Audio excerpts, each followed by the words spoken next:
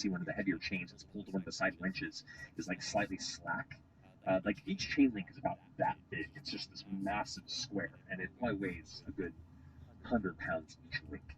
And it hangs a slight sag and then rises up to where the top of that gate is, which stands about 60 to 80 feet up. You go to where that winch is, and you can come up to the side, carrying on your stealth from early. Most attention's to the center of this chamber now, so notice looking over to the side where this is. You can see there are two glass plates that were by the winch that kind of lowered it, and there was just keeping watch below. You can leap from the rooftop to get onto where that winch chain is and try and put it aside. You should make an acrobatics check for me.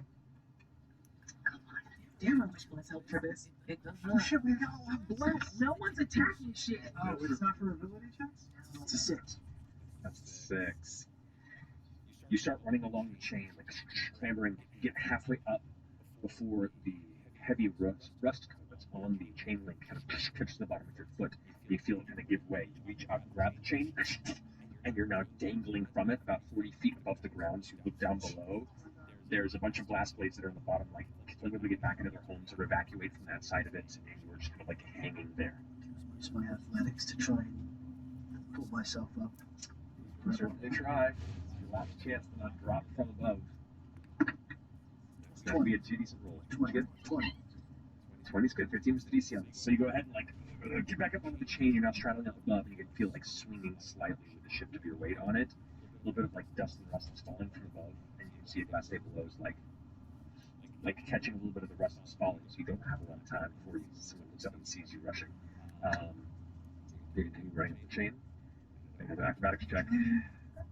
It's going to be the DC on this is going to be 20. That's kind of common. We need a ruling on this, Matthew. That's not cocked, unfortunately. Acrobatics or athletics? You said it was a 20. This is less about this pure strength. This is about you having to go along this thin piece of chain. It's a 9. You rush and you tumble. Hit the ground, 40-foot fall for Dang it. We can salvage his parts. 14 points of bludgeoning damage. To the heavy into the ground. See what happened, or we're already? You guys are already through. The impact. Dust cloud settles. And some of the glass plates turn over and look at you as you like on the ground, coughing for a moment with the impact. They rush to you. Are you okay? There's something coming. There's something coming. We know. You need to go. Yes. Yes. And I'll turn around and run away.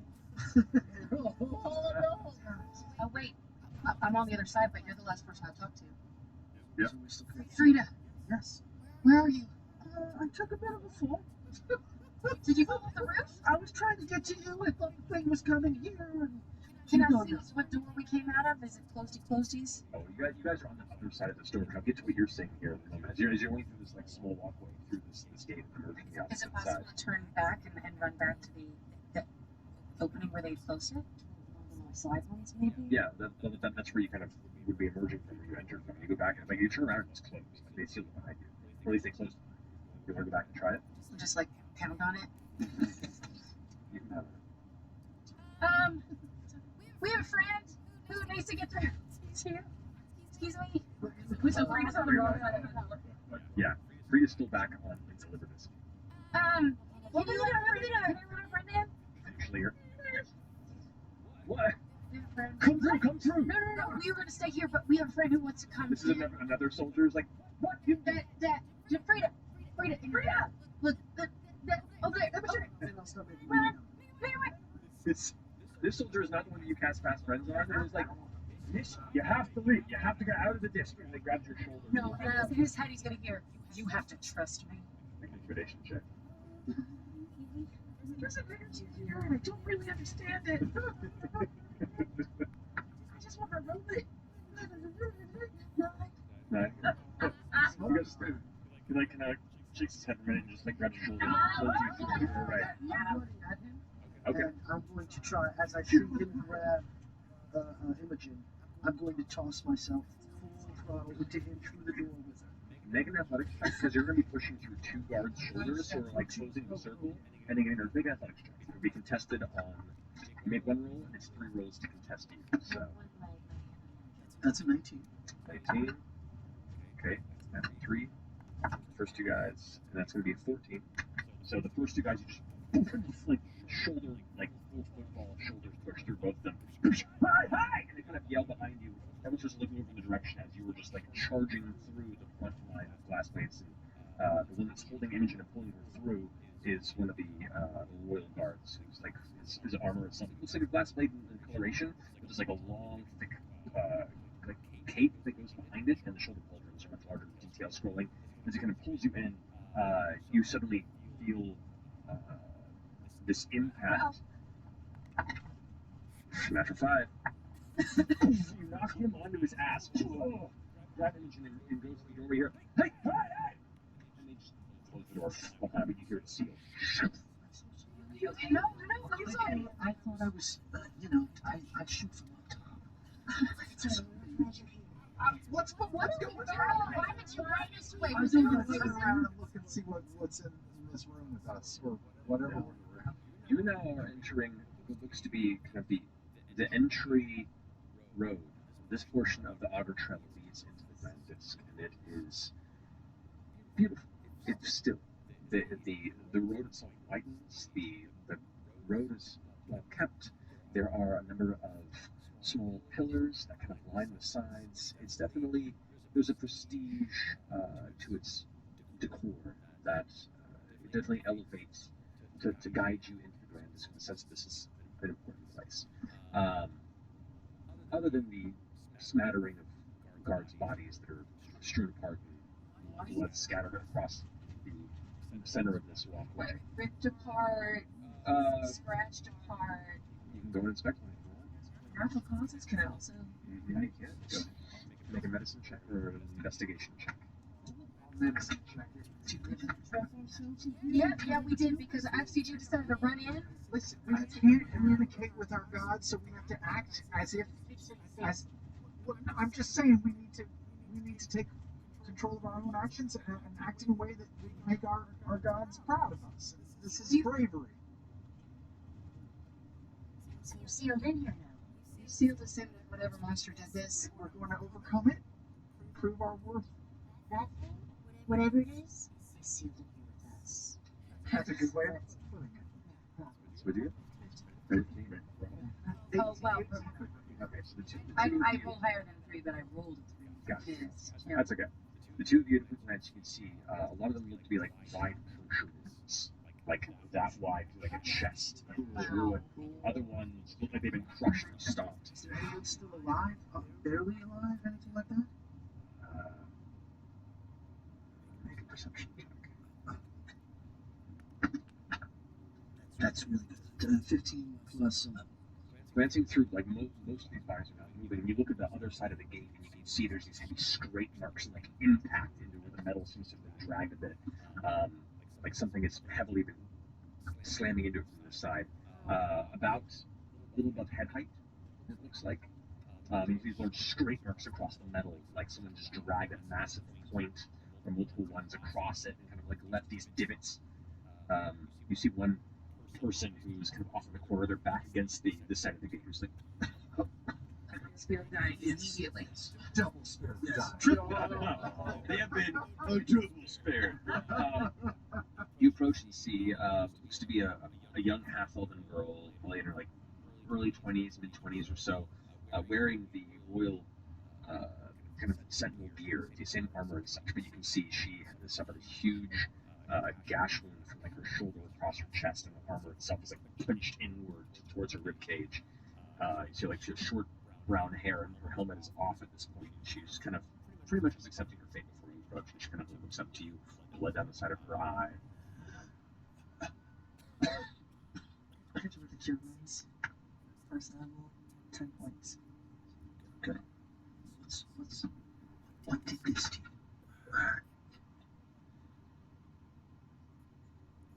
It was this fucking statue.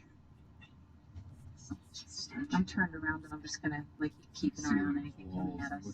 By the time the neighborhood is dark, like all the windows of all the various homesteads and estates that line the sides of this, yeah, it's very dark. But you saw that there's All the buildings are dark too. And it is quiet. Yeah. It is Nice. like still quiet. Send out just the purple lights as they go out, and Sure. send them out 120 feet around us so I can Kind of see like what's crackle going on. out, kind of lighting up little spaces around. You can see there are some of these like almost cultivated, somewhat glowing crystals in large parts of the walls, like up the top, to kind of give this very, very faint bit of light where you can make out the outline of the structure and such.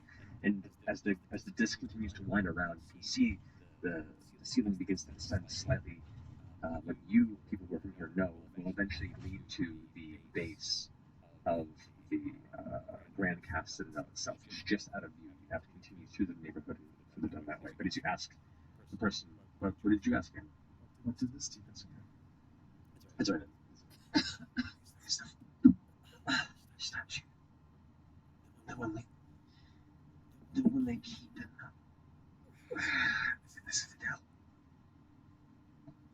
It just came to light. It started killing folks. We had to rush everyone out. It was already close to the king and queen. We barely got to that. Lost a lot of men. Where did he go? There. And they point, and you kind of turn and look, and just as your kind of like globes are kind of casting out, you can see down the roadway, following their line, you see the back end of some sort of quadrupedal, faintly glowing beast that is just walking beyond your sight, Away from us? away from you, back towards the direction of the citadel. You can just faintly make out this kind of purplish, almost a ruddy red coloration to it. It looks almost like ghostly in the material, but solid at the same time. It's hard to tell, but as it moves around the edge, you just barely hear the distant as it vanishes beyond your sight line. Okay, we have one of Does it sound like closed feet or? To him, it sounds like feet. Can I take out that turmoil? I'm gonna use the word. It's done. Get out the sight. Indeed, the blade shoots out. It's massive, like crooked silver scythe. What exactly was the statue? I don't know. It's just been decoration. I think it was one of the great beasts. Great beasts of Elderfield. I don't remember its name. It was a statue. You're gonna be okay now. Just stay here. If anything comes, play dead. I can do that. He doesn't know we're in here right now, which means that we can launch some sort of surprise attack on it. Is there only one statue that I saw? Does it brought home with it? Great beasts? How many great beasts are there? I don't know. I'm not from this area. I mean, Have we heard anything about the great beasts? Make a history check. you said great beasts of what? Great beast of Elderfield. Oh God, good. This is the worst. I know nothing. I can't roll high, so I should stop rolling. None of you have heard of it. You will suck. Yeah.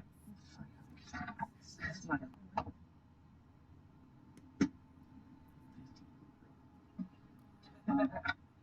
Before we go in, no, it's not breakfast, but maybe you should eat your bagels. Already. Okay. I thought it was a cinnamon roll. That's why it tasted so weird. It's a bagel. It's the It's a texture. bagel, yeah. You said cinnamon You said roll. I said cinnamon raisin bagel. I heard cinnamon. I did too. Yeah. Cinnamon raisin. You know what? Tomorrow we'll make rolls, all right? You get a plus. I thought it was a really hard cinnamon roll. I was going to tell you it was real bad. Get four. I thought we got five temporary hit points. Yes. And also, I'm going to sympathetically bond to everyone here. Except for Maria. No, not because I just okay. because I Alexis, it's fine. I can, but it would be a lower bond. That's fine. Alright. I don't need it. So you extend yourself here. Find your allies. They would hold. You gather your nerve looking into this deeply darkened subterranean basement disk of the city of Luthadern. as whatever this terrible, great beast may be returns to where it seemed to have risen or returned to some semblance of violent life and tore through. Well, it'll be when you just pass through yourselves. You want to take a break? We'll come back there in a moment. We'll see y'all here in a few minutes. Hang tight. On your knees. Okay, chop it off. Chop it off. Let's do it.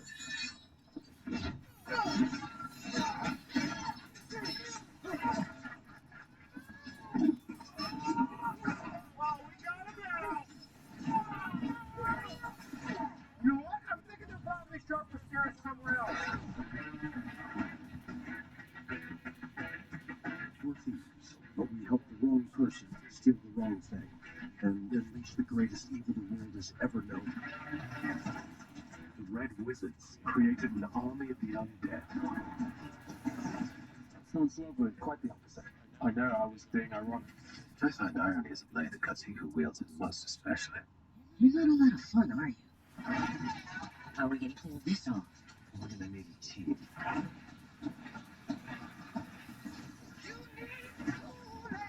Only leads the orifice. The orifice? I'll go last. Come on.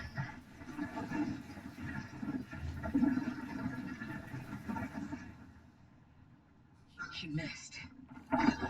No, that's not good.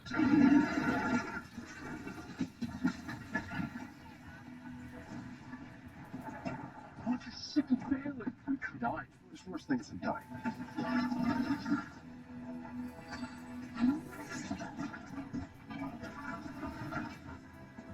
I lost everything that ever mattered to me. And if we quit now, that's for nothing. I don't want to see you die, which is why I'm going to leave the world. This ends now.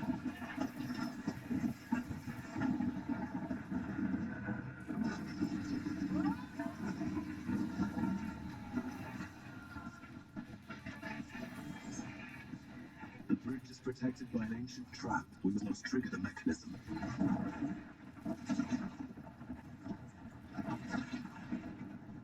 I may have triggered the mechanism. So, sorry.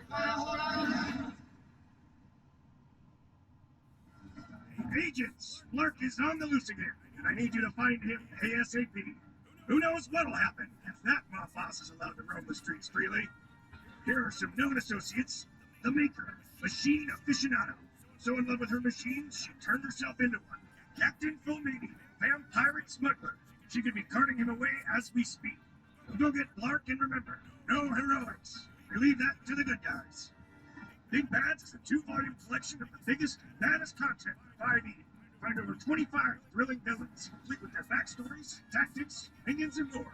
Want more monsters and magic items? Creatures and Curios is a collection of over 100 stunningly illustrated monsters and treasures.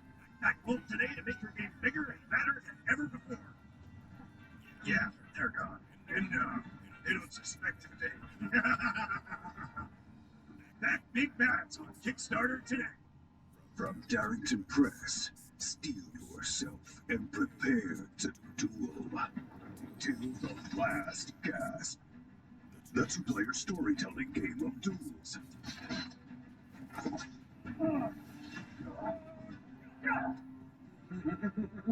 Danger.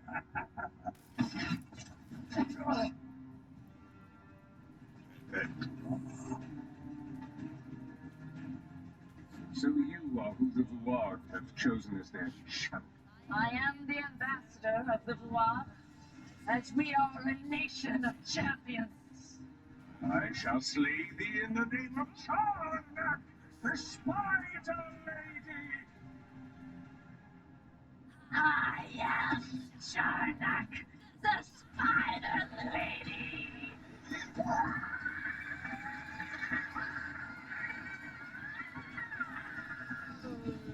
And I dissolve you into goo with my digestive enzymes. So does that decisively end the duel? I think it does. Hell yeah. Yeah. Yeah. Till the last gasp, available everywhere Darrington Press games are sold.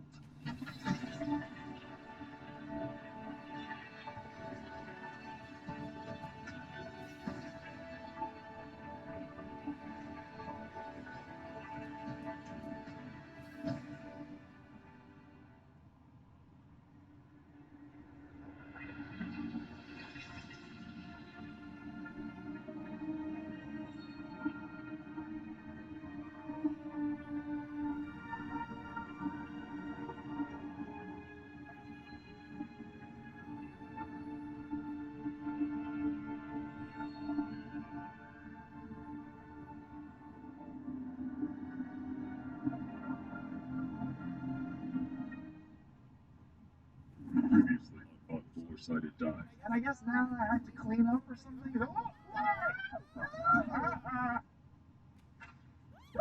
what happened? Oh my God! Somebody killed Ruby. But who? And why? How?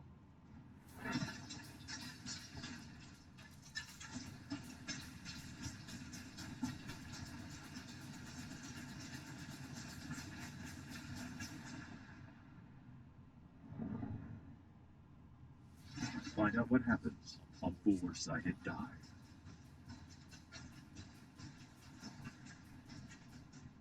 Hey critters, Laura Bailey here to guide you through what's new in the Critical Role shop. Starting should never be a dumpster, darling.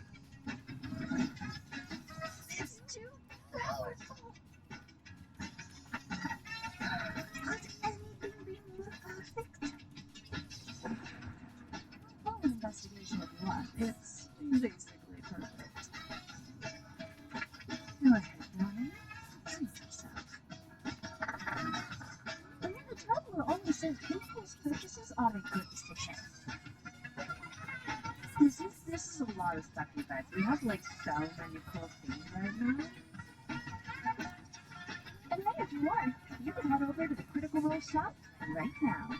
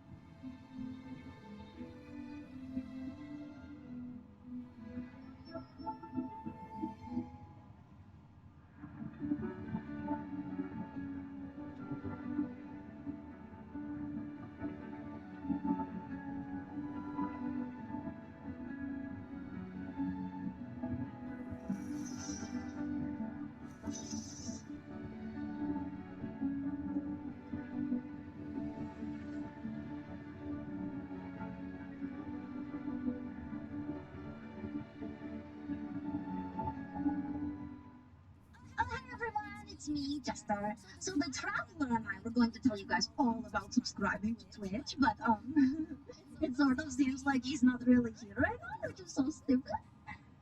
Traveler! Traveler! Artie! You know what? It's fine. I can do it by myself. With myself. I invoke duplicity. Oh! Hello, Jester. Hi, Jester. Okay, so what we're going to do today is tell the people at home all about the good stuff they get when subscribing to Twitch. Oh, I don't know what Twitch is, but that sounds good. Let's go. No, that's perfect, because this works for you too then. Okay, so there's a professionally moderated live chat, and if you subscribe, you can post links in the chat.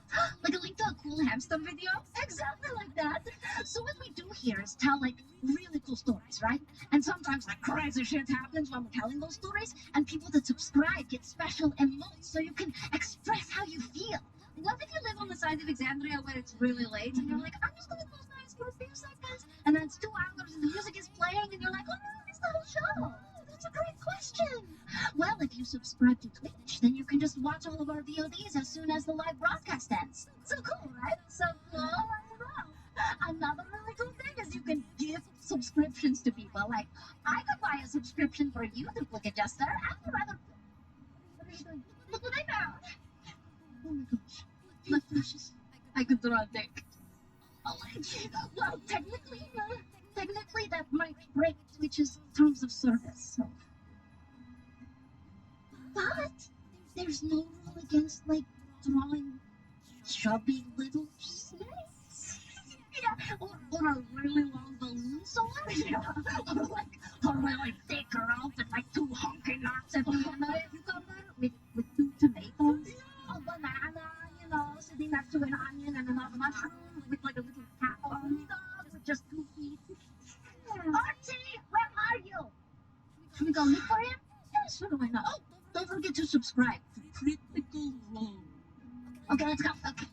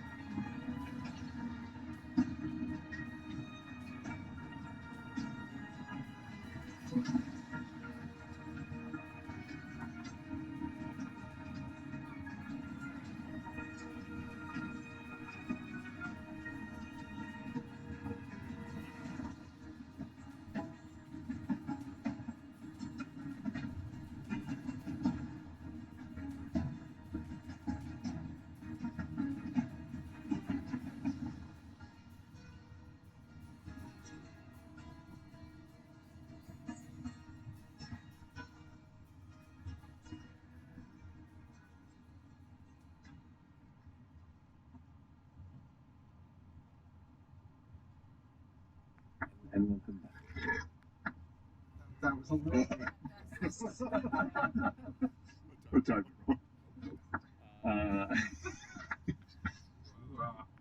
Here, currently locked within the subterranean grand disk of Uthadurn, a quiet, shadow-encompassed neighborhood that leads on to the central citadel itself. The roving beast, one of the great beasts of Elfil, that seemed to have killed a bunch of people, made some havoc down here shortly, seems to wander stalking deeper within. What do you do? Are we trailing this thing? We have to. We have to because, like I said before, if the gods really are severed from us, we are the gods now. We have to be the right and wrong of this world. Well, and not just the gods. No, that's FCG. The timing is crazy for something to burst out of the castle and have the king and queen running from it. I mean, if we could actually get around, maybe take it apart or slow it down a little bit, we'll find out what's going on inside the castle. We could ingratiate ourselves to the king and queen. That makes sense, but Do you think we're gonna be able to take down a creature that a ton of royal guards weren't able to? That's what I was thinking too. That seems. We've got something they don't. What, friendship? The change. I was gonna say friendship. Okay. Yeah, the power of friendship. What's powerful about that? Come on. You of all people know the bonds of friendship and how it can affect the world and affect change. You lose people. They just disappear. Or you disappear. Well, that's not gonna happen to us. This is the sort of positive talk that we need before we go after a sentient creature that's. We've also got the element of surprise. That friendship in that. Yeah, let's go. Let's go forward. Still, walk stealthily. Oh, this is Mister. Hi. So cute. I'm gonna try to touch it. Don't mind the smell. He That's looks a little disheveled, not gonna lie. He looks like he's been through some shit recently. He's a little guy. I love you. No, shh, shh, mister. They're like echoes. Oh, gosh. Let's move. Come on. I'm gonna find Shadow if I can, and hug the shadows. Are you all doing the same? Yeah, I'm gonna stick right next to Frida because they seem to know how to stealth. I'd like everyone to make a stealth check. Pass Stealth that check, trace. please. Pass that a trace. There you go. So Trace, somebody got me. Oh, hello. Ruins. Is Bless happening still, or is that just? It's gotta be. I feel like Yeah, plus- every roll I make is really. Yeah, so over here with Hold on. 16. 16. Okay. 36. Oh my god. Plus 10. Yeah. All right, Fred. 14. Okay. 15. 24, we're back, baby. Okay. 35. That must be nice.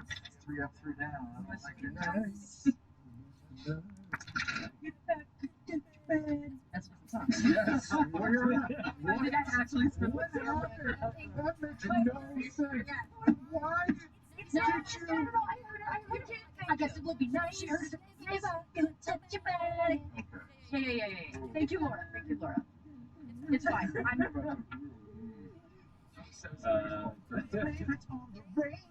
Is that a different song? same one. As you carefully step deeper through the neighborhood, clinging to the shadows best you can, delving between buildings, alleys, listening for the echoing clomping. Occasionally hear a heady crack and the sound of crumbling stone.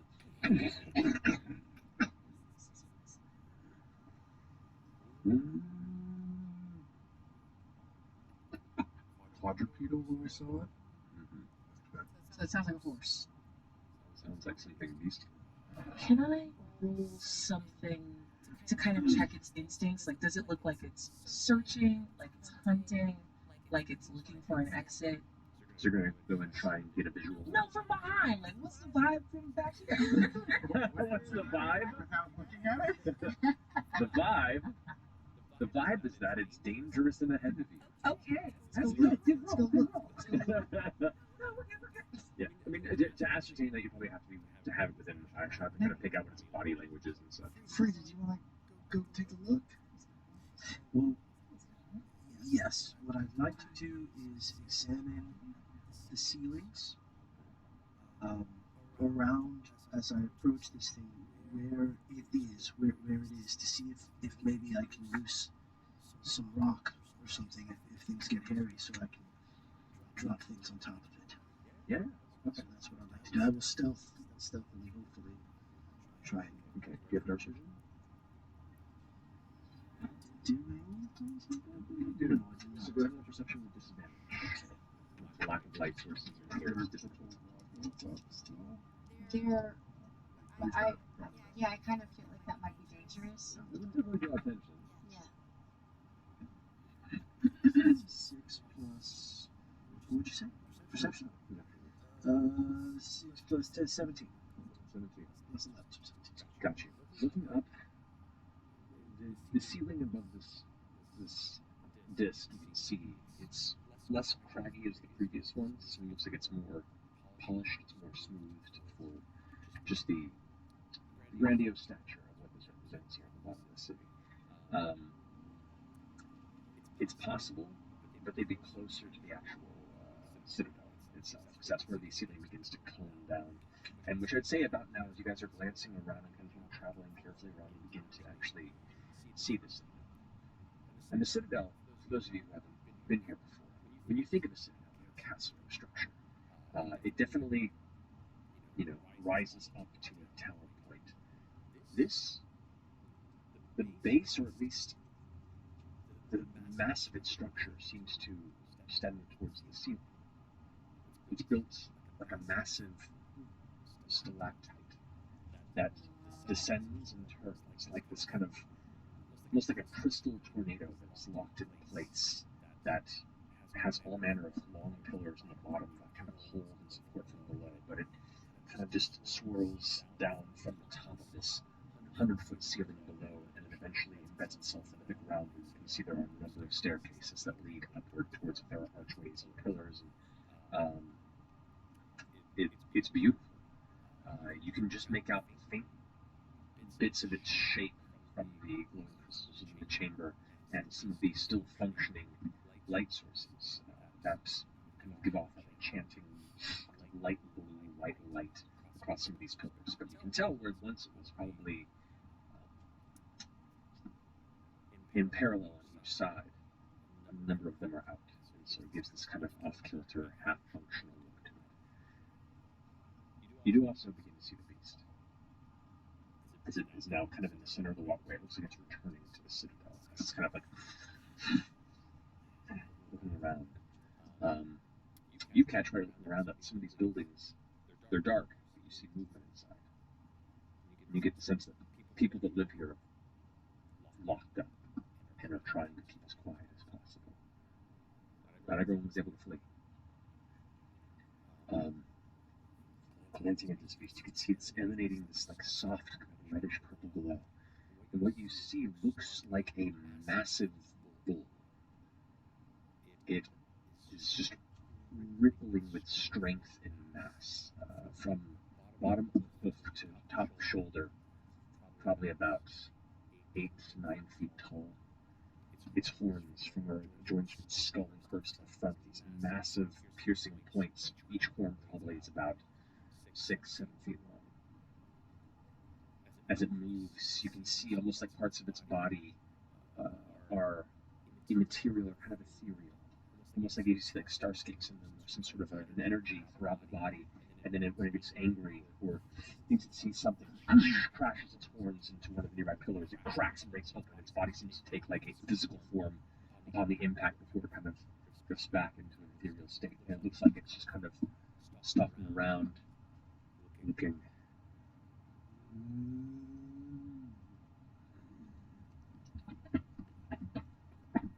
You see it kind of just pacing around the base of the citadel. I wish we knew anything about this creature. Does it seem to be reacting to sound, or sight, or movement? Can I tell what it's reacting to? Make an insight check. They said this had been a statue, right? That had come to life. 14 plus 4. Right? Yep, you go. What's not you triangle thing? There. 14 plus 3, 17. 17.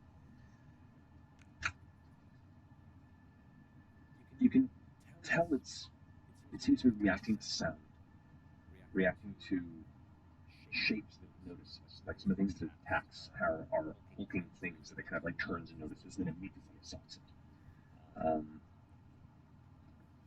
You can't tell if it's hunting or if it's confused. It seems to be not actively stalking, it's just walking around, but like It's returning to the Citadel. You're not sure why. It's like returning to that space. I'm gonna cast invisibility on myself. Okay. Can we see anywhere on the Citadel? Can we see where it looks like maybe it had been a statue, like a pillar or a base or anything like that, that looks like it is empty now? Make perception check with disadvantage. Wow. Oh, with disadvantage. Shit, that's the first time I roll well. Oops, sorry. Oh, same number. 18. 18. You see a lot of shattered elements around the base of the Citadel. You see like one of the largest stairways that kind of descends and spreads out towards the bottom. You can see cracks in the stairs. And you can see some of the pillars underneath, some of like the lower decorative pillars and arches that are broken. They're broken outward. Leads you to believe that it exited the Citadel. You also notice that it seems to have stopped and turned kind of towards your direction. You can see where its eyes are now, these like small burning suns, like these like glowing orange flames. And it kind of looks over in the direction of where you all are.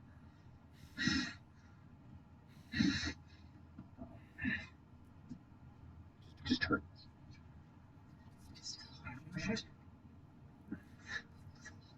Just roll not great stealth checks. Did I get an extra stealth though? Can I roll my stealth again since I am invisible now? If I was one of the lower ones. You could definitely peel away from the group and probably not be noticed, but it seems to be, at least at the moment, wary, and you don't know if it's clocked you, but it certainly stopped its return to the Citadel and is now currently seeking. How far away is it from us? That's a couple 100 feet. Okay. And are we all pressed up to sort of like one side of the street? Is there any? There is a central, auger trail that leads to the base of the Citadel. You guys, I imagine, are probably off to the right-hand side, came into the shadows and looking between buildings, trying your best to not be noticed up until this point. Just go down to MCG and say there are still people down here. I can see them up there. We should contain. Make sure that this stays on the street and it doesn't spill into the building. Does anybody here know what Vale is? Because they said it's one of the great beasts of Vale. No. Didn't ring a bell. Brain? You can make a history check. Roll that one. So. Yeah, please. I'm not pleased with you information. I don't know if you'd know about guidance to have him remember. Okay, yeah. Not Are right. you remembering something?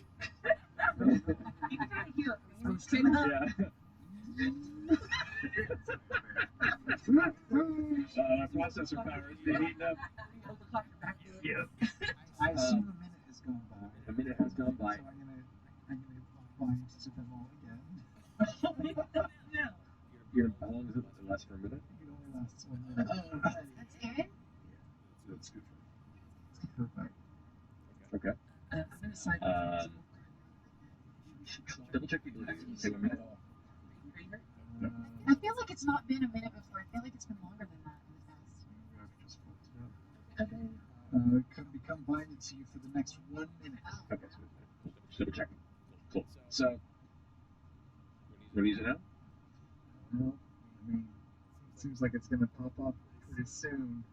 Your call. I'll wait a second, but guide it back into the Citadel? I kind of want to do that. So maybe we can go read about Who's talking right now? like the base. You're gonna read about it? No, what I'm saying, maybe the base is a statue has information about what the Like a beast is. Yeah. Most places have flags about statues. Oh shit. How will we know if you're in trouble? We can't see you. It turns. Okay. It turns around, like it begins to slowly ascend the steps into the Citadel.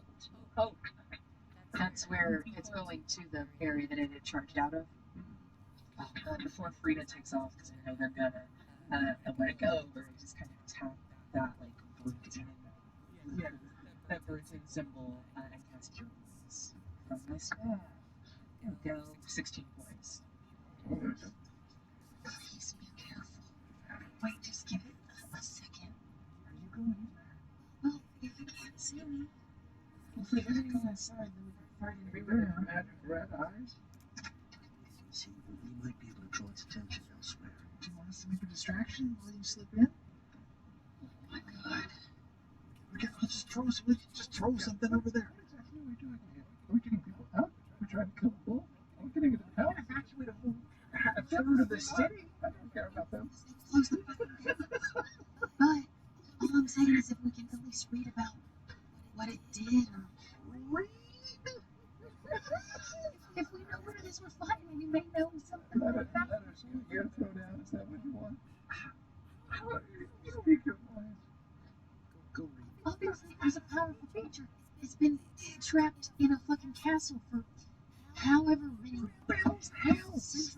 Yeah, and we just got defeated very quickly by other wizards, magicians. Yeah, read. And if it goes to hell, and if it fails hell, then we will be ready. We've got freedom with us. And her. She's never gonna heal you, which is fine because you're Go on. Just Are you walk gonna- away, robot. You gonna fly? no, because that'll break invisibility if I fly. Better be real quiet. I'm gonna be so quiet. It's now ascended the initial stairs and has entered the city. Let's fight it in there. Everyone in there is gone.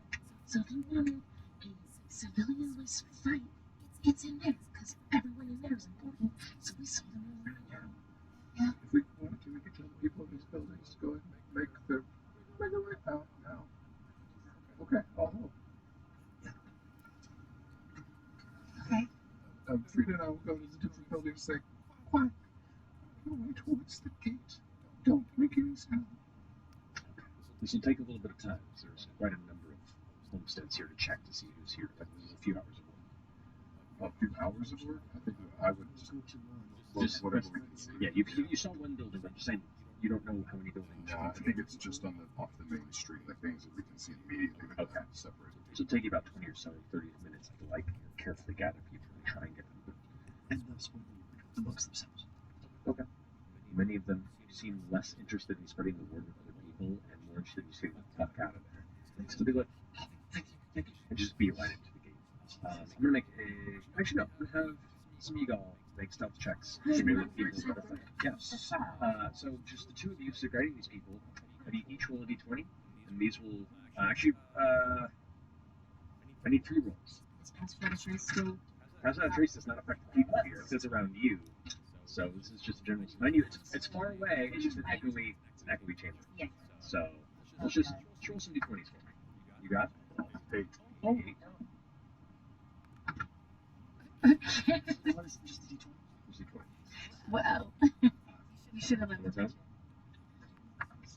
17. 17. I believe. 17.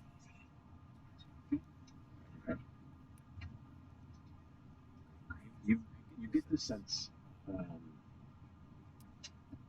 after the first about 20 or so people that are coming through here that their panic isn't going to allow them to not draw the attention of this creature if you continue to bring them out there. You manage to get about 20 or so people to the gate, and now they're like at the gate banging. You have to like stop them. Because it's sealed off. They can't get through.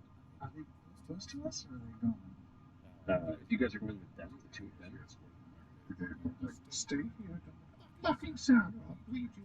And we go back down to everybody else. I feel like they're safer in their houses, you know? We can take care of the creature. Yeah, but if that thing starts thrashing about, those houses are going to come down. I'm going to go to the gate and cast Guardian of Faith in front of the people, interposing it between the gate, the people, Guardian of Faith. great. Describe what this guardian of faith looks like as you draw it from the ether. Deanna kind of grabs her staff and slams it on the ground and takes. Nope. So there's already so much noise happening around here with all these people, and takes a pose in behind her and then moves through her in front of her in a massive, like, bright golden figure of the Dawn Father, face blazing, stands ready with his mace. Sorry. Little baby Dawn Father. Absolutely.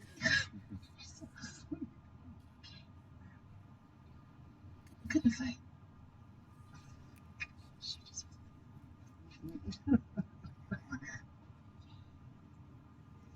This chair keeps me creepy. That sounds like a party. Let's go to Steve.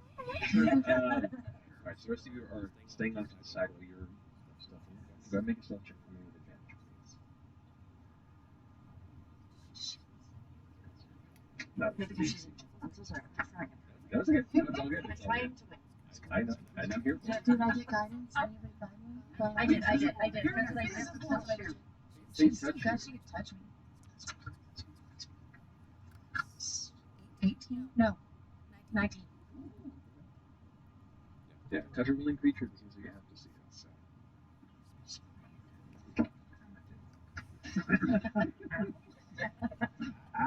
Oh, okay. As you step at the base of the Grand Cast Citadel of the kind of massive spiral, this incredible structure. It's intimidating and elemental in its presentation, but it is so finely crafted. The stonework of the Luthador is lauded for a reason, and you can see why this is kind of like the beating heart of the politics and the structure of the community of the city. And even just the little bits of broken stonework around it from this creature. It's a little sad to see the marring of this incredible, it's imposing palace. But as you ascend this cracked stairs as quietly as you can, you cannot but feel so small in comparison to the shape of what you're entering. As you ascend up the staircase, eventually it opens into a kind of a basement antechamber. It's like open, multiple spiral staircases that climb and intersect and head upward.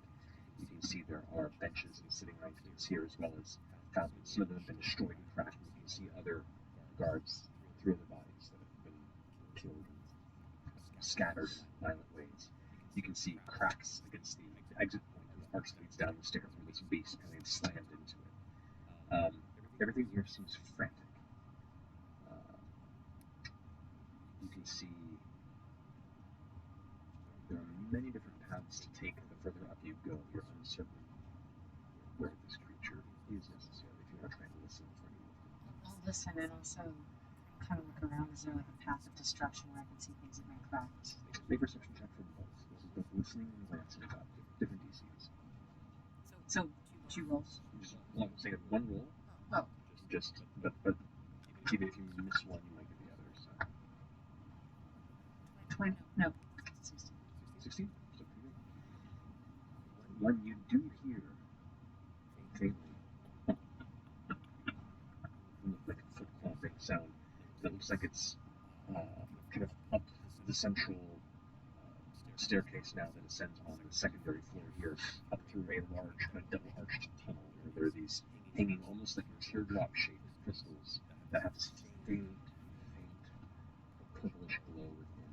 Some of them, a lot of these also have burned down from the recent mass dispel, if you will. If you follow that sound up there, you can see kind of the impact of the smashing of furniture, the dropping of weapons and shields, kind of the combination of things left behind and then the sudden need to escape. As you step up the stairs, you can see the double doors that lead into an interior chamber that are broken out. You can see the stones that are broken and kind of partially off in on one side, blown from the inside out. Glancing inside, you think you can see here, sitting in the heart of the citadel would be at this point, kind of about 3 stories up from where you first ascended the stairs. There is what appears to be some sort of a throne chamber. There are large pillars on the sides. You can see a mass staircase that lies to an upper dais that kind of splits off in a T. Then above that, you can see 2 thrones. 2 of the pillars have been smashed off of their platforms, each stone scattered around the ground. You can see there is a pedestal near the entryway of this chamber that currently the massive great beast is kind of in a circle. It's just slowly moving around like it's searching.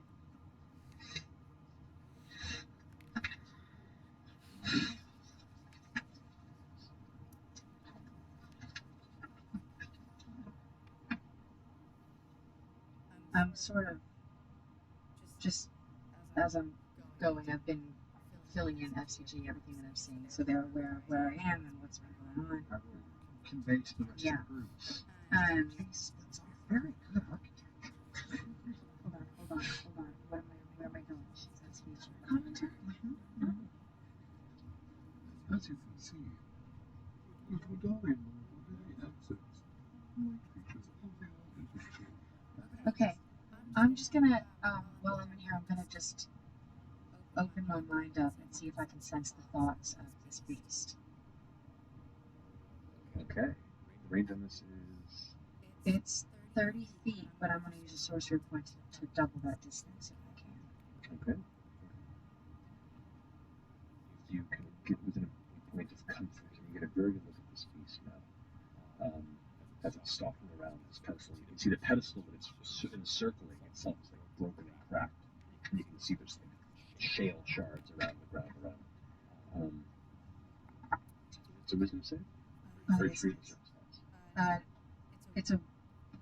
Are you? I'll read for surface thoughts first and see what I hear, and then if it's possible, then I'll try to get a little more.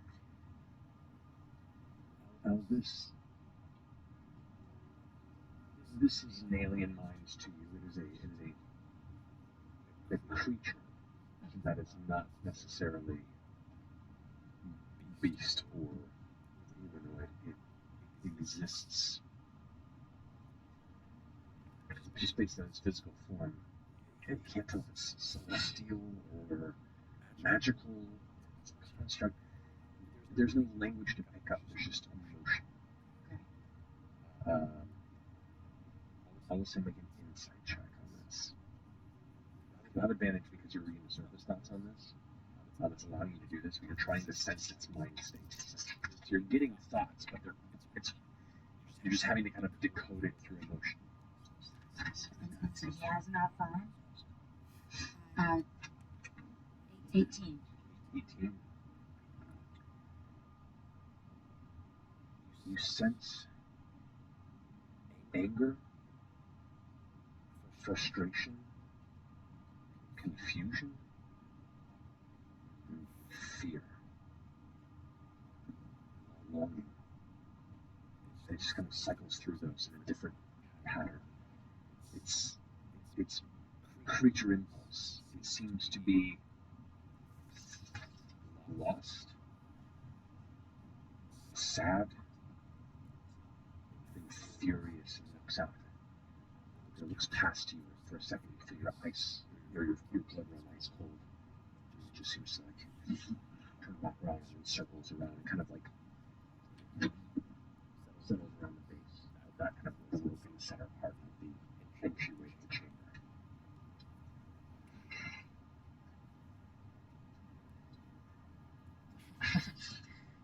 Seems kind of dumb now, but are there any plaques?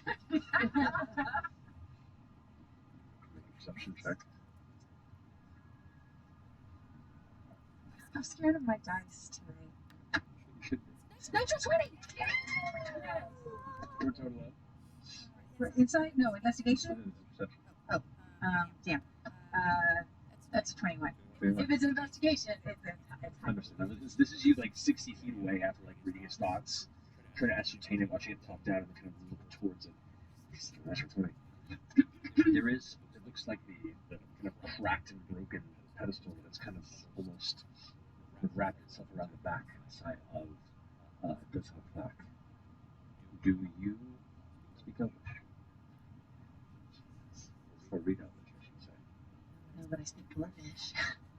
Unfortunately, you cannot read what it says. Can you sound it out? That's it.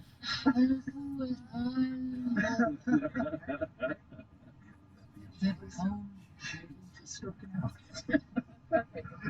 Sounds like a There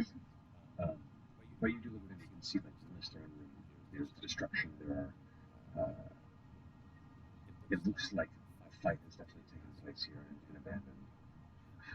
The creature has just kind of settled itself here because it doesn't know where else to go. Okay. Who sent you home? And you're gonna hear in your head FCG. Yeah. I think it's definitely lost. It doesn't know why it's here. It doesn't know what's going on. Have you tried to calm it? I thought about it, but that usually only works on humans. I can speak to some animals, but is it? It doesn't seem like an animal. It's something bigger than that.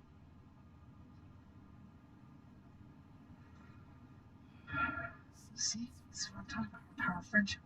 We can maybe convince it that we're friends, or calm it down with our emotions or actions. Maybe Isn't it sitting right now? we could put it to sleep. It sounds like it was woken up, like how I mean, I you felt- know, but then it says a creature within can choose. They can try. You want us to come in there first, or come closer? I mean, Just tell her to maybe try getting it some pets. how far away is that from me? Vern is suggesting scritches. Okay, well, let's try to calm it first. I'm gonna see if calming emotions works on it. Because you're aware, That'll make me not invisible. Why don't we come closer? detecting thoughts. It's opening. It was opening my mind. That's what I'm saying. I'm saying detective thoughts would have broken it, but it is opening your mind doing it, Yeah. which I'm allowed to not be considered. That is just an innate ability of you. But casting a spell like Would have that done. will break the. Dee-doo-dee-da-dee. Yes. Yeah. Slowly move in. Alright, move in, but be really quiet. I'll let you know if it seems like he hears you. All right. I'd like to start with you to make a group stealth check as you carefully enter this. Pass without a trace up since we're near. Last 10 minutes. Yeah, you cast that quite a way ago, unfortunately. So, he's going to cast it again. Natural 20. Hell yeah. It's 10 minutes. Burn. Burn. 7. Oh, Okay. 14. 14. Okay. 9. Okay. 29. 29. Are you still invisible? Just like after I hook up. Yeah. Too soon. As you patiently wait and watch it, it kind of like settles there for a second, and you see it kind of looking up the chamber. Occasionally you hear it.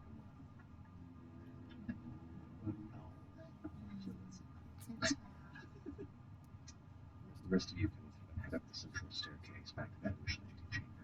Follow the spiral staircase as this upward to kind of a central open, almost like a multiple hallway division kind of clerical level here that breaks off into multitude spaces deeper within the citadel.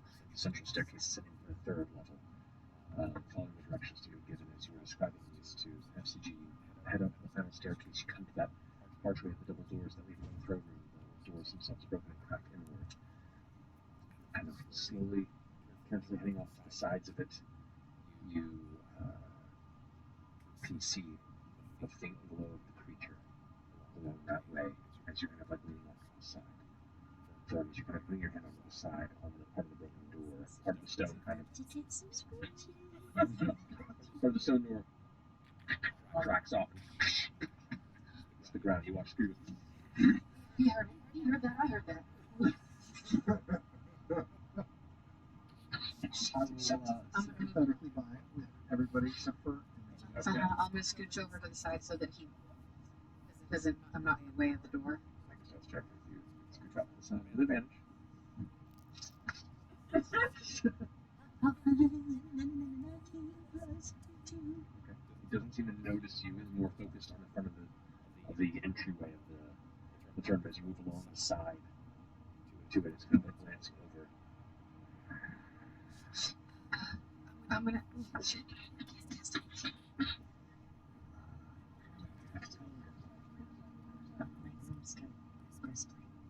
Okay. these tongues on myself. Okay. So you cast tongues on yourself. You go ahead and activate your Moonscale breastplate. You will watch as Fern sitting off to the side in shadow, the small breastplate that she has on her chest all of a sudden coats itself in icy shards, almost like this sudden layer of spiky frost gathers around it and across her chest and upper arms. Ooh, It's because there was frost mist on it. you are half goat. Matt, Yes. tongues is a divination spell. Just letting you know that. I know. Okay. Does it work? I don't know. I'm gonna take the scythe and just draw it with my cap. Right. This is not give a light source. Okay. I didn't see that. You're invisible, right? That's Jump more. behind one of those columns, and if anything comes in Firm's direction, I will act. Okay. Oh, I gotta roll that piece. Yeah, I think so. Unless someone wants to try to talk to the giant hill.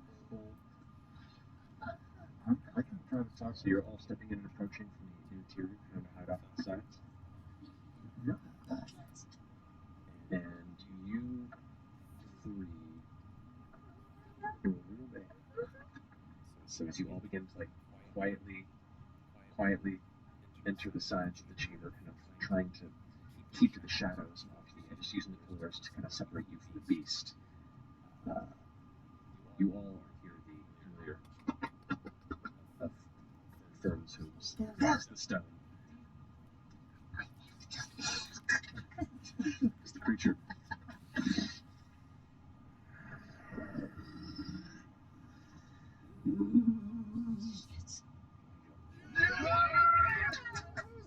This combat is brought to you by WizKids Minis. Monsters of Exandria Set 3 available now. Even more monsters from the wilds of Exandria can wander into your table. Oh god. Build your collection of Critical Role Minis at WizKids.com/CR Minis and your local game store.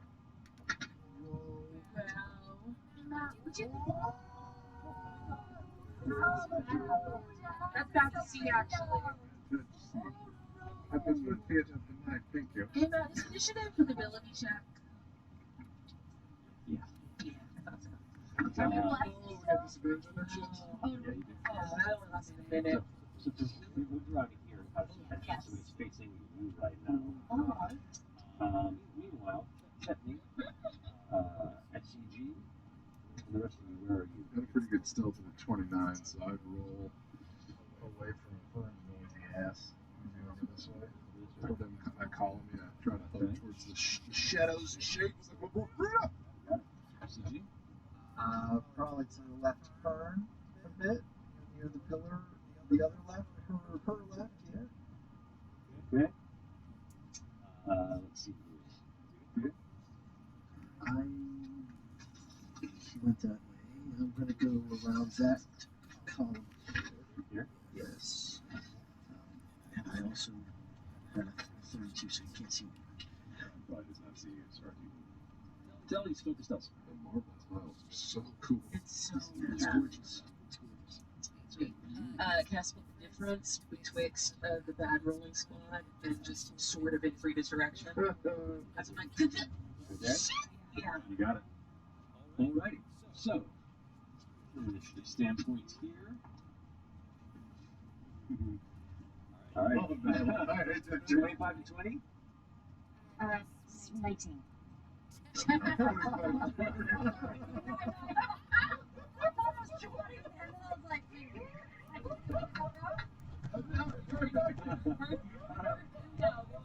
Nine- 20 to 15? 19. Alright, I'm going first. 18 over here. 18.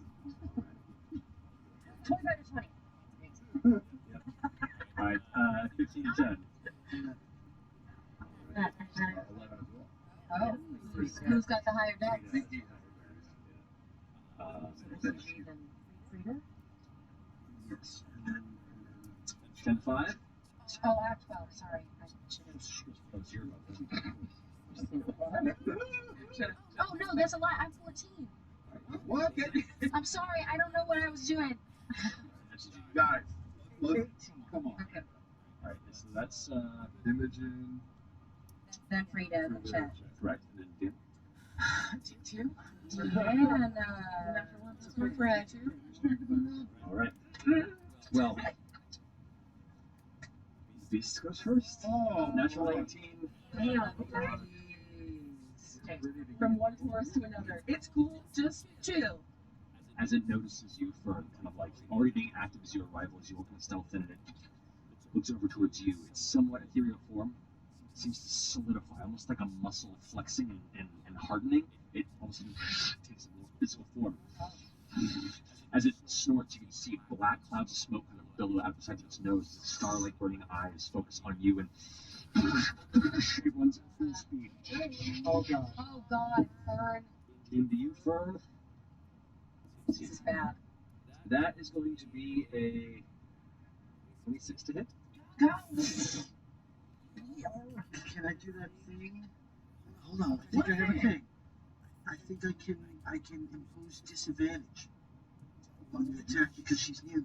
Is that true? I think Well, that's true. She is 30 feet from you. What ability are you using? I have to find it.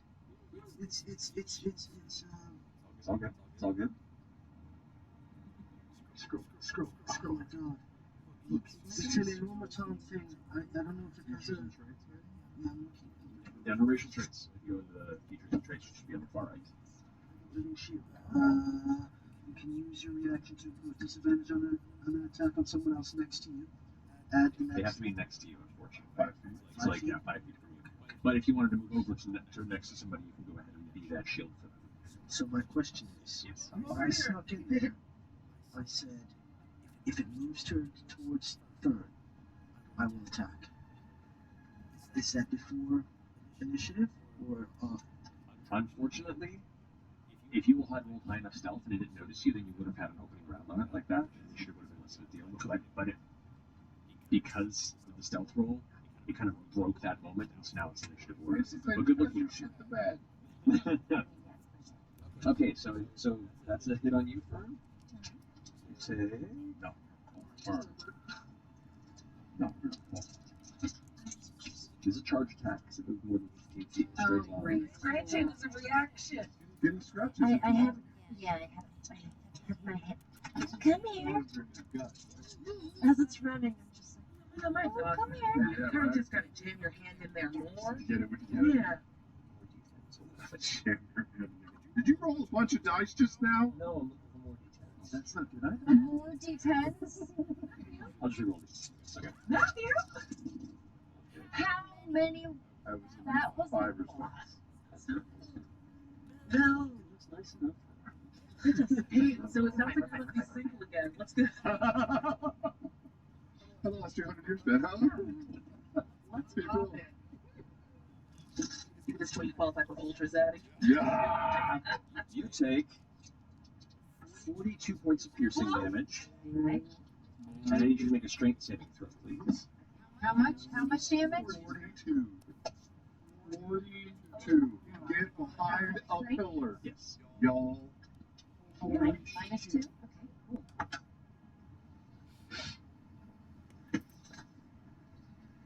Okay, cool. That would be a 13. Okay. It runs towards you. That fear strikes you, and you, in the moment, can't find the strength to move. This beast is barreling towards you. It slams its horns into you, gores you, and throws you back. You go flying back 20 feet.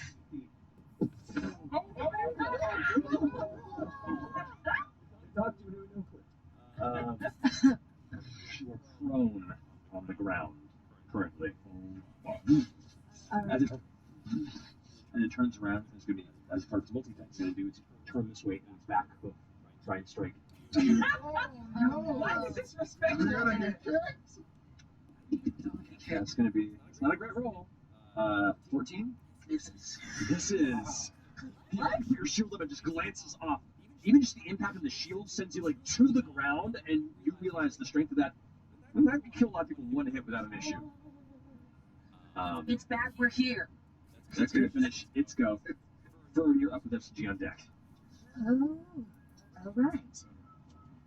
So I'm gonna get up, Okay, it's back in movement. and then the rest of the movement I'm gonna try to just tuck behind the pole. That's about as far as you can get. Oh boy. Alright. You can still see it. It's like, So, because of the armor, with a melee attack, which it was, yeah. yeah, so he's gonna take,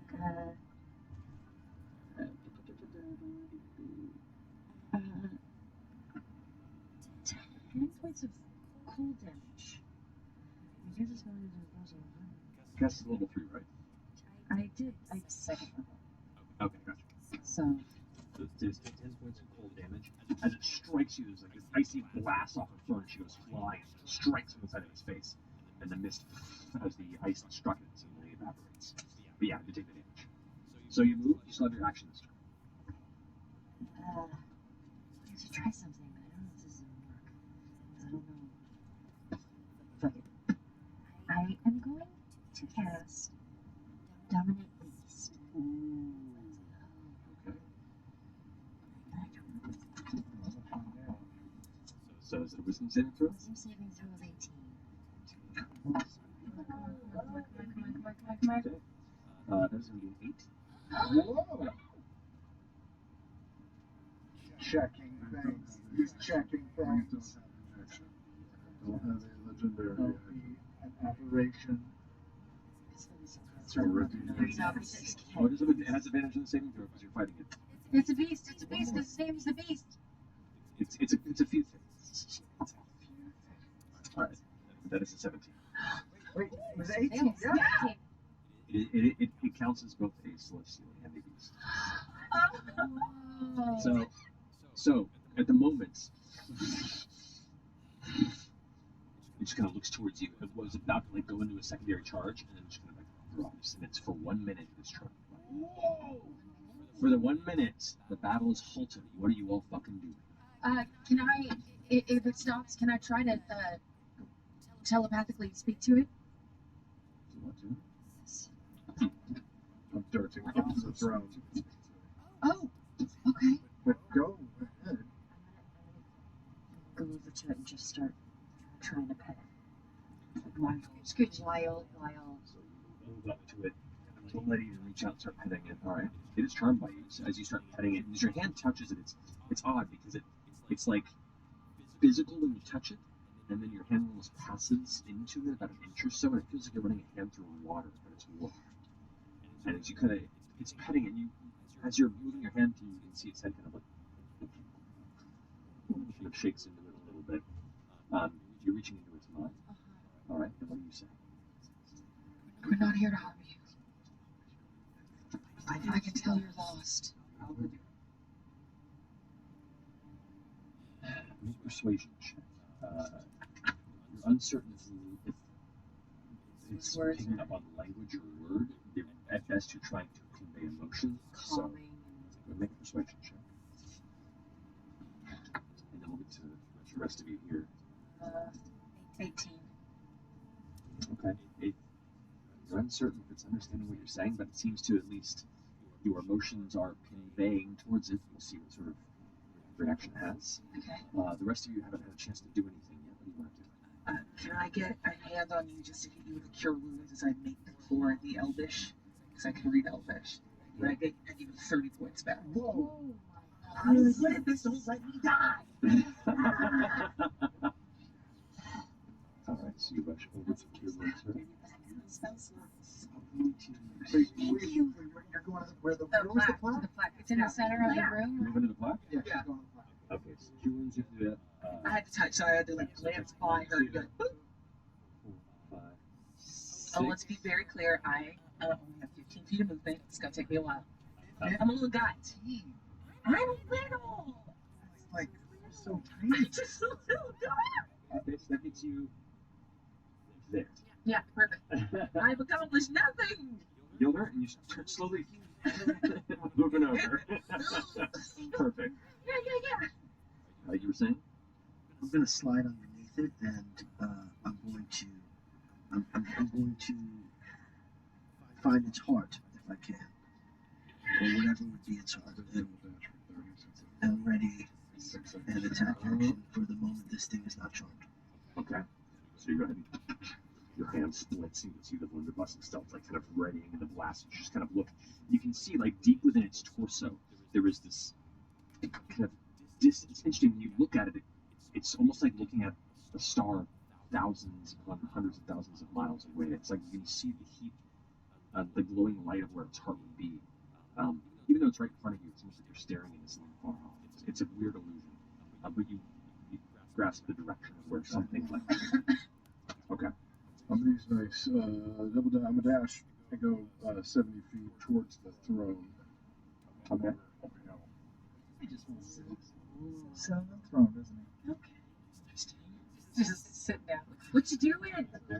I just want to see, is there any sort of, is there a door, an access, or room behind the throne, or anything that looks like a switch or something that could be used for this thing? I'm just getting a, was there any like panic room behind the seats for the royalty? Okay.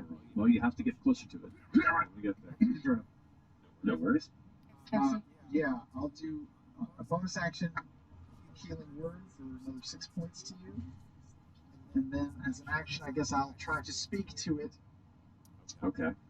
And say, if you can understand me, tell us where you want to go and we can try to help you get there. Well, you know. This is tongues, Tongue. which means any creature can understand what you're saying, or you can understand it. The creature. Oh, I have to touch it. Get right off. It grants the creature the ability to understand any spoken language it hears, and when it speaks, any creature that knows at least one language can hear and understand what it says. Interesting. Okay, so you reach up and touch it, and you speak to it. Yeah. And it kind of like turns to you with an intelligence behind its burning eyes. It just kind of like turns its head. It doesn't know language. No, it seemed to understand. Oh, it did, but it didn't speak back. Well, it's more just kind of taking a moment to take in the circumstances here. Okay. So you just told it. So you just said specifically. Yeah, if there's a place you want to be or a home you want to get to, tell us, and we'll try to get you there. Okay, so that'll finish your turn. Sure. All right. Wall Street.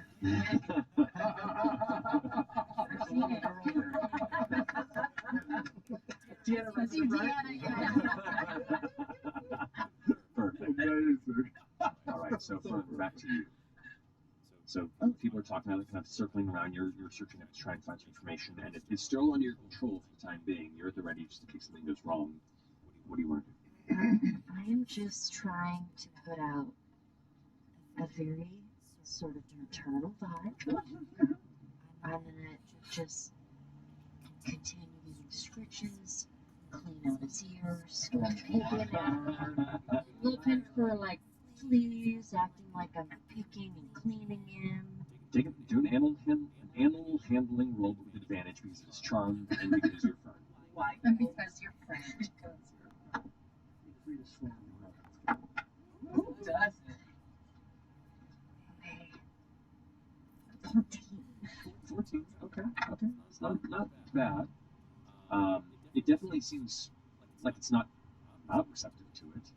It just still seems it's charmed by you. It's definitely like at the moment not aggressive, but it is also kind of taking in everyone who's swarming around it and like talking to it and holding a gun arm towards it and pushing past the chamber. It looks like where the aggression that was there before has now been replaced with confusion and fear. So you've subdued some of its emotions, and the others are kind of come to the surface. You've made it worse. Relax. Kind of sits a bit in its position. FCG? Actually, no, we'll say it because it has something concern and now kind of responds to you as it goes. Gives up this low, droning, deep, bassy voice that like echoes through the room. You can feel it like in your chest, like a deep, bassy speaker. And as it does, you don't hear language, but you can suddenly understand what it's conveying. And it says, "I don't know how I got here. I need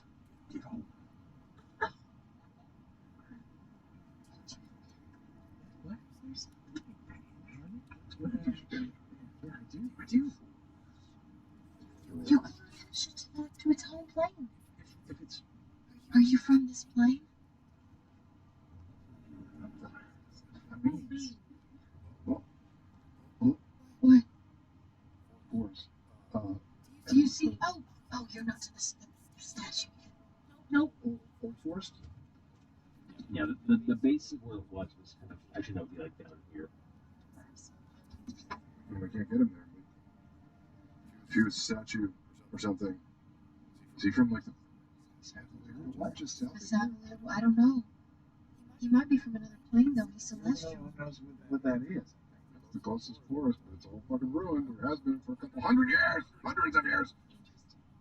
I could try to banish him. Yeah. See if You maybe can't send him to the Forrest. You can send him to like If that. he's from another plane of existence. it'll go straight to that plane. But that's a. Otherwise, we're just Vanishing. banishing But- him. So that's another minute, though. Well, That's another minute. Can I run under him to keep going? Well, sorry, I'm gonna run under it, and then I guess Janet will check to see if it isn't him. You have to do. Keep going. Yeah. All right. So yeah. Since right now no one's taking any aggressive actions, we can kind of take a free form bit here, and I'll be keeping in my mind how long this is going, since there's only a minute of communication here. But yeah, so it is now sitting, and you can see like in its face, it has that kind of like fear and loss look. This massive, terrifying beast looks, I wouldn't say childlike, but at least has a sense of abandonment and being unmoored. I'm just gonna say to it, we also don't know how we got here, and we're also scared, just like you are.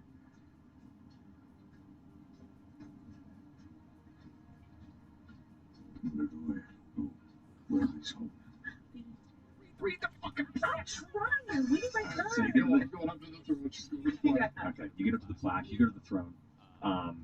You can see it's like it's scarred and marked from where this entity was previously, but there is an elven plaque on the base of it that reads, "In memoriam of the fall of Malleus." That isn't the sound of what that is. Malleus Mirror? Does that ring a bell? Yeah, Jackson. Yeah. Listen to me.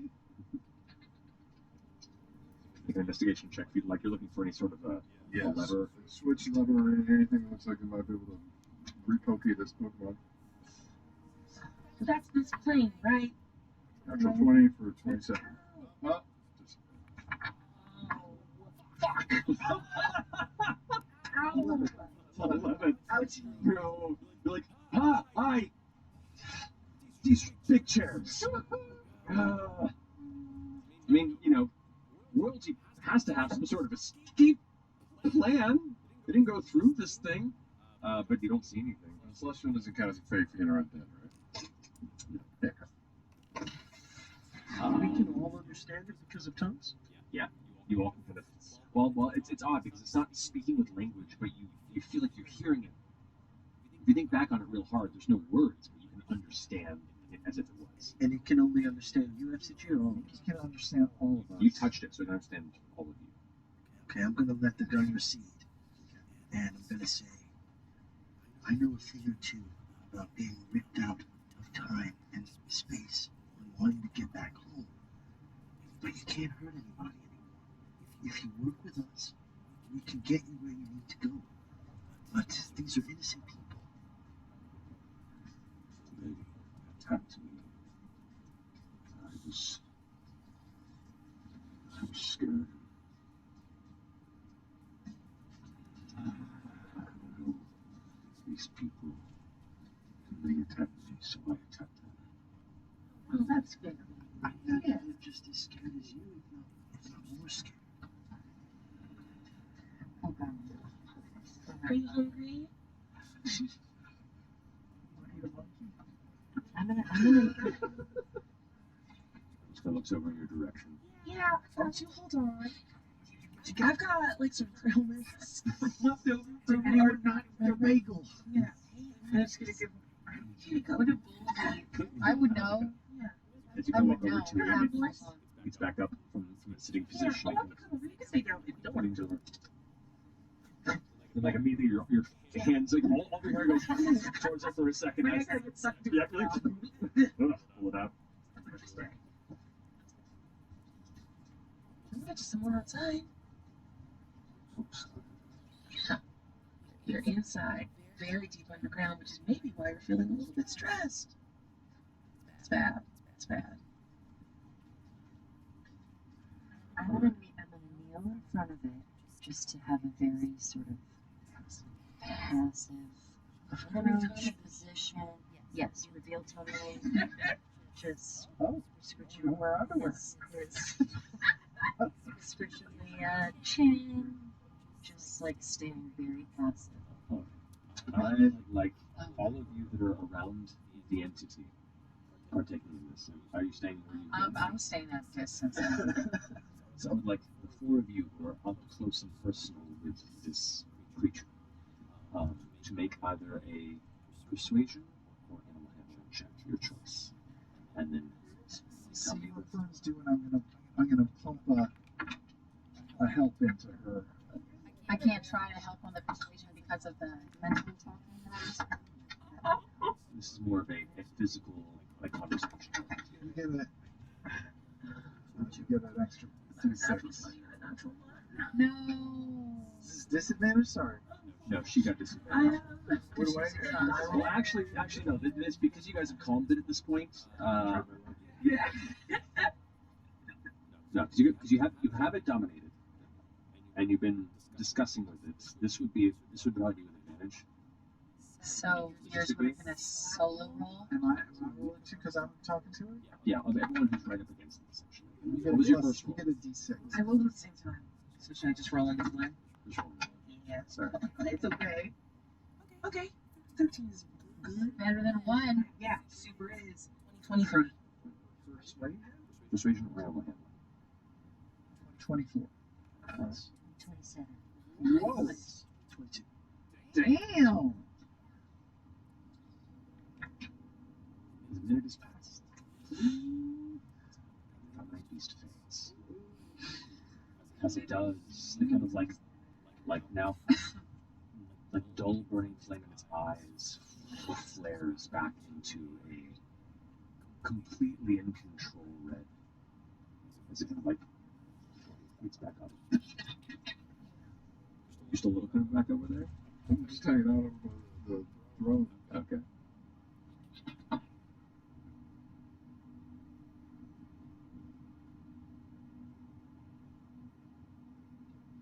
Show me their houses.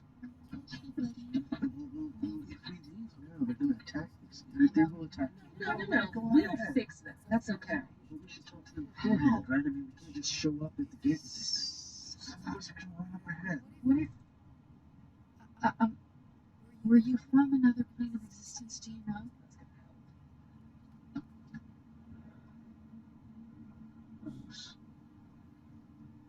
Those of the forest.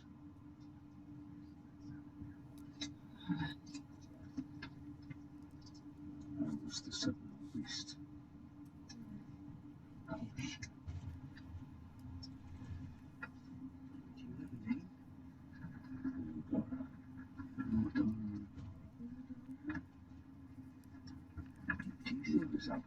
Do you think you can? Where's out? Is out this way? Let's just slowly walk it out. Can I get a ride? I got little legs.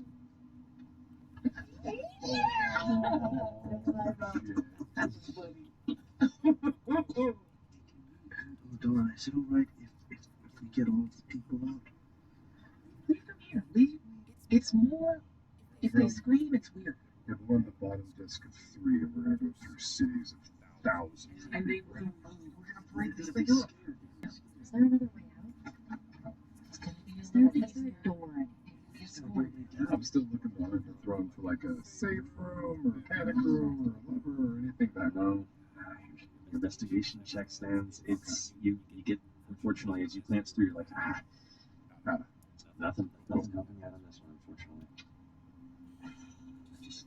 I'm afraid if we just show up, those guards are not gonna discern. No, Yeah, they're we're gonna not. have to go They're first and be like, clear the road and give it a wide. Give it a massive persuasion check. What you want to Can try? I try something? It's extremely stupid and cheeky. Yes, you may, please. I would love, if I can, because it lasts for 8 hours, can I make my spirit guardian speak out the gate and announce that we're coming up?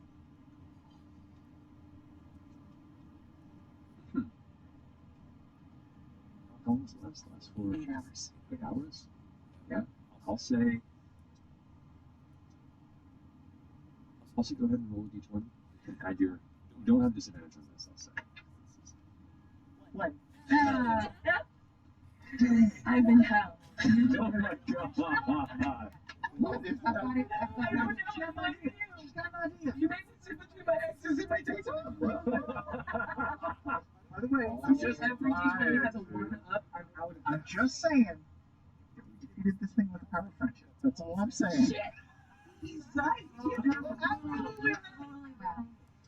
Okay, I have an idea. You believe you've asked us to speak for you.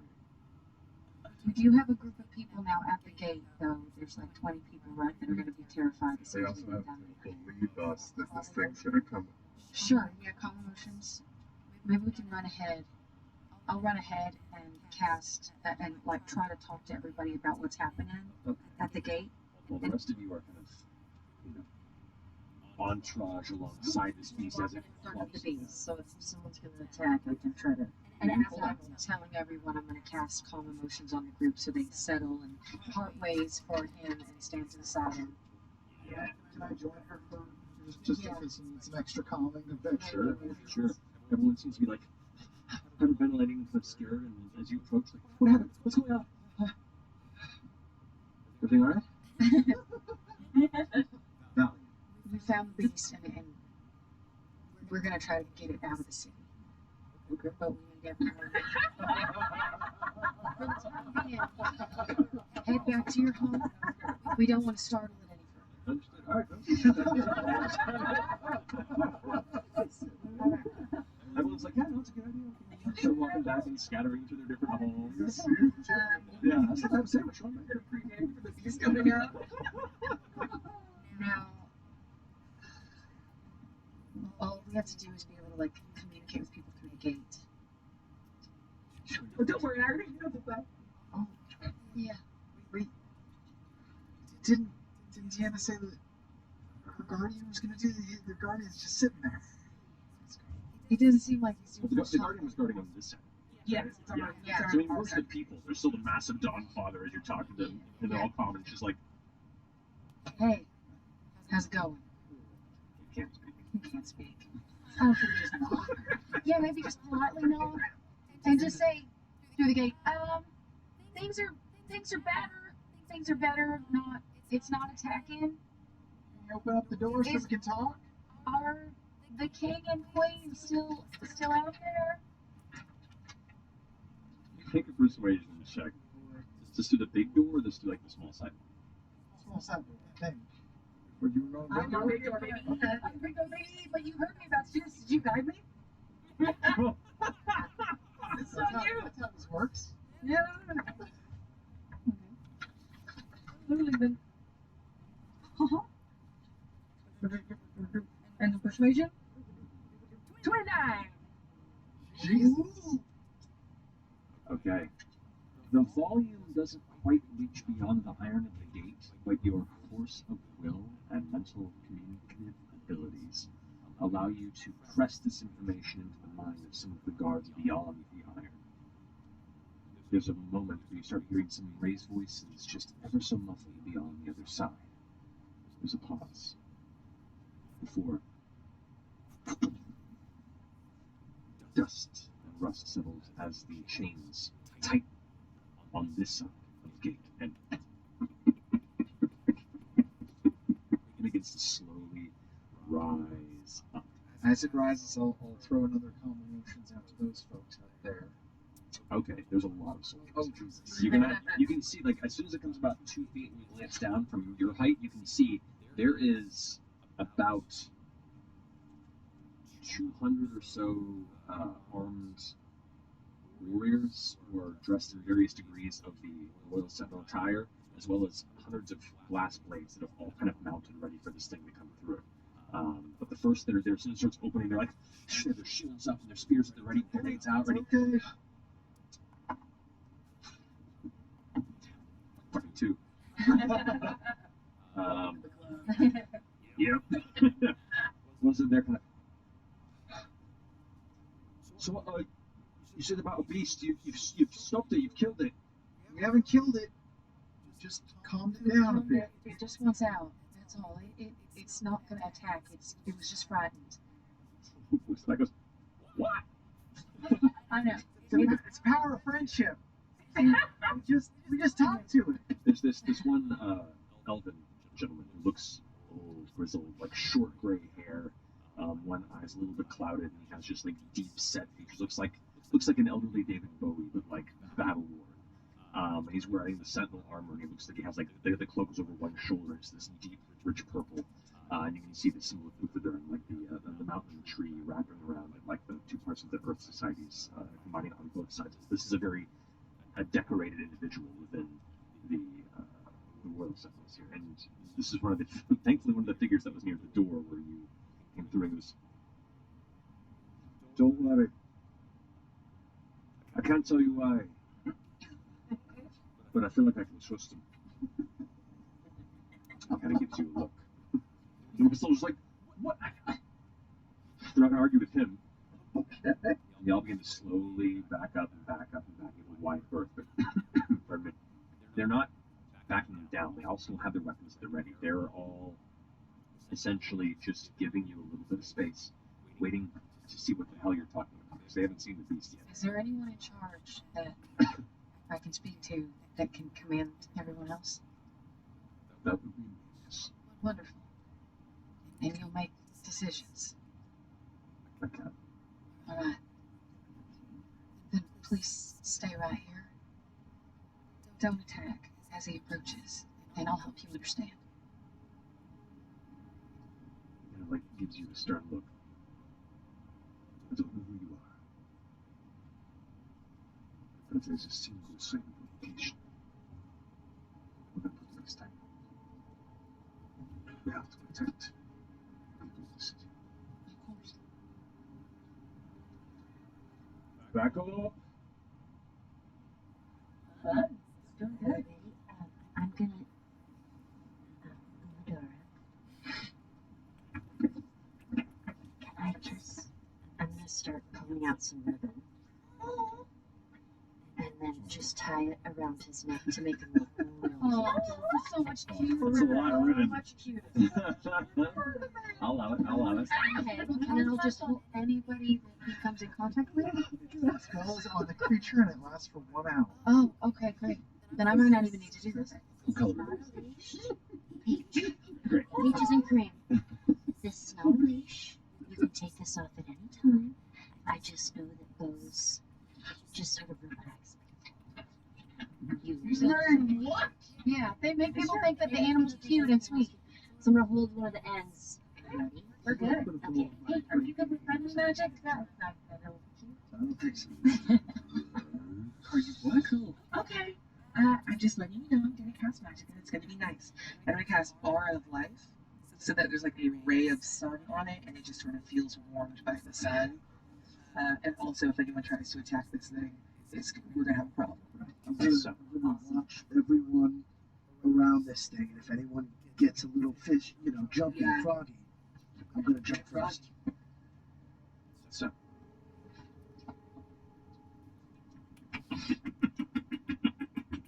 The gate eventually pulls up to about a 25-foot gap from the floor.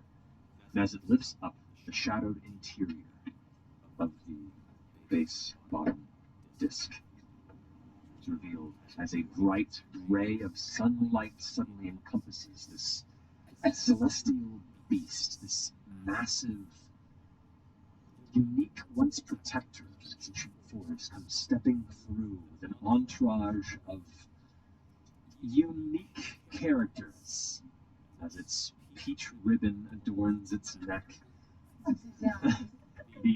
The bright warmth that washes over it sourcelessly from above as you all step around it. The entirety of the military force of Uthodurn that is gathered here is backed up, and you can hear the continuous mingling sound of gasps and I'm just gonna press the digitation and they're gonna hear. As always comes close. All the soldiers are backed up, and they're all looking at each other confused. A combination of what are we witnessing, and who the hell witnesses these kind of things, and is this really okay? Why aren't we attacking this? Because they killed Carl. Yeah, there's a lot of that tension in there too. There's a lot of people that are like the only thing holding them back is that that elven general that you spoke to has his hand up like this, telling them all to stay their hand. And as much as their vengeful mind is torn, they follow orders. And as they all step back, the people in the streets that have scattered out to their homesteads now begin to poke out their windows and looking at this display of this beast just stepping through the street.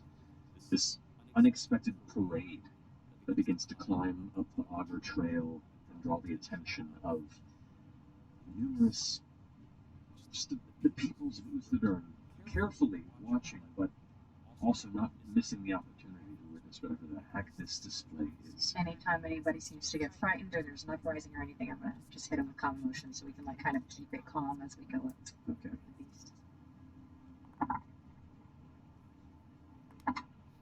Okay.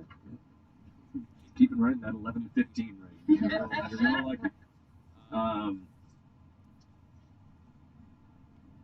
Indeed, there are bursts of conversation and fear, and the occasional scream or cry of a child, and you watch the beast kind of like turns his head. And, It's okay. You're doing so good.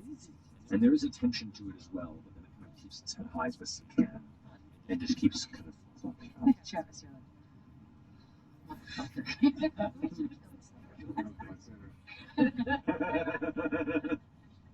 Jenny's still trying to find that fucking lever. To this day. Where'd you go, bro? These drones are everybody made.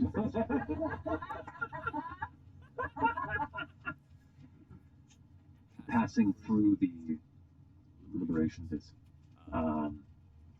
you can see all the various forges and hearths that have been put out in the proximity of this imposed shutdown begin to alight once more as word begins to spread almost ahead of you of this unique thing that needs to be seen carefully. As you begin to see more and more faces gather, you also see the procession of the royal guard that surrounds the elevated visual range of the king and queen atop one of the temple floors. Kind of looking off and witnessing this, arms crossed, kind of talking to each other quietly as they watch this unique presentation, climbing still up to the top of the throne. Now you can see like the army has been flanking you this whole time too. They're moving with you to ensure that if anything happens, they're ready to leap in. That tension never fully cuts, but it does relax the closer you get to the exit until eventually you come to the entry staircase that leads up, and you can see the dark of night above, the gray hooded sky clouds, the occasional breakthrough. You see the stars and the light snowfall that's just starting to kind of coast across the top of the mountainside as the beast eventually rises to the top and does this. So good. And thank you for walking like that when we passed my neighborhood. They were so jealous. Did we pass Ulfgard's shop? You passed everything. And then eventually, as you reach outside, and the glass blades that are outside immediately are like, Really? and they stop and You really think you're the last one? What are you doing? What do you think you're doing? That Ellen down there didn't do. they've been outside this whole time. They've been outside. Bro? But as you emerge, the beast kind of looks out and looks over the surrounding territory.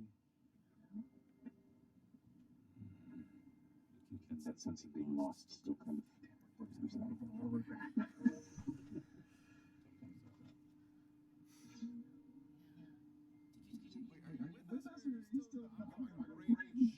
Did you live with this down there the whole time? Yeah, this is an empty palace. Yeah.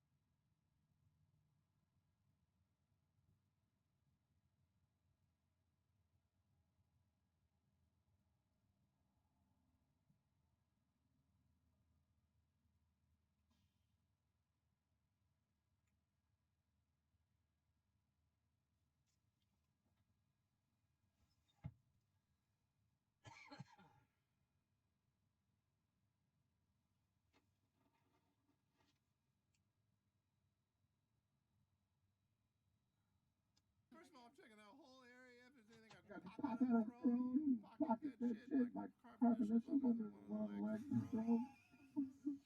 Did you tell us where this is? In the company. But yeah, I said that we were in South Africa. That's where I ran from. We take it all the way there.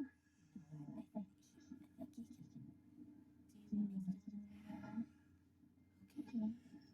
If we give you direction, are you comfortable? Do you want us to go with you? I'd say you're getting pretty close to the end of the town square for an hour. Like the slow procession to the entire city. You're going to have.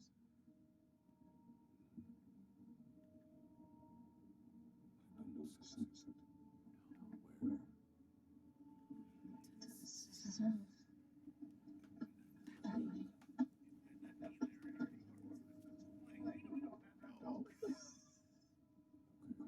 The plaque did say a memorial. If you don't want to, I'm gonna take off the bow. But tie it a little tiny one around his horse. Okay. It looks off in the distance, kind of sniffs up into the gently falling snow.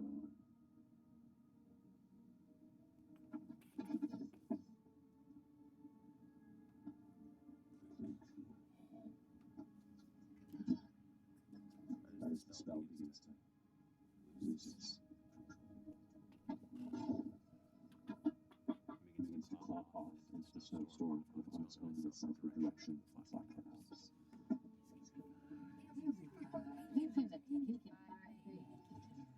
And it's better than, being stuck in stone.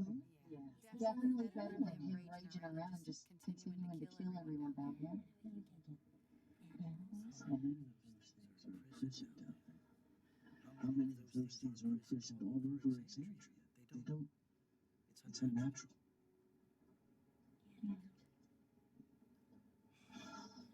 We should go back down and check him.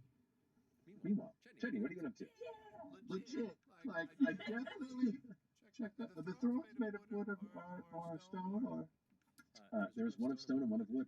God, I'm damn. Let me get all up in that wood throne. I'm going to check it, feel it. Also put my initials on the lower left rear leg. Okay, easy enough to do. Pop. And then are there any fine jewels or anything that I can pop out on the backside of it? Is it just wood and stone? Oh no, these are very well adorned. That's well adorned now. And which of them maybe, let's say, half dozen. And then I'm going to do one more check for anything that I can just pocket around here or any, again, no. I see a rug. Is there anything out of the rug? Okay, well first off, as the throne itself.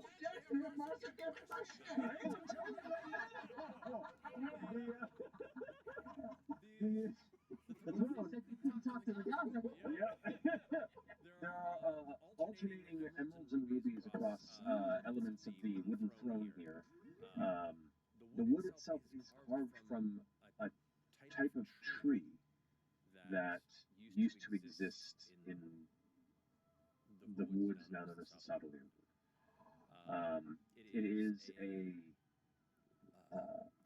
unique mixture of pale gray bark with almost like a deep maroon second layer of. It almost looks like a venom symbiote in ways. Like it wraps around like this rotten sap that kind of climbs up and twists around it, but it's all hardened bark on it. And you can see there are parts of it where there are emeralds and rubies kind of built into it with runic, elven symbols and sigils along it. You can pop some of those out. Give yourself three emeralds worth 250 gold each. 3 sapphires worth 200 gold each. I almost feel bad carving my initials into that throne. Not enough. Anything under the rug before I start to skedaddle out of here? Make it a future check. Come on. Come on. Come on. Give yourself guys. That happens. No, I don't. 16. Looking beneath as you pull it out, there is what looks to be a symbol of all father, like kind of chiseled into the ground. It's a symbol of the dwarven form of the Allhammer. That they're holding what looks to be that handle of like a double-headed warhammer, and the handle looks like there's a gap in it, almost a grab the handle and pull, and as you do, it pulls up, and the back door behind the two thrones lifts up, and you can see what looks to be a spiral staircase that descends out. Just as you begin to hear the sound of Sentinel soldiers now reclaiming the palace, since they are now no longer being kept away by the beast. Oh.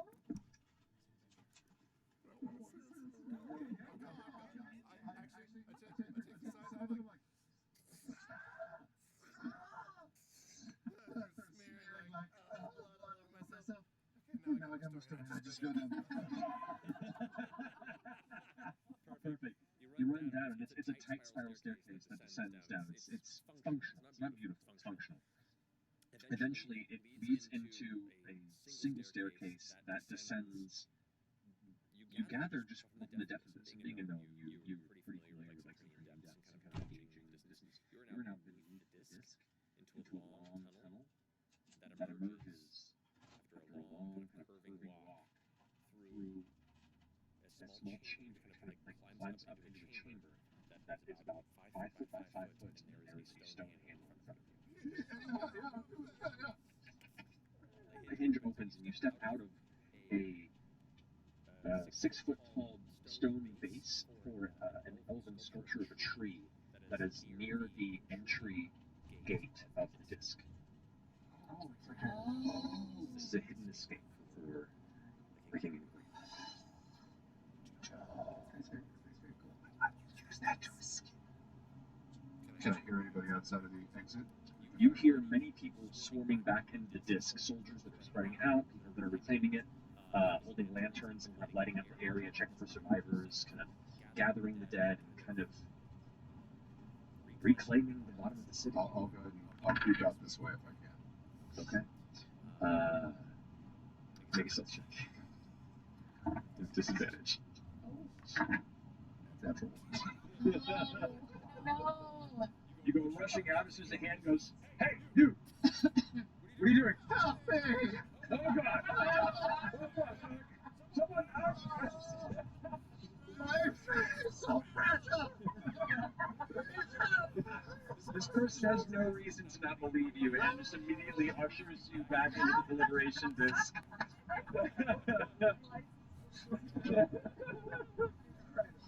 As you now begin to kind of weave your way, bloody and such, people are like, "Oh God, are you?" You're like, "Sir, do you need help? I can see the man." Bring the bandages, quick! People begin to gather and tend to your wounds. That's one of the new fallen soldiers in the battle of the Grand Disc of Utherdur. While the rest of you watch off in the distance, the celestial entity, Mudara, the sentinel beast, trudges off alone to the distance, vanishing into the softly falling snow of night. And then think, should maybe check another check. And that's where it ends up.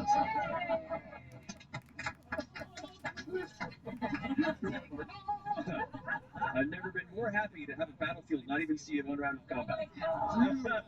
So nothing to roam that entire mountain range into the ruins of the Savalier. Or it'll take 3 steps onto a crevasse. Oh, yeah, that's so rad. And his name was Mudara, the sentinel beast. I love it. What about Umidor the what? Oh, he's so cute. The first sad you did, I was like, I can't get it. We're gonna hurt it. We're gonna love the power friendship. Power friendship. Our My friendship. God. I can't. That was funny. Awesome. Well, I'll end it there. We'll see y'all on the next episode and pick up from this fucking chaos. Thank you so much for joining us. We love you very much, and visit Thursday. Good night.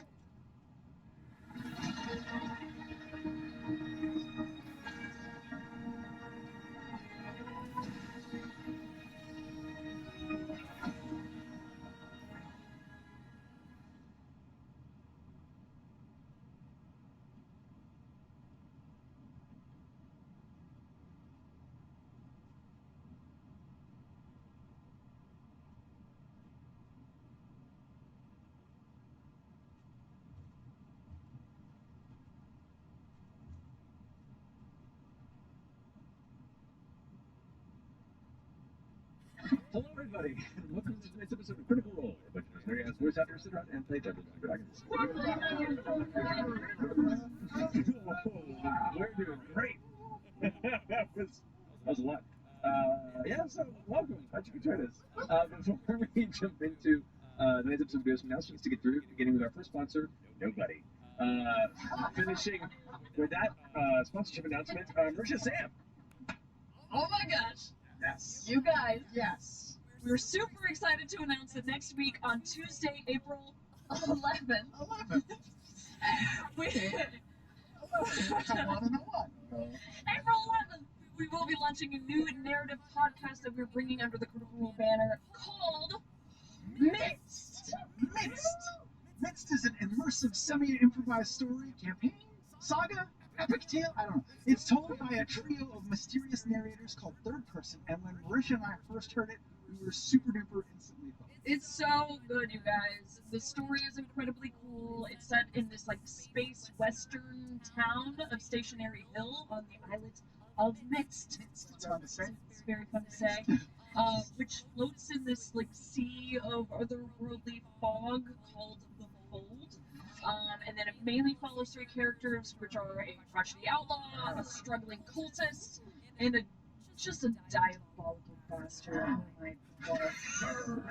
And their paths all cross and intersect in really bizarre and fascinating ways. The world is brought to life by three very strange narrators, and the storytelling is totally unlike anything you've ever heard before. It's super cool. Yeah, it's actually one of the things that we fell in love with the most. It's the way that they deliver this story, and we're so excited to be working with the creators who honestly remind us a lot of how Critical Role got started, because it's just a group of friends who wanted to tell a cool story together and turned it into a show. Now, Midst is a podcast, as we have mentioned, but we've also given each episode a visual spin with lightly animated scenes to accompany the audio, which really just helps plunge you deeper into the world. So, join us on April 11th. No, that's 4. For the first 3 episodes of season 1. The first 3 episodes of season 1 will roll out for free for everyone to check out, and paid subscribers can experience the first 5 episodes instantly. Yeah, going forward, look to the Midstole of the week. Yo, this must stop. Wednesdays, for anyone who didn't know. New weekly episodes happen on Wednesdays. Paid subscribers will always have 2 episodes ahead. 2 episodes ahead of the free feeds, as a thank you for supporting these fresh, new, innovative creatives. Find Midst at midst.co on your favorite podcast app and on Critical Role's YouTube channel. Welcome to the fold! Midst. I'm going to say it over and over again. Midst. It's fun to say.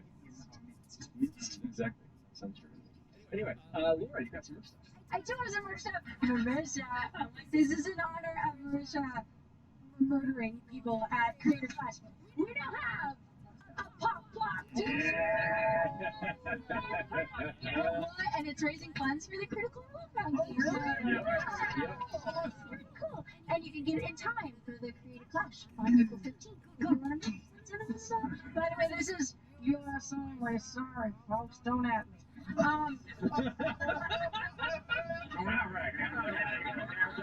This one will be available worldwide in all of our CR shops, and these are our Ashton workout leggings. Or not workout leggings, you can just wear them, to go around. Look, they say just don't. We'll see ya. That's awesome if you're doing like a yoga pose. Someone's just looking right at that. Because it's probably gonna fire on you. That's awesome. That's Well, I awesome. went into the gym and I got many compliments and nobody knew that they were CR.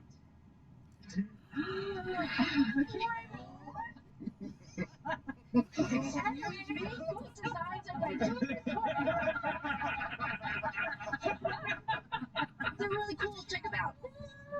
Kind of like the Just Don't Answer to the Juicy brand. Juicy. Fantastic. I think That concludes our announcements. So let's go ahead and jump into tonight's episode of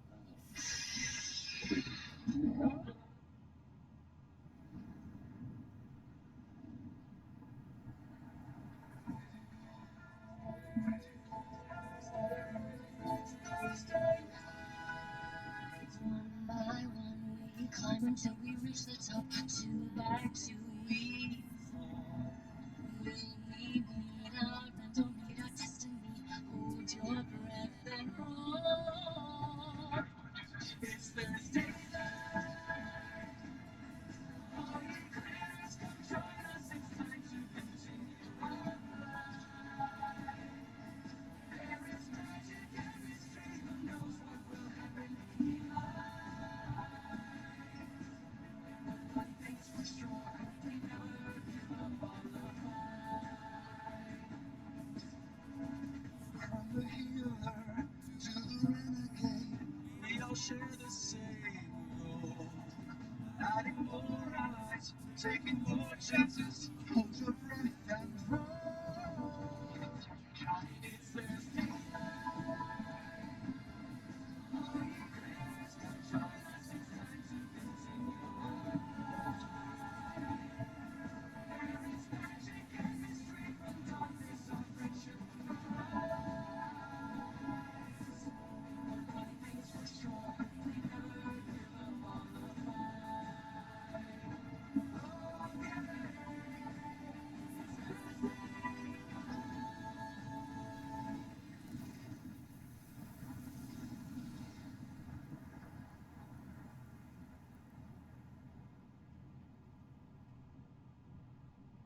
and welcome back.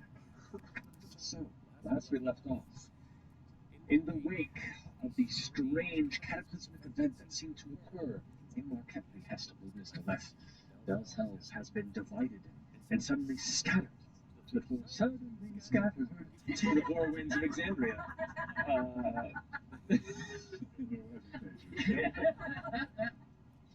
With FCG, Chet, Fern, and Imogen finding themselves in the Crystal Sands tundra, journeying towards Uthodurn, where they gathered two new friends, Hannah and Frida.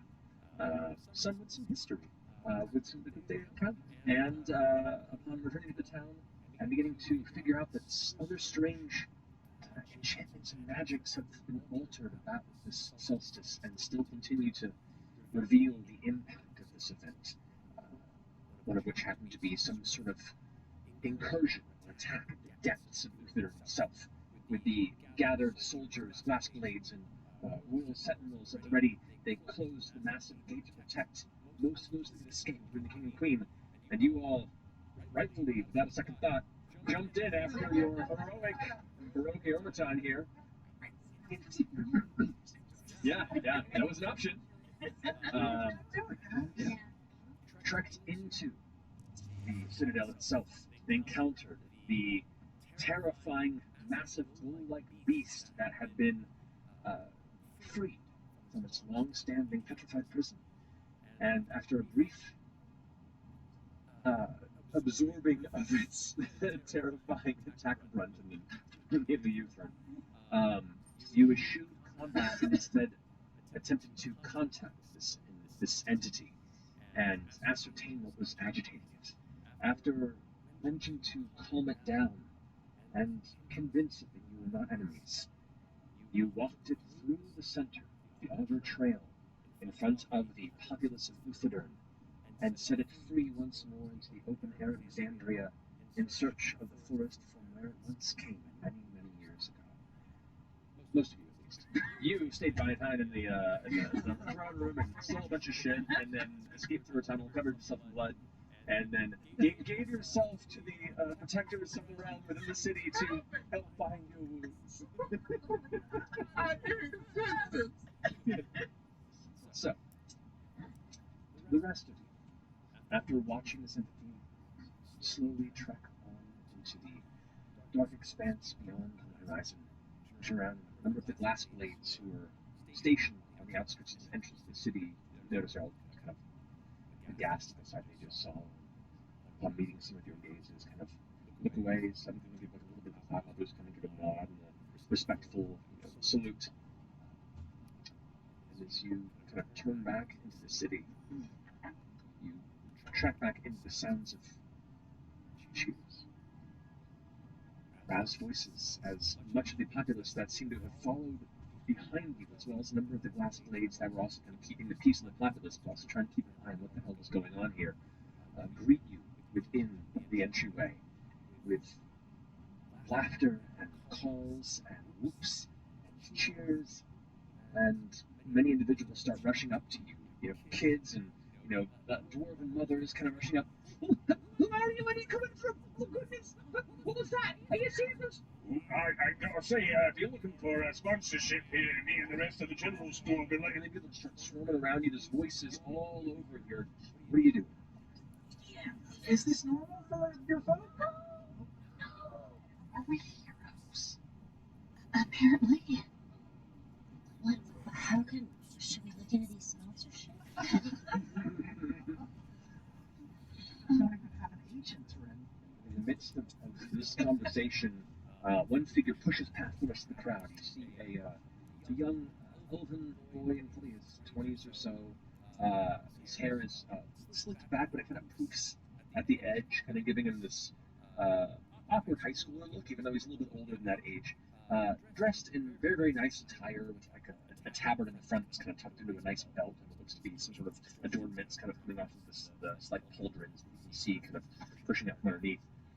Approaches and goes, excuse me, I've been sent here. I'm Sir Luden, I'm a royal page for the King and Queen. I'm here to let you know that What was your name? Sir Luden. Sir Luden? Okay. Good. Yep, keep going. You're doing great. I'm meant to notify you that the King and Queen are thankful for your timely aid in this strange occurrence amongst many. While they are attending to the aftermath and reclamation of the Citadel, they would request your presence tomorrow in the noontime for formal recognition. He looks at the paper. That's all of it. Thanks. We say yes. You have to. Do we need a piece of paper to get in? He just runs off. Look at that. Wow. Are we celebrities? Oh, the city. Hi. The whole city's here. And we're kind of famous. Wow. That was some. We did it. I feel like this is the first time anyone's ever like looked at us and they liked it. Yeah. Really? Yeah.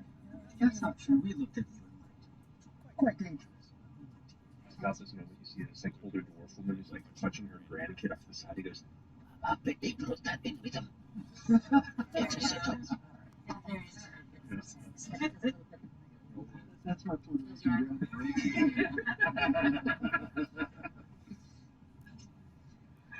Well, wait, that's tomorrow. Yeah. What do we do now?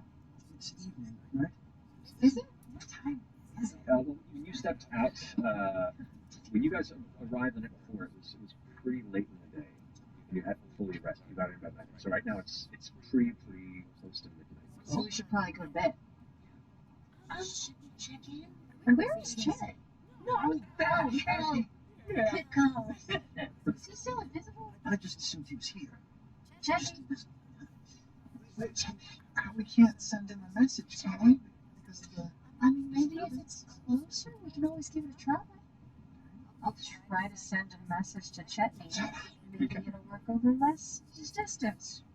Alrighty, what do you say? Chet, are you? Where are you? Is this working? We're heading to Deanna's house. Okay, roll D100. Fucking hell, Joel. You know. Your turn. Fucking hell, Joel. 89. Amen. The sharp pain strikes into your mind as you attempt to reach your consciousness outward into the wide expanse of magic and arcana that spreads across Exandria to deliver this message. It instead is sent right back with screeching white pain. You take 5 points of psychic damage and spell passes. Oh, that was your bagel. Well, that's good. That was great. The bagel helped. I So- can feel it. I absorbed. No, I don't think it I will scan the surrounding area and see if I can spot Mr. Huckabee. Make perception check. 7 plus 11. So 27 plus 11? 18. Yeah, you got. That's a terrible always. That's a good segue. So, after you are being tended to by this kind of middle-aged, like young, we're talking like, I want to say the Thing era Wilford Brimley. Big old like walrus brush mustache, you know, tiny round spectacles, and just this kind of like mushroom poof of hair that's just a little bit too long to where it makes it like an aged beetle in their earlier mop top era, who was just kind of like leaning over you with his like massive dwarven shoulders, like, Okay, I gotta go ahead and wrap up your wounds. Oh, you got the strongest hands. What a musk. My goodness.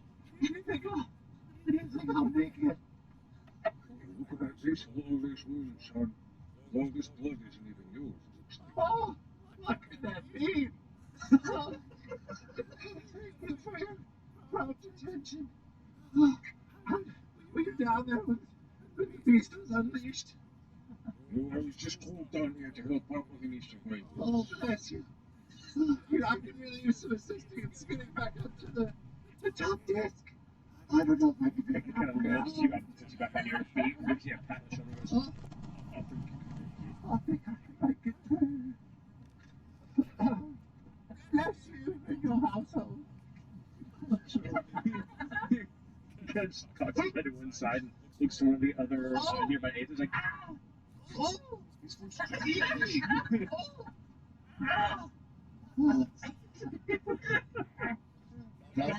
I'll start working my way back up to the All right. Now, there is definitely a unique energy to the crowd as you push through. Depending on how well hidden you want to stay. shit. You have been cleaned up. You have been cleaned up. Okay, cleaned up. I'll pop my hood up on my cloak and just kind of keep my head down as I head up towards the bloodshed. I will definitely steer clear of bull cars and probably the Okay, got it. All right. Easy enough to do. I wanted to see any roll stealth check on this because a lot of the crowd's energy is still kind of in this intense conversation and banter about what just transpired, who's okay, who fell. So it's like we were in the middle of the street. That doesn't happen very often. There's just a lot of snippets of conversation as you kind of find the dark shadows to kind of keep alongside, listen for anything of interest, but eventually begin to curl your way up through the central disc and up to the very top once more of the flesh disc. Once I'm up there, can I just gently ask, like, Did anyone see where they took the beast? Was it all the way up and out?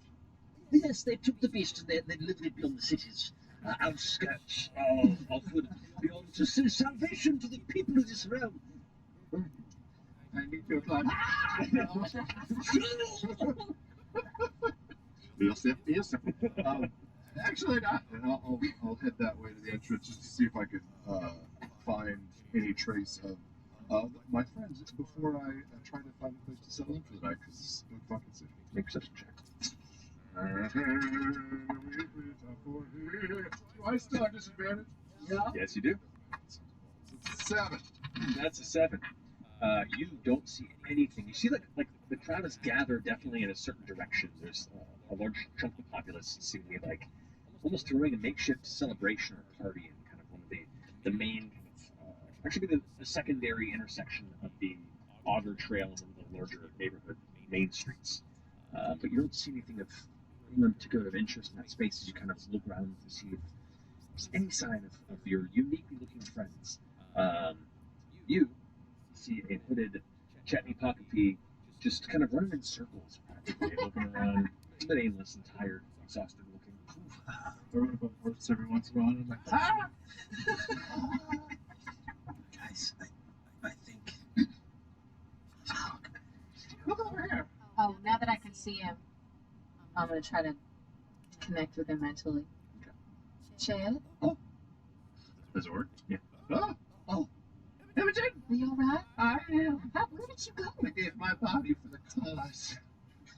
I was struck down in the throne room and I made out like a bandit.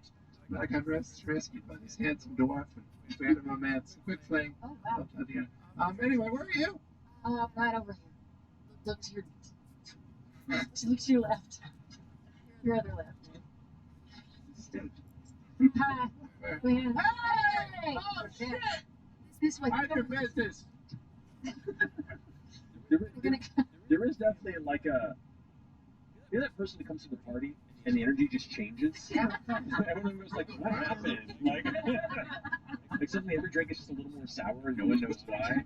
Like for all the roused excitement and kind of, you know, bubbling energy of the folks that are still kind of just enjoying staying near and like watching you all, like the awkward sudden celebrities you are and talking amongst themselves, as Chetney just kind of storms through the crowd.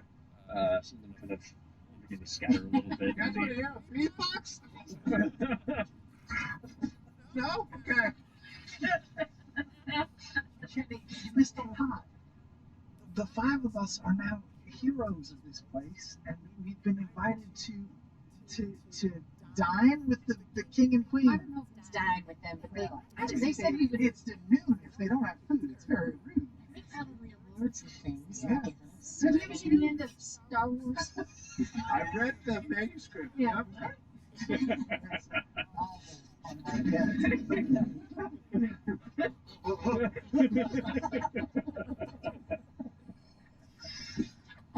Anyway, we're gonna go to the king and queens tomorrow. Tomorrow. We are going to. I don't. You weren't technically invited. I guess you could just come. I could be a page or a squire. They have a page. His name is Sir Luton. Oh, that's right. How did you get on The it? page is the sir. Well, The maybe page is a knight. he seemed like Or a maybe maybe his first name could was have been. Sir. Oh, that's true. It seems like a weird reward system. A little early. Anyway, we were gonna go to Nana's house. Oh, yes, I would very much like to. I've been getting lots of offers for, like, you know, dinner or drinks, but I would be happy to join you. Thank you for deigning to stay You're welcome. with us. You know. You sure you don't wanna shack up with that dwarf yet? I didn't need that long. What? It's the fact that he said it. I don't know why you're telling yourself. All right, come on, let's go. Let's go! Sure. So people are gathering. The gathering at your At abode. the Deanna abode. Yes. Yes. All right. So as you lead them to where you stay, please describe the players what your abode looks like. Yeah, it's definitely a smaller sized home, single floor, scaled to gnomes and dwarves. So the ceiling's probably only about 7 feet tall. So I think everyone in here can fit without bending.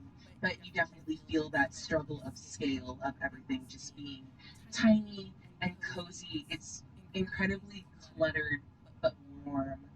There are like blankets and tapestries all over the wall.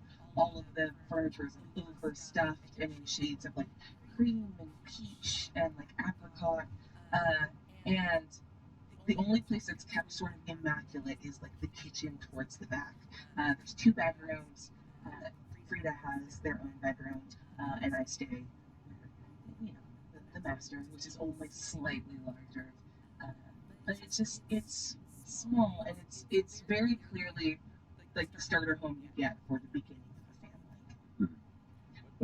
What smell greets them in the entrance? Oh, I think there's a bunch. Yeah, she had some like weird dye experiments for some of her wool, so it's that sort of like vinegar and like dried flour, like flowers, so it's almost good, but like still kind of funky. It's all tangy. Like when you dye Easter eggs, you're like, the smell in this kitchen isn't great. Perfect. You all enter. You probably light a few lanterns to light the space inside. It's warm, it's welcoming, and definitely an enjoyable place to settle down after a long day of travel and later in the day tussling with a terrifying entity. But I wonder if prestidigitation can like. Oh yeah, Just give her. yeah. Sorry, I can do that too. Oh no. Like fantasy Febreze. I was doing it subtly. I didn't want You know, it's okay. I can also smell this. We haven't been here for a couple weeks. I'm so sorry. I would have tied it up, but we had a giant bull that tried to kill us. Wonderful. It's so beautiful. The blankets, did you knit all these? All of them. There's plenty. Ooh, how am I gonna fit all of you? Okay, you can. I can stand. It's fine. I don't need a place to lie down. I have a bed I never use. Whoever You wants don't to use the bed? Oh, no, I stand in power. Okay. I just had such a couple of rough nights. Like, I really need somewhere soft to sleep. It's all yours, friend. Thank you so much. I'm not cuddling up with you. Yeah. I'm gonna, Wait, did you just say you guys all share a bed? What? Is that awkward at all? No, I just So your assume. prior relationship I just think it's same size, you know. and vast age difference? yeah. Well, it's really just a number. A couple hundred. I am gonna, and Dan just walks out for a minute. Just hyperventilates outside. Just his owner. You made her uncomfortable. Isaac? Yeah. Listen, you just need to tread gently, okay? I don't know. What did I do? I don't know. Listen. Some people are just sensitive and we should sleep in the same bed. I'm gonna fall They didn't really match up like Okay. We got somewhere else for that than During this conversation, Dan, as you walk outside to kind of process the moment, warm in there. about a minute passes before Midgeon slowly emerges to join you outside the house. Hi. Hi. How you doing? It's a lot of a day. It's a lot. It's a lot. I'm sorry. What? Why would you be sorry? Oh, I don't know. I'm nervous. Are you okay? Yeah. Yeah. Actually. Yeah. I mean, all of us are in a little bit of a loop right now, right? Yeah. I've seen anxiety before, and so I thought maybe. Yeah. It's weird, you know. You know, we can make Jen sleep outside. No. It's fine, seriously. Yeah. If I could stay in the room with y'all, unless there's a thing happening. Oh, not at all. Of course. Should we stay in your room, maybe, and then? Yeah, we'll stay in my room, and then they can stay in Frida's room. Yeah, that sounds great. That sounds good. Of course. Good idea. You know what's really crazy? I don't really recognize him anymore. If that makes sense. He's completely different.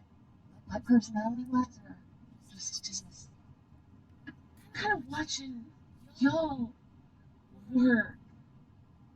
It's been wild. You seem like you do this kind of stuff all the time. really only in the last few months. But it's been a lot in these last few months. Yeah. Certainly never expected it. You kind of you adapt, I guess. How are you adapting? Still working on it. What was Chet like before? Very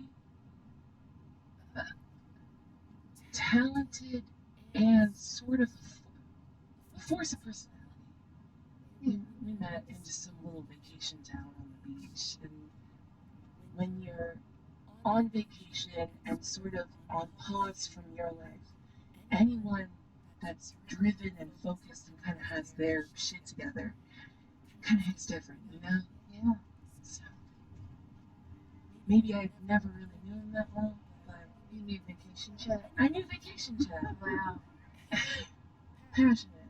Don't mean that the weird way, but I think he always loved what he did. And it's hard to not want to be the object of someone with that much focus and attention, you know? Yeah, I do. That's so long I haven't looked into his mind lately. It's been kind of nice, not gonna lie. but I'm used to the thoughts that I see in his eyes.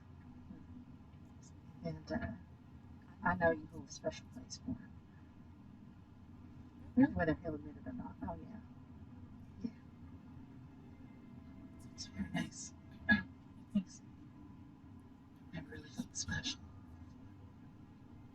You're so special. Coming from you, that means a lot. I think you're the most interesting person I've ever met. Other than It's a good group. Yeah.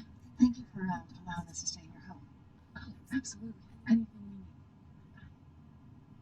And I like the smell of vinegar. I don't want you to think, oh, it smells like Well, you know, you just kind of leave the thing out. You're like, I'll clean it when I get Yeah, back. exactly. And then you meet a whole bunch of people, and you're like, oh, you're in my house, and Yeah. I didn't Yeah. think about that part. I can go. It's late, but if you're hungry, I can. No, let's go to sleep. Let's get some rest. Yeah. Thank you for checking on me. Yeah. I appreciate it. Can I hug you? Is that weird? Yeah, okay, cool. Thanks. So all I'm saying is, if you guys interlock your fingers, you can form Voltron. You should just try it, like a hug. Try it. Or maybe- That's from the same Star Wars novel that you read. Yeah, I mean, you seem to be made of the same stuff, which is incredible. But you should try to, like, Not to take your inane rantings, but seriously, but I was actually going to talk to Frida tonight about. I'm quite surprised that you're able to dream. You said that you were able to dream. Yes, I will. I have the same dream that's expanded a bit every time I call it. I've never been able to do that, and I was wondering if you wouldn't mind interlocking hands together with me, and maybe I could, if it's not too personal, I would love to take a sort of a glimpse of what that looks like. I have an ability where I can sort of see your dream, but I don't want to. It's really an imposition. I just thought that if I see sort of how you do it, maybe I could learn to do it. Okay, so what you did with Imogen, you want to go into my dream? Only if it's okay. Only you, or are we taking a group? I mean, Just us. If that's. what is the, if you don't mind me asking, what's the sleeping arrangement? So, we figured it out. You two were going to be in your room. We were going to be in my room. You're going to sleep on the couch. the couch is mine. Miss Calvin, Mr. Grass, I'd like to show you to my room if we're okay for the evening. I'm not gonna sleep with you. No. Girls' room, my room. Get it. Okay, The Ormaton room. Sure. Couch. So the two Aormatons will be in Frida's room, not using the bed though. That'll just be empty, but you'll be on the couch. Yeah, hold it down in case anybody gets. Well, Fresca Grass, I'll take you to my room when you're ready. Dream. Good night, everybody. Good night. Oh, good night. Good night. Wait, do you need anything? Do you need anything to Okay. does that help? I think we're fine, but if you want to be there, Out of this? yeah. I've never had anyone in my First time? dream. It's the first time for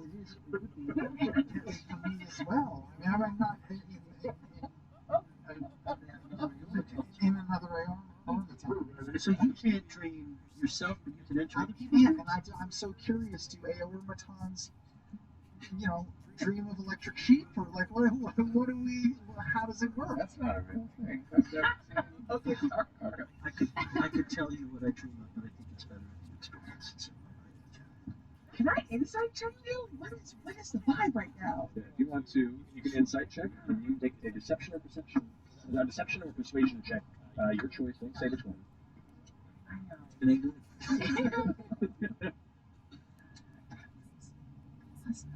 16. You said insight, right? So that's a +5. Or excuse me, it's a 5. Yeah, you. So yeah. What did she read? She reads that I am nervous to bring. I don't think Deanna has ever really stepped foot in my room. since I've occupied that space.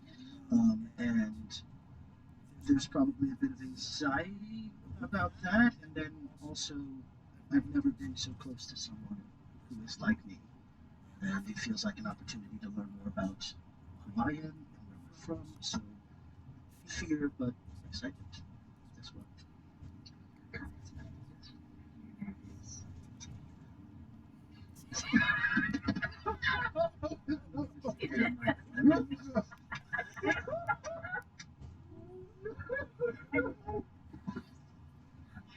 You can see her here. You know, FCG doesn't know this. No, you mean it. Anything.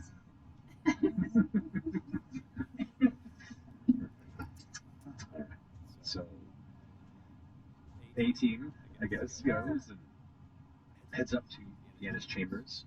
Everyone's rest. We'll make her head into Fuja's chamber. So That's right. There you go. There you go. There you go. My apologies. Maybe when we're done with the dream when we come back, we can invite Mr. Cockabee to sleep in the bed.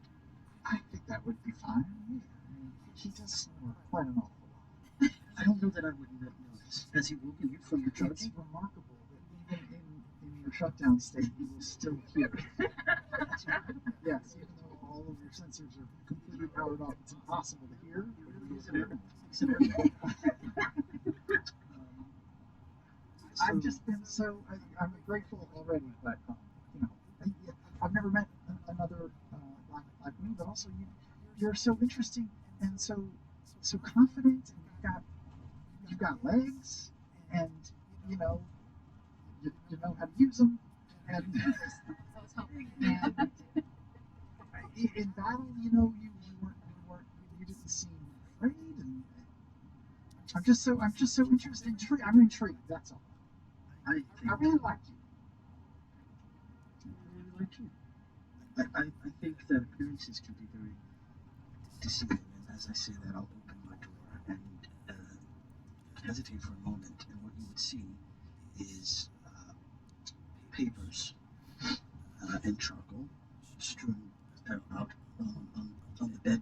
It's pristine because I never use it, but there are sketches on the bed, on a little desk, sketches on the desk, and they are crude sketches. Someone who isn't used to drawing, but they progress. You can see they've gotten better, and there's one that is in the middle of being worked on the desk, and you can see that it's a picture, a drawing of Deanna and I, and I'll go up to it, and she doesn't know that I'm making this for her. It's just a gift. I just wanted to. I don't think she knows just how lovely she is, and it's important for me before whatever happens, you know, that she understands. Oh, are you in love with her? No, well, I am in love with who she is, yes, but I don't think it's romantic, no. And you'll also see that some of these sketches are, and I'll point them out, these are sort of what I see in my dream. And fresh cut grass, it's Andrea. From a distance, it's a globe. I don't understand. Well, it'll all become, but that's just one of the things that I see, and then I'll point out another one, and it's my These are fantastical and bizarre. Is that really how you see the world? I see the world as it is. What do you mean bizarre? As a circle. Wow. I mean, we've been all over the place. We've actually been in multiple continents now. And it is the same. That you flew. It is just flat. But you flew. Yeah, we flew. Yeah. On an airship. Skyship, yeah, we saw it. Yeah, and it's Still flat for you? still flat as far as you can see. Then, of course, there's like a radius after which no eyes can see. So it sort of falls off. Fresh cut grass, do you mind just waiting 1 second? I'll be right back. Sure. And I'll go downstairs and I'll find Mr. Buckley. Mr. Buckley. Yeah, yes. Keep him Mr. Buckley. It's a whole fucking thing. I don't know where I came from, but sometimes you just to let these people come to their own conclusions. Okay. Yeah. Okay, good night. no. Sorry. Well, I've never. How does this work? Oh, well, I usually do this with, uh, heartbeat type people. But I guess I'll connect to you, and as you enter, your rest period, I'll cast my spell, and I should be able to sort of see what you're seeing. Okay. And you'll be safe? I hope so. I just, when you did this before, there were other people with you who could help. True, but Imogen's dreams are a bit more dangerous than the ones you described to me. Sounded like it, yeah. So I think we'll be okay. Will you take my hand? I trust you. Yes. Yes. All right. And I'll grab your hand and I'll follow up, and you see the eyes sort of glow dim with light, and I'll go. I will cast my dream spell. Yeah. Okay.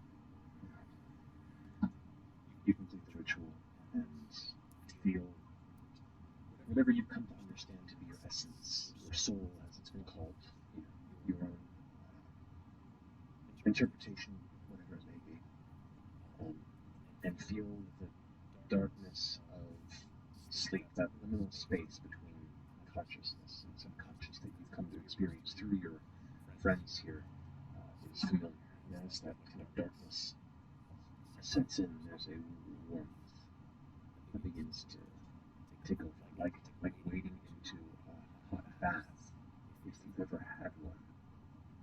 It's hard to describe with your personal experiences. It's not through pissing me. That's true. Fresh, nicer than that. But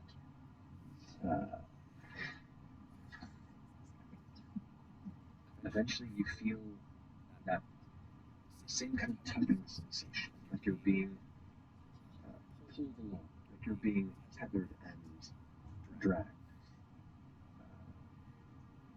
And as that warmth becomes a light, you see clouds drifting past. And it's this kind of heavy mist, cloud fog that takes you moments to kind of gather your senses. And what you see before you is a glowing shape, a warm light beam that is just drifting through the clouds.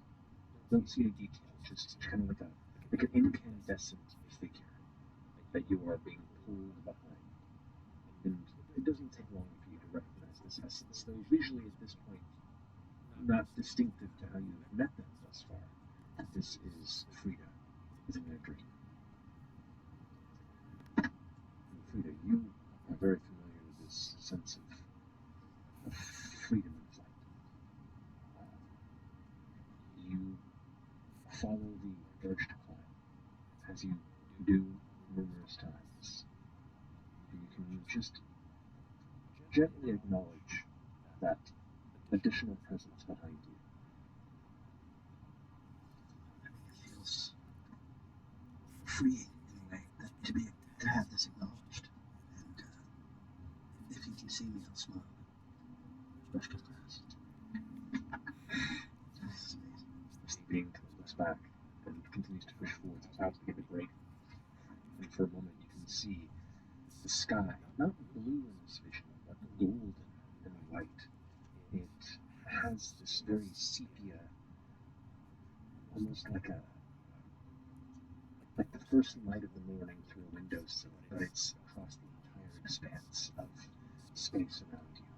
You can just make out the faint image of Katha in the sky. No red moon in sight. And down below, indeed, you can see the whole glassy, orb-like beauty of Exandria. Clouds through the atmosphere, the greens and blues and browns and grays. Just the true immensity and expanse of the perspective on the oceans and landscapes. And you can see in this instance, it's in this dream, the rift of the aurora that still hangs above.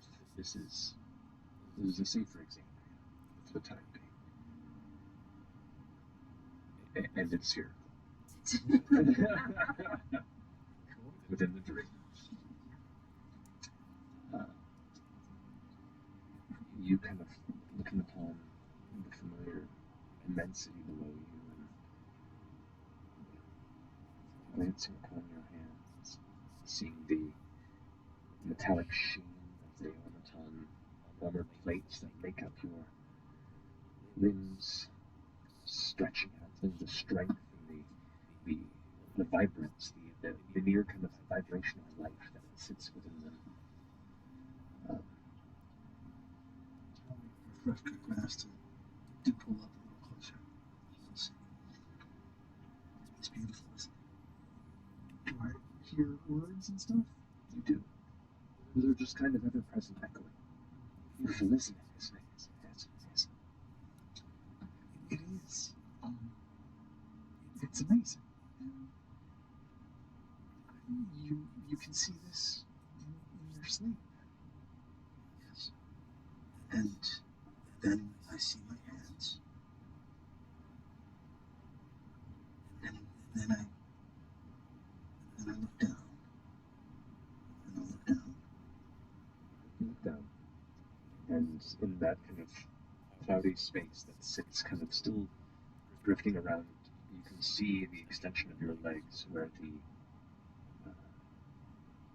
skin of humanoid legs rest beneath the sand smoothness to the texture and color. And then I see these. I don't understand what this means. You.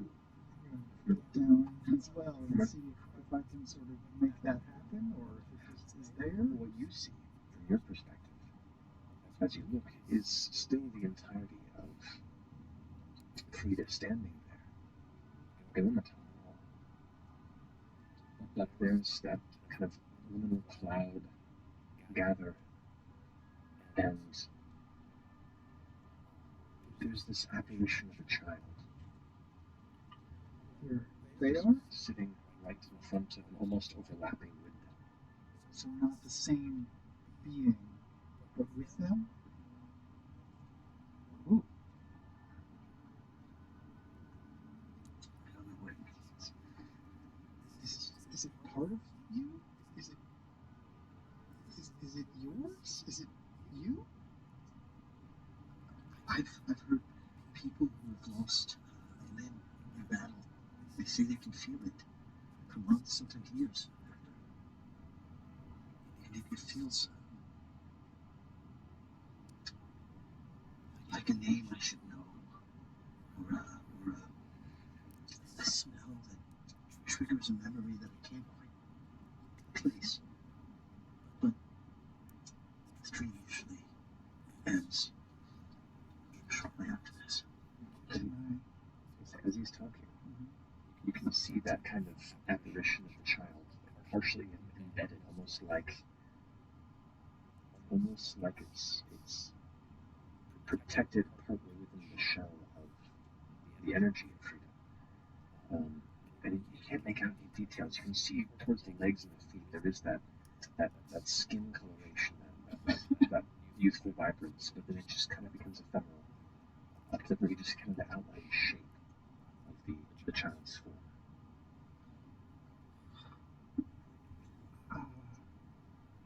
Maybe I could help you or something. I don't know if I can cast spells in here, but can I just sort of touch him or them by the shoulder and just sort of, I don't know, instill confidence or guidance or something into them to sort of try to hold on to this moment and see past it?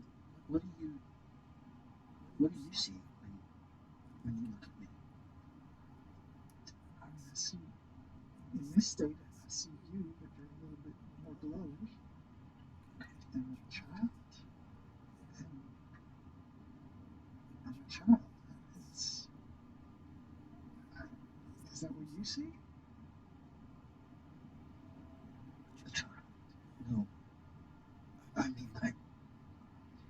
can't quite see it. I feel it.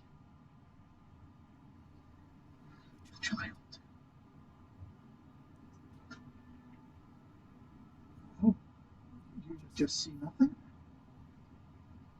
No, I see human feet when I look down, but a child. I haven't thought about that in a long time. Oh, are you all right? I don't know. I think I would like to. I think I would like to wake up. Oh, If that's okay. yes, yeah, of course. This is I need to draw. yes. I'll try to remember it too. I'll just I'll sort of wrap myself around Frida and try to sort of wake us up with a squeeze. Okay. You go ahead and wrap your arms around the torso of Frida, and metallic as the exterior shines, it's like holding a warm blanket. Both of your kind of spiritual selves colliding.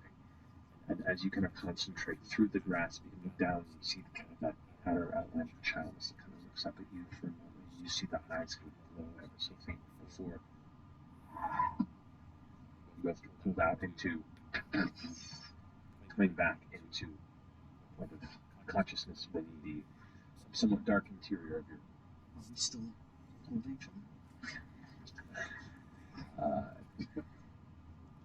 I'll say as part of casting the spell, you reach over and grab, and as part of your waking up, you're not sure what transpired, but you were both holding each other, so you have a consciousness. Sorry. Are you all right?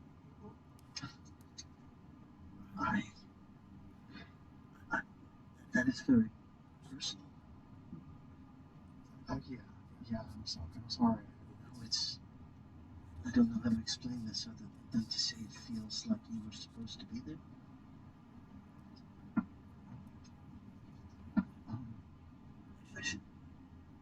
You should draw what you saw, right? Yeah. To remember. But can you tell me what the child looked like? Sure. Describe in as vivid detail as I can remember what I experienced. And as I'm sketching, as I'm drawing, and you're describing this, I think it's unlocking a memory that I couldn't access. That Deanna was able to give me a bit of with her laughter. I think before I was meant to protect this boy. And his laughter was pure, unadulterated. And I haven't heard that laughter in a long time. I don't know what happened to him, or why I know him.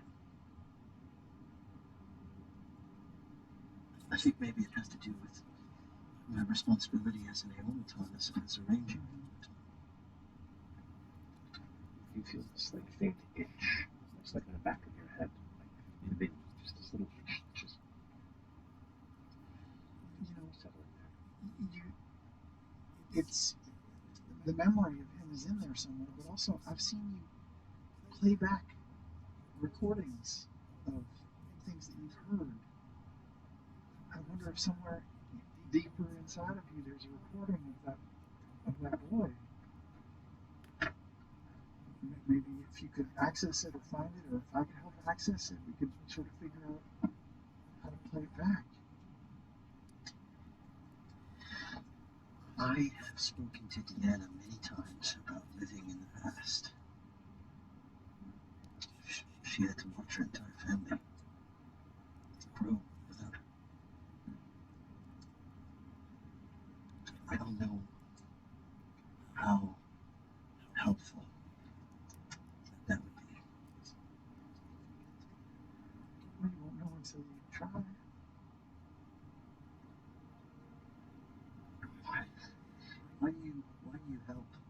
their ways. Well, We should have fought that beast, and we didn't because of you. oh, well, I mean, it was a team effort, right? I mean, Fern was doing some stuff, and, you know. Every one of us had a battle on our mind, I think. I saw it in everyone's eyes, except you. You saw an opportunity to turn an enemy into a friend. Well, I mean, enemy and friend, you know, both feature the letter E. So, you know, there's a lot of commonality there. I think N also, the N. Yes. Continue. Written in stone.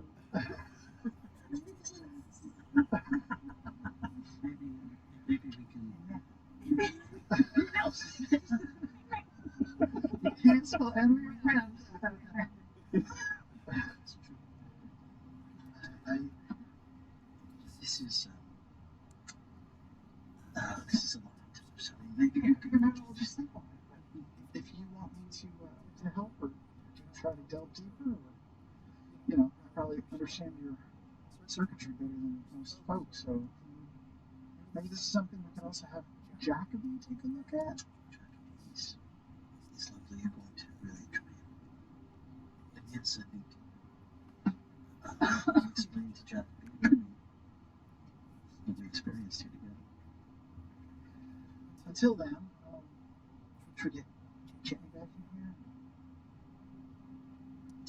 I would, if you don't mind, I would like to just stay with you. Yeah.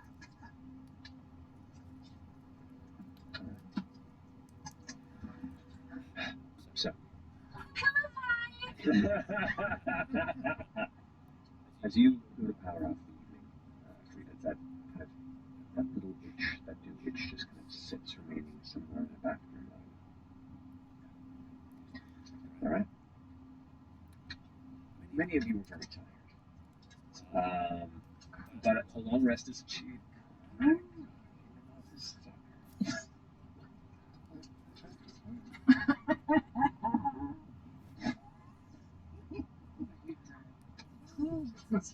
Way back. I don't know where the hell you got Is that that- picture. I feel like Matthew Mercer? there's his family. Yeah. It's just- He knows that somebody close to him has betrayed him. That was the birthday where I was too old to have a birthday party at Chuck E. Cheese, but I went anyway because they had the Jurassic Park like shooter game, like the hydraulics that you played at the time. I didn't give a shit. I wanted to play a game like that. Did you beat it? Oh yeah, twice. I like that. That's my favorite. Big Parman. Big Parman.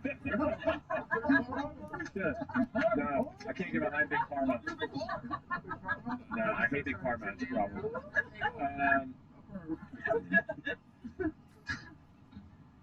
Oh boy. FCG suddenly dies in It's a tragedy. What the fuck did you do that?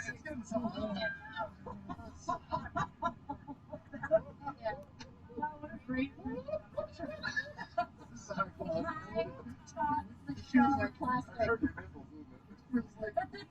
The glued paper to my chest. That looks like it came off a home Someone actually. Before you do with him, allow me to leave the bed. Okay, yeah, fair enough. What sound do you think you're making? Oh, that's not.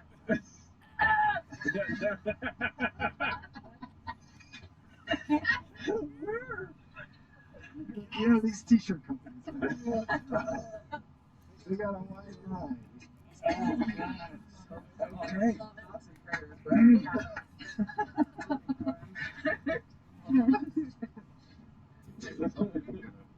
I trust.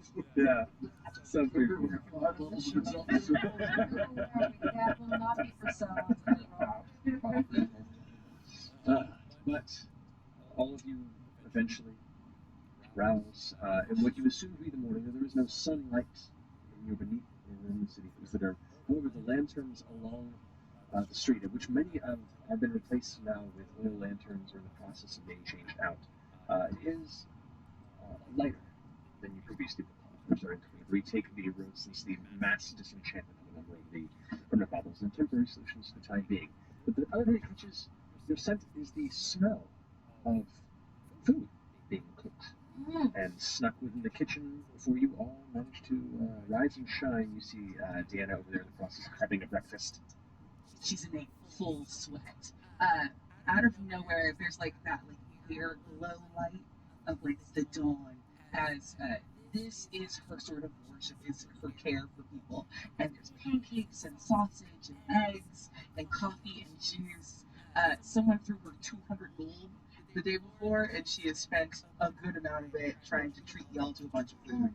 So there's a buffet. I'm in the zone.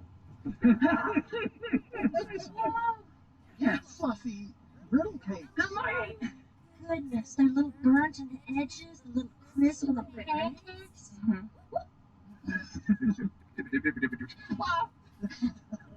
It's real.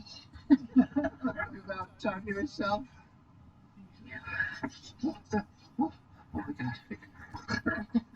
You had like a smell. Yeah. Yeah, laser just flipped over behind. Hey. Hey. I know we can't partake, but pull out. Not enough to look valuable or seem valuable, but just bits of precious metals that I've collected since I've been in town. And I'll hand you a little bit of a ruby. Very small bit, and I'll take some.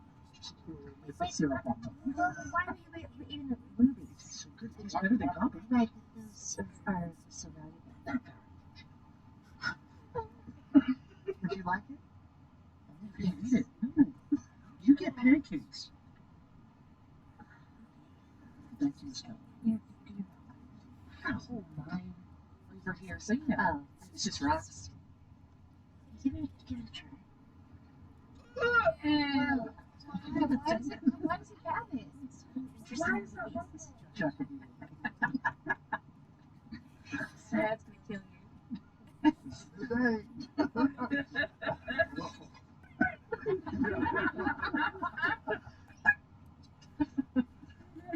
It is a delicious smorgasbord, and a welcome meal given the rations that have sustained you for the majority of your recent journeys. But the day is yours. Enjoy. This is the best meal I've ever had. How much time do we have until we have to be at the Citadel? We've got the whole morning. It's earlier than you think. It's hard to know because there's no sunlight down here, but we have time to, if you want to go to Jacoby's or Catlin's because your coat's still ripped, they can fix that. We could do that on a different It would day. be nice to freshen up before we meet royalty for a while. And we have to go back to the Sequel. yeah, woman. Get our research to be paid for. And also stop by Ulgar's chest. No, Oh, that's yes. not. We do though. It's part of who you are. Don't you want to at least just check up on him? Have someone go in. Maybe your trusted ally Deanna can go in and just sort of see It's what. like no offense. It's like an X's. Like you don't want to go in there. I mean, I guess the crew can roll through. That would not be bad. Crew? The crew. You're a hero. I just want you the cruel.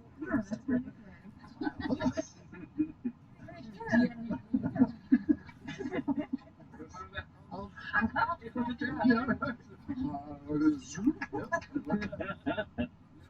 I suppose we could, but there's also many stores to visit instead of going to Old Car's Chest. It's on the way. Have we heard of Ulgar's chest? Deanna? You have. You have not, because it is not called that. Right. Motherfucker. What? Yeah, but listen, you know how when you go back to an ex and you're like, look how great I'm doing? That's kind of where you're at. You know, you've saved the whole town, so it's the perfect time to go see. That's what I said. Yeah, you just roll right in. Confidence. You're the one who always keeps. Actually, I have pancakes right now. I wish I had like a disguise though, or something that could just like hide my face a little. Can't you turn invisible? Fuck. Or can't Deanna? Do you have any like wintry sort of ski masks that you could put on? Yeah, I think that will give a different impression. Just a dwarfish beard. Yeah. Just a scary little man in a ski mask? My gosh, I get it. It's and is now making one of those like very silly little like Etsy beards. Yeah. I've never seen a hand work so fast. I'm drawn to those Can you like craftsmen. melt it so it looks more? Yeah. Yeah, you can also, after you've woven it, you can go ahead and like tuss up the outside and make it kind of knotted, and then it actually looks like a full on like scraggly beard. Oh, this is good. I love fiber arts. Beautiful. Okay. Meals you didn't complete. For the hell of it, go ahead and roll a d20 and add your, I'll say, dexterity or intelligence modifier. Guidance. Doesn't matter if it's natural one. That's actually good. That's just You feel like, having not made a beard before, this isn't bad for like a first beard. I think it'll work. That's some wish.com shit. Yeah. Cubic mates. A face merkin. Okay, I'll rock it. It's okay. So is that where we're headed? First? What? No. Should we just, I mean, it's on the way. Listen, just in case I open somebody up, we should do all the other important things that we need to do first. What else there is to do? Is You're right. Japanese close by? Jacoby's is downstairs, so to speak. Steps on the lid. Jacoby might open us up too, so that might take some time. Well, then we should go early. Well, wait, after Let's go before. Okay, deal. It could just take a while, you know. And maybe you'll get Liz to walk in with the king. Wait, what's it? Could you imagine? Well, I kind of like I like the one too. I like the one too. I could do both. Sure. The tangle before. Like a three legs? three legs. Yeah, a different impression on to people, but yeah, I like it. Maybe they can make it so it like tucks in. It's like a Oh, Hand down if you want. oh, that's kind of cool, Show actually. us how that works again one more time. Walk in, where you're like legs are tired, someone take it. You're gonna. I don't know why that felt bad. We're just gonna take some other posts.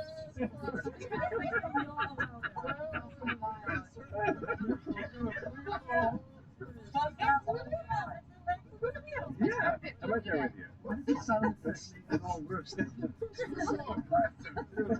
still doing mineral physics. I'm right there with you. It's great.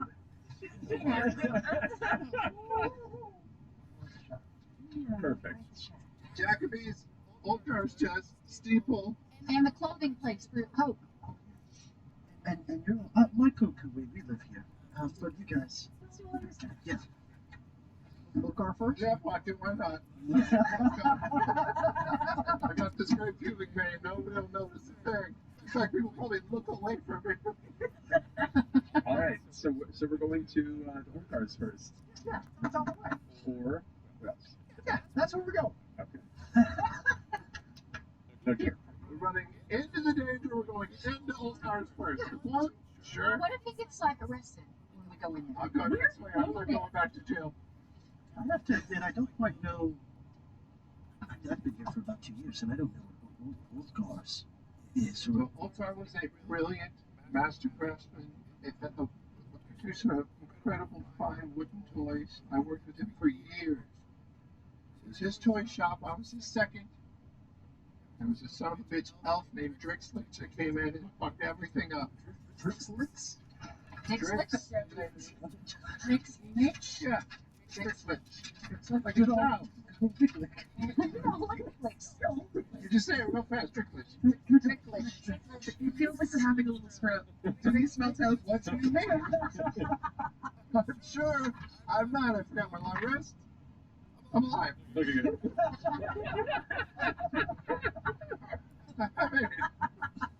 Women, baby! Drixlix. Drixlix.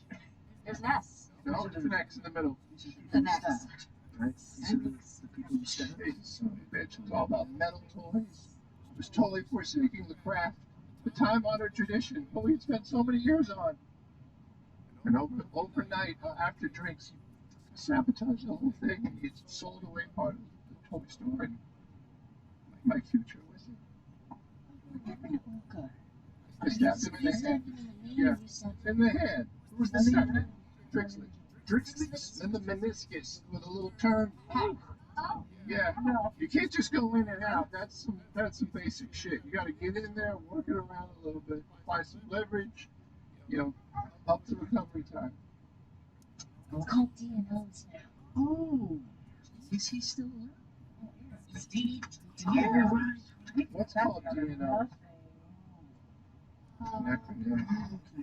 Disgusting. Who's the O? Oh, I thought that was a U. I thought it was old scar this whole time. Old Scar. You mean there's an ampersand in that fucking name? Yeah, you're an arrogant.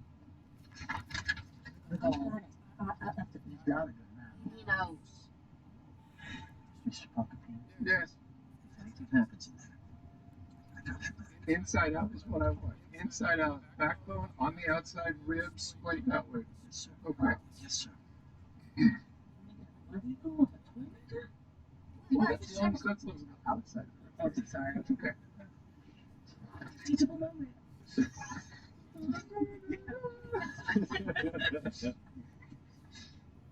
Okay. I got this. Sure. Let's just go with.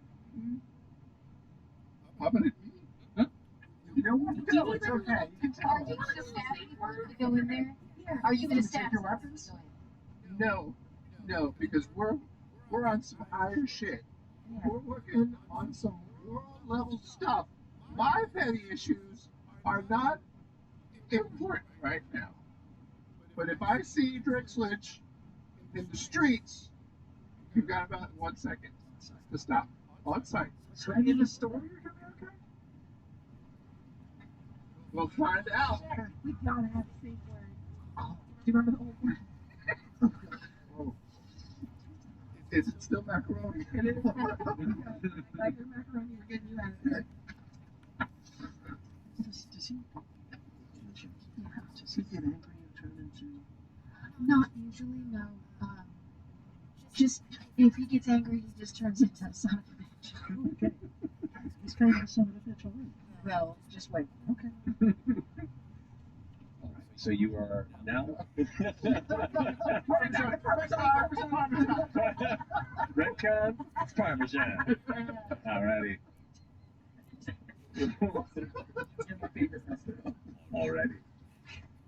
So, leaving the warm, welcoming, lovely breakfast-scented abode of Deanna, you We return. just stuff all the leftovers in our pockets just so we have it Oh yeah, for the you day. got pouches at the ready for travel. Yeah. Just never know. Pocket bacon. Back up and progress. I've got a microwave. That's right. Should we just put it all in your belly, just like it's like a Tupperware? Yeah, I'll put on Like you want me? Except it was like 7-Eleven, like rollers. Yeah. The towel in there, it keeps everything Yeah, dry. yeah, the salad. Perfect. All right, after setting up That was too far. your fantasy healer companion cleric / food processing unit, you return to the Augur Trail and begin your descent deeper back into the central deliberation disk of Uther. You return to the familiar center of the marketplace, and just beyond it, where actually right, you recall seeing in your grief passing by the day before, and you knowing its presence there, what is now known as the D&O Toy Emporium. Oh.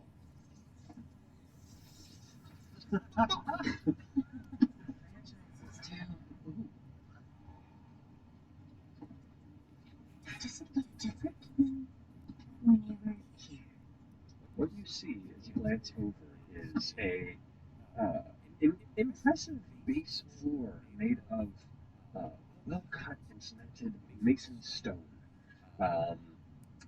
A second story above that, built of the same material, but the roofscapes themselves, these long plates of metal iron that curve up at the end, almost giving this sort of presentory, majestic, magical look to everything. It's curved into almost like eyelashes that come off the edge of the roof. You can see there's numerous smokestacks that kind of like plume up, but the smoke vanishes. The smoke doesn't gather well here unless it's properly given the means of escaping from the city of Uthadern. But this magic seems to be illusory. It vanishes after a few feet. There are lights strung across the exterior, and it is painted in vibrant, vibrant turquoise and shades of purple that kind of scoot between to where it has almost a half carnival invitational vibe to it. The windows are currently shuttered. The front door is closed, and where the large sign is present, you can see there's a handful of figures that are just kind of settled and gathered on the exterior of the premises. Like waiting for it to be open? You see what looks to be two younger dwarfs that are dressed in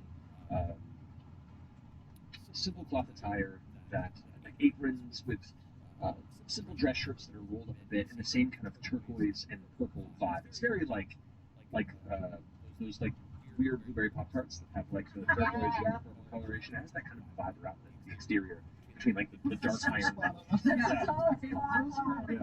Yes. Wearing similar colored attire, and they're gathered next to what looks to be a tall for a dwarf, broad-looking dwarf gentleman with kind of a bald, smooth head on top, with kind of a cloudy billow of white hair that rests just about the shoulder, who is dressed in a large leather apron and looks to be a coat placed over, like a big kind of elbow patches that are worn through a little bit, like a deep kind of red coloration, and they're all just kind of looking towards the complex in the stillness.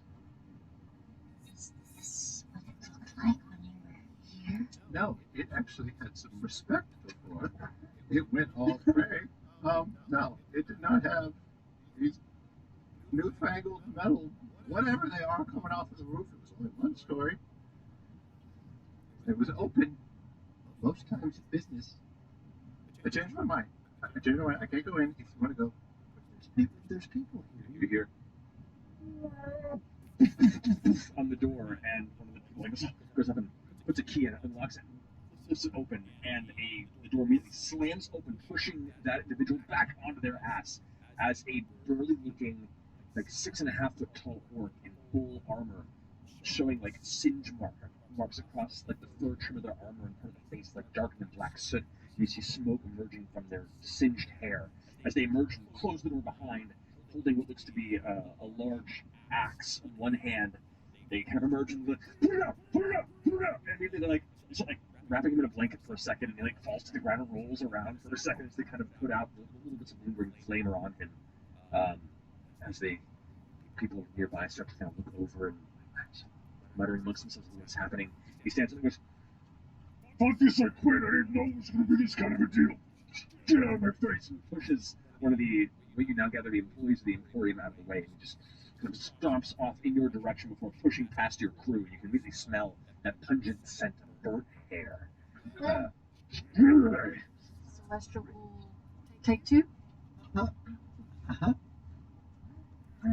don't know. We don't have any like flame work inside. That's unexpected. That's another disgruntled employee. Maybe it's not going so great I in don't there. think that was an employee. That looked like, I don't know, someone the employees hired. That looked like muscle.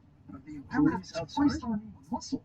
Sir, what were you doing in there? He's like off. Damn He's it. not even listening. So their employees are like talking about something a bit nervous, and you can see the burly dwarf figure now turns around. You can see like the long, kind of well-groomed white beard that settles down to the middle of his stomach, almost like wherever the navel is. Just kind of like gray leather pants and thick work boots on it.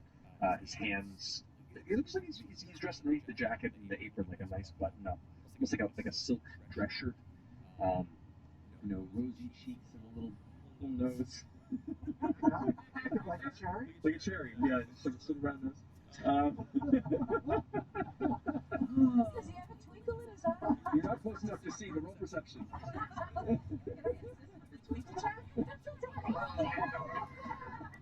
With a natural 20, you can see as he looks over the concern on the brow towards you, and you distinctly see where once there was a twinkle. Now there is a dull lack of smile. He's lost the meaning of Richard's Christmas. Well, that's certainly going to be a big problem. I don't know what we're going to do about this. We have to. I don't know who he is, but he's No, he's sweaty and frustrated. I recognize him. Yes, I'm invisible. you vanish, and indeed you see Oldgar Dragadon. Dragadon. Yeah. Sorry. Dradagon. Dradagon. Travis come up with these impossible names? Jesus. Travis. He sounds fine. As Oldgar Oldgar goes ahead and like sits on a nearby stool and just kind of rests and he takes a scarf out and wipes his sweat from the ground and goes, Oh, I don't know what we're going to do. Sorry, friends. Hey, go ahead and take a break. There's not much business happening this way. What? What? I'm here. Are we gonna help him? It seems like he needs help. So ask him if he needs help. That's what you should do. That's Oh, you're nice. Hello. Oh. Hi there, ladies. I'm sorry, we're not open for business today. We're having a bit of a pickle. Oh no. Well, what's wrong? What happened? kind of looks back at the rest of your crew as Well, we all know things have been a bit loopy these past few days. A lot of failed enchantments. Well, we've taken on a lot of business as of late in the means of magical trinkets, and baubles, and gifts that the kids seem to be into these days. Enchanted toys? Some of them, yes. I don't deal with a lot of those. I'm more of a good more on the business side of things. That's more of Drix's side. But well, to me, one of our best sellers were the whistle cages. They were these. You see, like, he gets lost in the thought for a second, and there's this like cold sadness in his eyes for a moment. I don't know much about them. They're just sort of these enchanted cages that my business partner would have imported, and they were utilized to contain Paimon fire bugs, and the kids seemed to like to have them as like night lights. And it kept them contained and safe, and all together a fantastic bit of joy for the whole family. Well, they whistle cages lost all their magic, setting free the Paimon firebugs all throughout the inside of the shop as of the past day or so, and they've begun multiplying and taken over the store. Well, Drix is a little worried. At this point, you hear another voice from around the corner say, Drix is worried about what? And you That sounds like a film if I've ever heard of it. It's a misdirect. We don't know. You see stepping around a tall, elven gentleman. Young to middle-aged, blonde, curled hair, and a long, pointed nose that comes out in an almost Ichabod Crane type presentation. Dressed in ostentatious clothing, like a snide Willy Wonka, along with like odd top hat. Walking with a cane and a slight limp.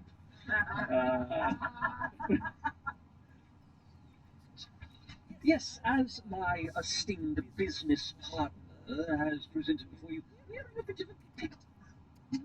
My apologies. My name is Drixlix Olzana, owner and purveyor of D&O's Toy Emporium, alongside the esteemed Opa right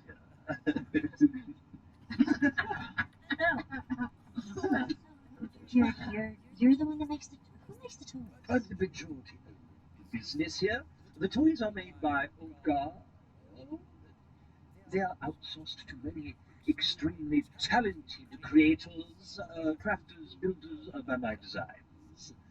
Oh, so it's not locally made. Some things are made, but why would we not allow ourselves to enjoy the breadth of talent all throughout Exandria and whatnot? After all, a growing business does need to expand its horizons, isn't that right, Olga? I was like, yes, of course. I never have problems with your inventory. Is that right? Yes, of course. Unforeseen circumstances. Looks over at you, Peter. Seem to be not the average wanderers of the city. I mean, we can do magic. Well, it seems there's a vacancy. Are we looking for work? Well, I actually was just looking for fine, very fine, masterly crafted wooden toys. Should you be able to help us in our predicament or know somebody who can help us, we will find a speed. And when all is said and done, I'd love to show you our back stock of such fine wooden crafts. Do you happen to have anything kind of along the lines of this? Something so rudimentary. Let me see. No. I'm going to show it to Olgar. Gross. Like this? That's fantastic work. It is. Anyway, you need Doing help? yourself? Did I? No. I hired somebody to make this very, very masterful craftsman. That's fine work. Yes, I'm sure it is, but you know. Still, antiques are quite the rage in some ways. Cool. But nevertheless, What sort of favor did you need? I mean, we were just shopping, but you seem to be in need, and we're the helpful sort. we were trying to get the aid of some of the glass blades, but they were a bit preoccupied, I suppose, with the events in the Grand Display. And they had a hard time getting to them to return my summons. But we're in the look for mercenary work. You got fire zones? Yeah, we've got firebugs that are dangerous, and also I have a pet. Pet? Have a pet. This could become ridiculous. Should it be continuing too long? What? Olgar goes, Bertolucci here happens to be an appreciator of rare creatures. And he took up as our recent mascot. Kind of like takes a rock and chucks it up, and you can see the sign where it says D&O Toy Emporium. Beneath it, you see this adorable looking like worm with a cartoon face that's like smiling. It's like a glowworm. It's just like, yeah.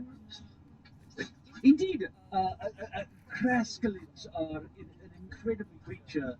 In their larval stage, they remain most temperatures.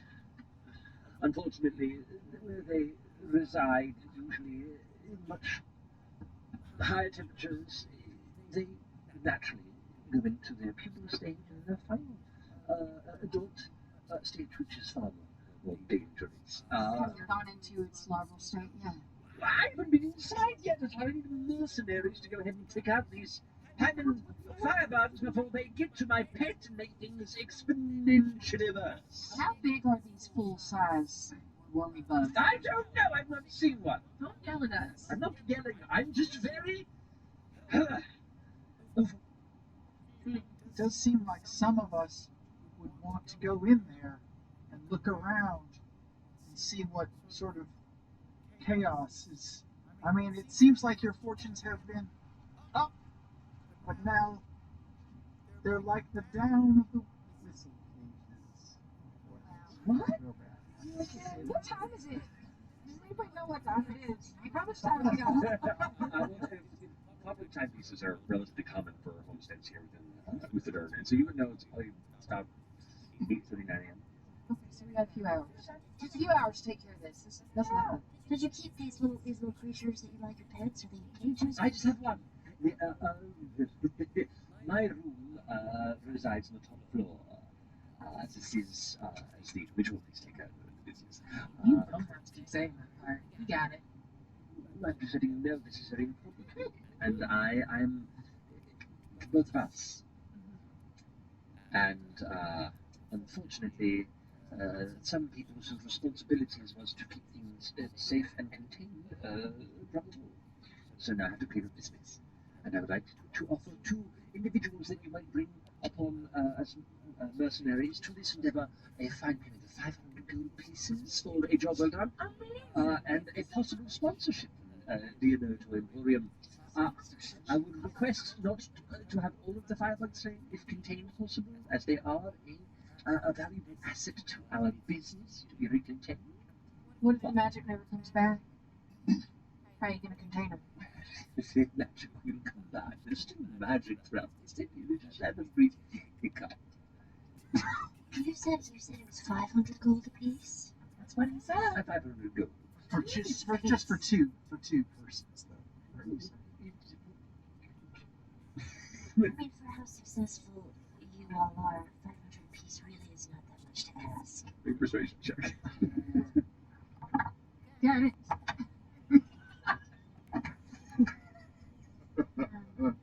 Good job. Dirty 20. Dirty 20. Add the D4. Oh, I got There we go. it. Can't guess. Why not? I don't forget like that. Don't forget to guide yourself. I got you. I love the idea of like. I mean, of course, for other people. There's visual and somatic components to the spell.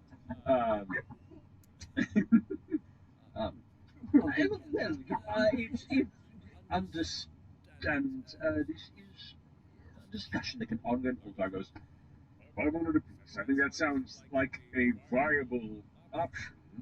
Should somebody help salvage our business, which is only growing more and more dire by the minute. Yeah, I mean, from inside the shop, there's definitely a rising such a clatter.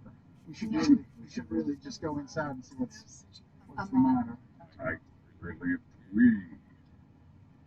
Mr. Greatly appreciate. Mr. Dicklick, is your Dick's Lich, I'm sorry. Is your bedroom locked? Do we need a key to get into anything? Pulls out a small keyring. This one, and hands you this small silver key that has D and O put into it. Got it. That should let you do. So, are you saying this work on yourself? Yeah, I know. I mean, we're strong, capable. Very well. Magic. Well, as we prepare to follow him, I am going to try and, because I can't see Mr. Huckabee, but I feel like I can feel his hatred in the air. And I like Mr. Huckabee, so I am going to try and do 2 things at once to him. I'm going to kick the king out from under him in a way that would appear as if it was an accident. And then I'll try and hold him up. And while I do that, I would like to steal the key rings. Like all the other keys? Yes, yeah, I will allow you to assist. This is your game. All right, so there's. Allow me to briefly open the door. It is unsafe, so I recommend a rapid entry. How big are these creatures? Oh, they're very small. Oh. It is small. Got it. Can I step back away from the group and out of his line of sight? Can I run my chisel across my palms and have ice shards do a little crimson right and just have it run up the blade? Yeah. Let drop my invisibility. I love that. Okay. Do I stay invisible or does it drop? It is not an attack. It is technically not a spell, but it is a magical rite. It's a challenge. I will say probably will. Okay, great. Yeah, so I'll drop and just stand there with my chisel behind my forearm and just watching what's happening. Okay. So then he turns towards the door, at which point you kind of approach and see the proper opportunity. Oh, it's unsafe. I should probably. Go ahead and make an athletics check for me. With disadvantage. 16.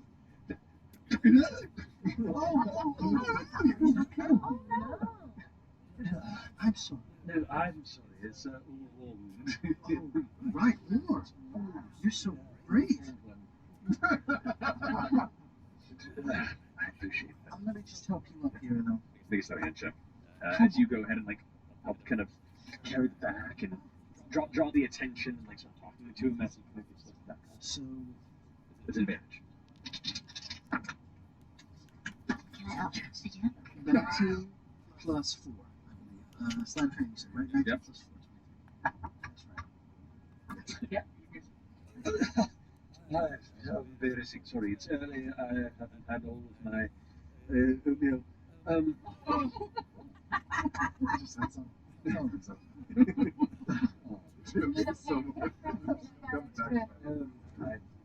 Thank you. Olga, you keep watch. I'm going to go finish my oatmeal. Puts his hat back on, picks up his cane, and walks off. You like touching the ring of keys palmed into your pocket. As he starts walking, can I time a group of people coming along the street? And I'm going to try and walk along next to him, and I'm just going to run the chisel along the lower back of his calf and cast Brand of Castigation on his leg.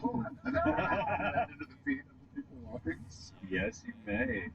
As he starts walking like into the road, you see him. Like once he's not in visual range of the people, you can see like kind of starts like showing a little bit of frustration and reaches into a pocket and pulls out what looks like a small like yes it is. It was during where there's a withers. That erupted for me. Pops it into his mouth and it's like, oh. I do love that hard Coleman flavor.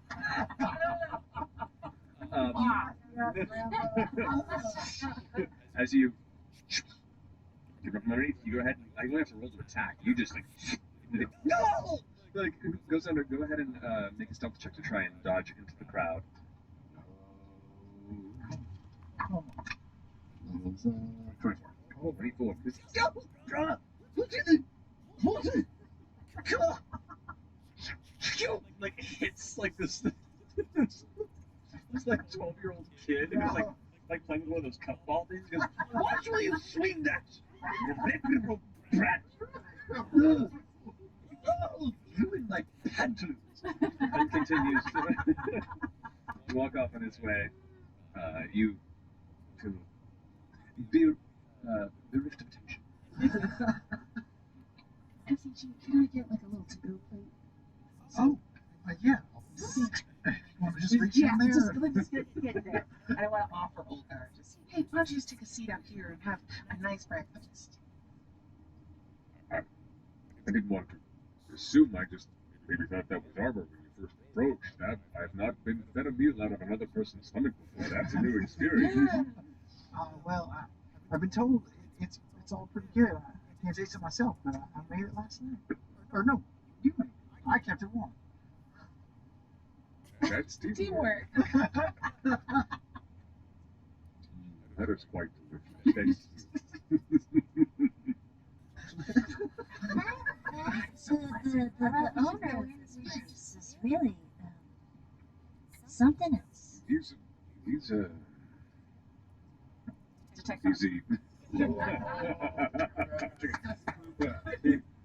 a unique individual who has a good mind for business and has been spearheading the steady expansion of our trade after many years of not finding quite the approval of audience and community that we have been hoping for. The surface thoughts are this fucking son of a bitch. has crushed the spirit from me and every maker beneath me. I can't wait to go home and drink my sorrows and my poor choices.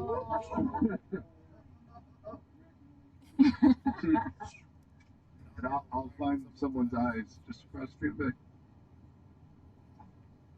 Let's go. In your head. yeah, Get the look. I'll walk around Ulfgar's field of view and just wait for the door to open. Okay. Yeah. All right. Well. Good Yeah. luck. Thank you. Don't get in too much trouble. If it gets bad, you go ahead and rush out here and let me know. I'll open the door, all right? Thank you. No, thank you. And keeps eating off of the plate. Wait, how bad could this be? Open the door and immediately the smell of burnt wood and hair hits your nostrils from kind of the darkened interior. You all enter the chamber. Yeah. So wait, is Chetney with us? Yeah. I'm gonna slide in. Okay. Just gonna sort of. I just jump up and clutch to burns in her thigh.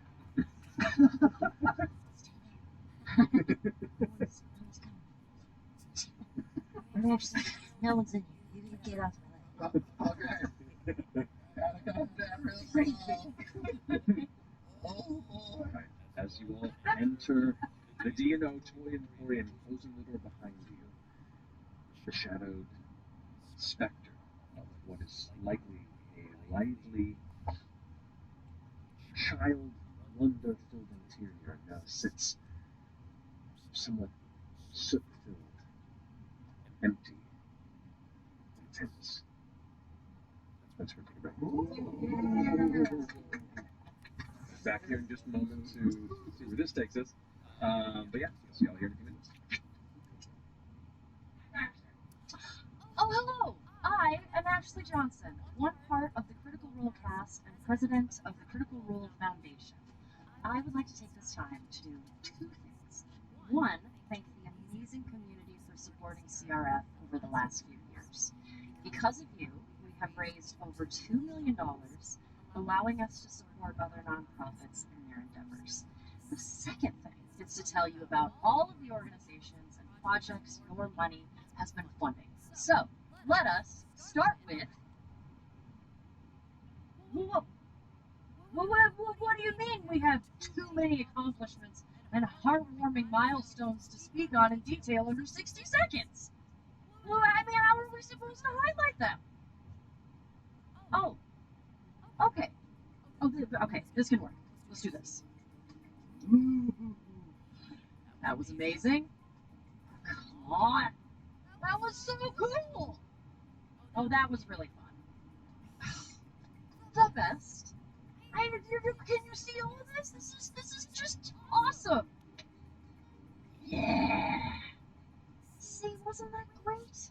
And the best part is that we are just getting started. So, if you're interested in being a part of this journey, whether it's to learn more or to donate, please visit criticalrolefoundation.org. Okay, how was that? That was good? That was alright? Gosh, what a nice long list. That was so nice. Only 2 years. Hi, you're the narrators of Midst. What's Midst? It's very simple. It's a weird, surrealist, fourth wall breaking, reality bending, science fantasy space western about a small doomed planet floating in a cosmic ocean of spooky darkness. A fun alien landscape, an ensemble cast of characters, including a crotchety outlaw, a freakishly virtuous cultist, and a weird diabolical bastard, make awful decisions and fight like hell to survive when the moon falls out of the sky and a large number of terrible things happen in rapid succession. It's exciting, it's funny, it's scary. It's got weird sound, weird music, amazing visuals, and every episode comes with bonus content you can read and examine. Midst is performed solely by yours truly, as the three of us narrate all the action, play all of the characters, and bend a lot of the rules about how telling stories is normally supposed to work. It's just pretty fun, very strange, and it feels like VR for your brain. Really do enjoy it, or maybe you won't, but there's really only one way to find out. Listen to Midst.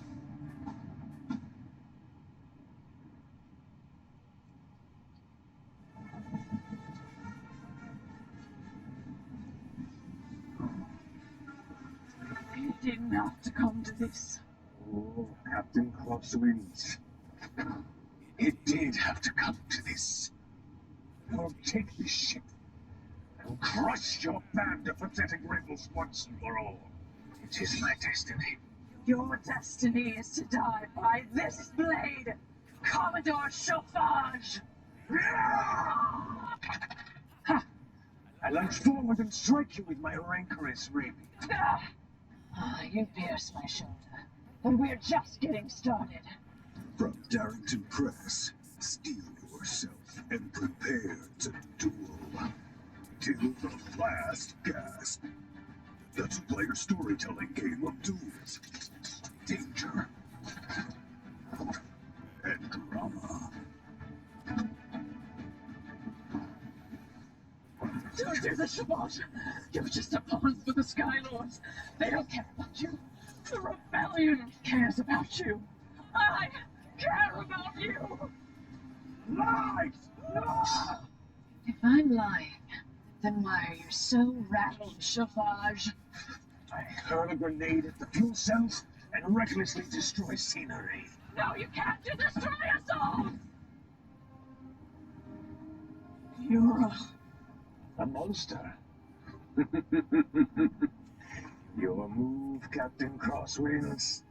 Dive into the fray with 9 unique maps and 12 pre-made characters.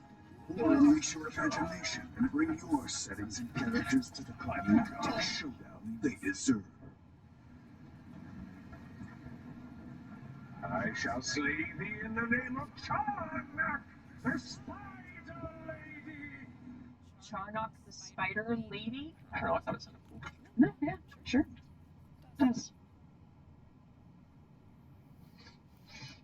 What if I am Charnock the Spider Lady?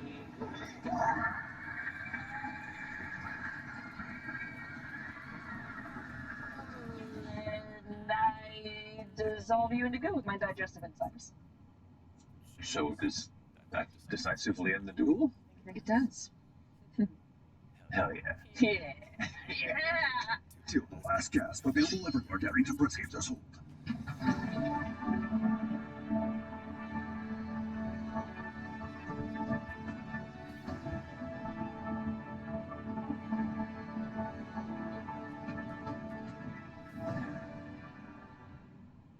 Hey critters, Laura Bailey here to guide you through what's new in the Critical Role shop. This is pretty badass. Look at this. Isn't it fashion? So much fashion happening here. This is seriously magical. Could anything be more perfect? You need this? You probably need this. This is a lot of stuff, you guys. We have like so many cool things right now. Style should never be a dumb stuff, done. And hey, if you want, you can head over to the Critical Role shop right now.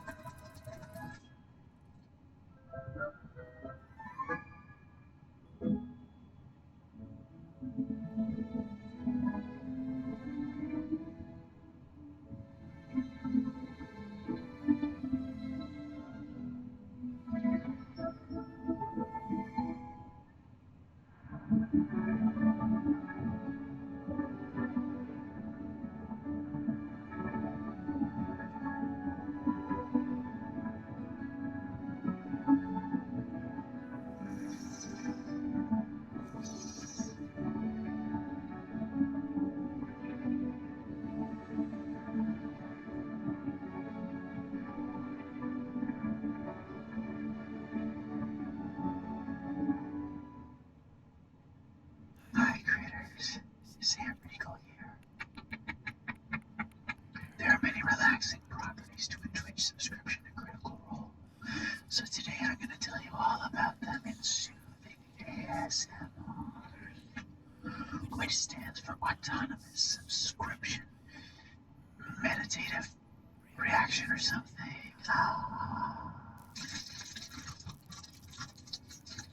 With a Twitch subscription, you can watch our VODs immediately after the live broadcast, before they're uploaded to YouTube, so you can unwind with us at your own pace. Listen. That's the sound of your blood pressure decrease. You also get access to all of our custom emotes.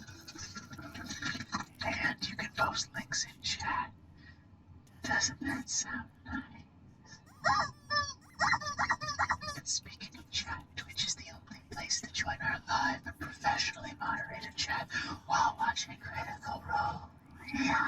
So snuggle up with some cocoa and let the calm flow through those fingers, critters. I'm whispering from really far away. And if you're an Amazon Prime member, you get one free Twitch subscription to a channel of your choice through Prime Gaming. So why not use that tranquil little freebie on a Critical Role subscription? Just remember to resubscribe every month. Am I doing this right? Oh, sorry. Am I doing this right? You can also gift subscriptions to fellow critters. So what are you waiting for? Start spreading that sweet serenity with a Twitch subscription to Critical Role. It's like a warm blanket. Oh, hold up. It's my proctologist. Just give me a second, okay? Hello? Hello? Oh, hey, Doc. Yeah, what's up? What do you mean more teeth? I thought you got rid of them all. Well, no. Don't tell me to relax. I'm the one with teeth up my. Subscribe.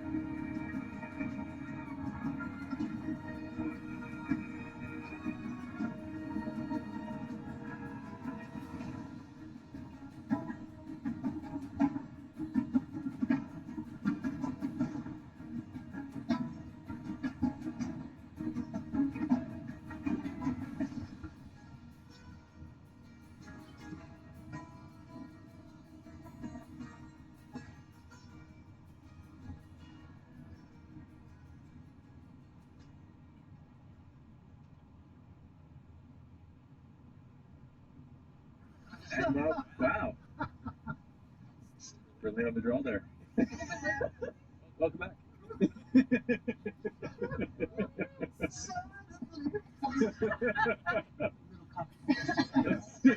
We are unhinged tonight. Between, are you? Hard-hitting Santa mythology.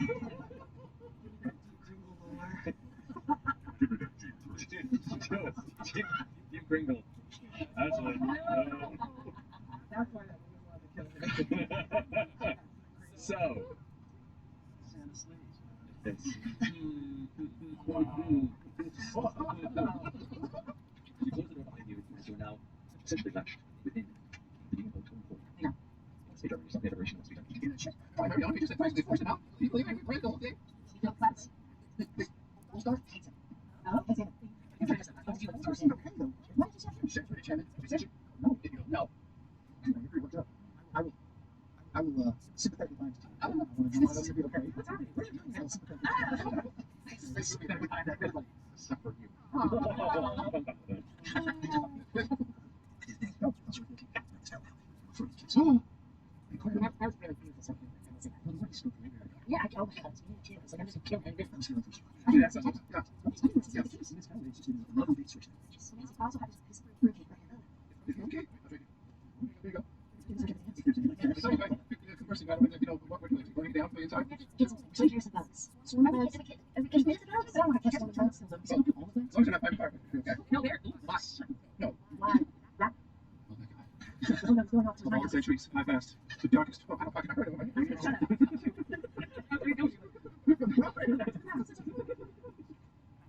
So where are these bugs? So you're not in the main kind of entryway to the chamber. You see there's a clerk table, front chair. There are all manner of small knickknacks and like metallic toys and creatures that are sit on display up front. You can see there are hanging lanterns that the oil has burned out at this point.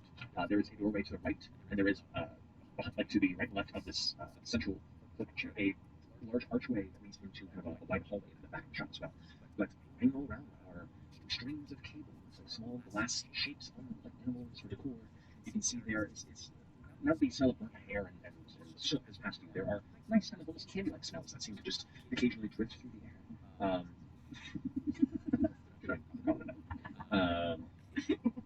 You can see there are shelf units on the sides of little tables and platforms where beautiful little carved mechanical clockwork bears and animals seem to sit at rest with large kind of winding keys that protrude from their back or side. You can see there are music boxes. You can see there are glass orbs with small miniaturized displays within them. There are all manner of just beautiful little things you would purchase for a passing through or living here for a child on all manner of days, or a purveyor collector of rare, well-crafted, modern toys. Do you like anything here? Is this well made? Okay. I don't even want to see it. Can I see? Is there like a really beautiful, like metal toy sitting on a shelf? Oh yeah, there's a number of them. There's one that you see that looks like it's like a replication of some of the large craft cranes that are utilized in the assembly of some of the larger homesteads that drift up on the sides and against the ceiling of the interior caverns of the city. Oh, that's really beautiful, Jack. Which one? I'm just gonna take my mage hand and smash it on the top. Thank you. That one, Jack. Thank you. It's disgusting. Thank you, CG. It's really, I'm in the middle. I feel it. See? It's amazing. Old Far forgot who he was. Old Far son of a bitch. Oh, that was perfect. Forgot I got him there in the first place. Tried to adapt. Lost his way. Got him here in the first place. Told you, craftsmanship. But I don't understand. He seemed kind and worried about his business. You painted him as some sort of monster. Oh, I hear any of that. Look, he taught me a lot about wood carving. And I love working with wood. But then he forgot all of it. I understand if the shop might have fallen out of favor, and I understand if there were less customers.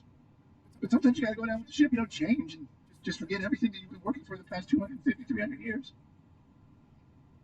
Well, Mr. Parker, Catelyn, the woman who makes my clothes, she told me that the Jack Harris wear used to be in fashion 100, 150 years ago, and now it's back in fashion. And so I imagine this might be an opportunity for reconciliation between you and Old Parker. If we can help him and find a way to dispatch of Dicklick. Like wood makings come back around. Right, like everything. Maybe children want to play with something more quality rather than quantity. Yeah, they're gonna play something that doesn't have magic. It just kind of sits there. My little girl Marty loved habits. Did you say your little girl? Love your. Don't look at me like that, Chet. I was just kidding. It just sits there. No, it doesn't. No, Chet. Yeah, that's maybe not- not worse than move. That's right. Sort of. It's so hard to do with. Do you know how many hours, actual hours that took? I know, it You is are so long. grateful. It's so long, and it's beautiful. It is the most beautiful horse in the world. About this point, you see this. this Oh my god!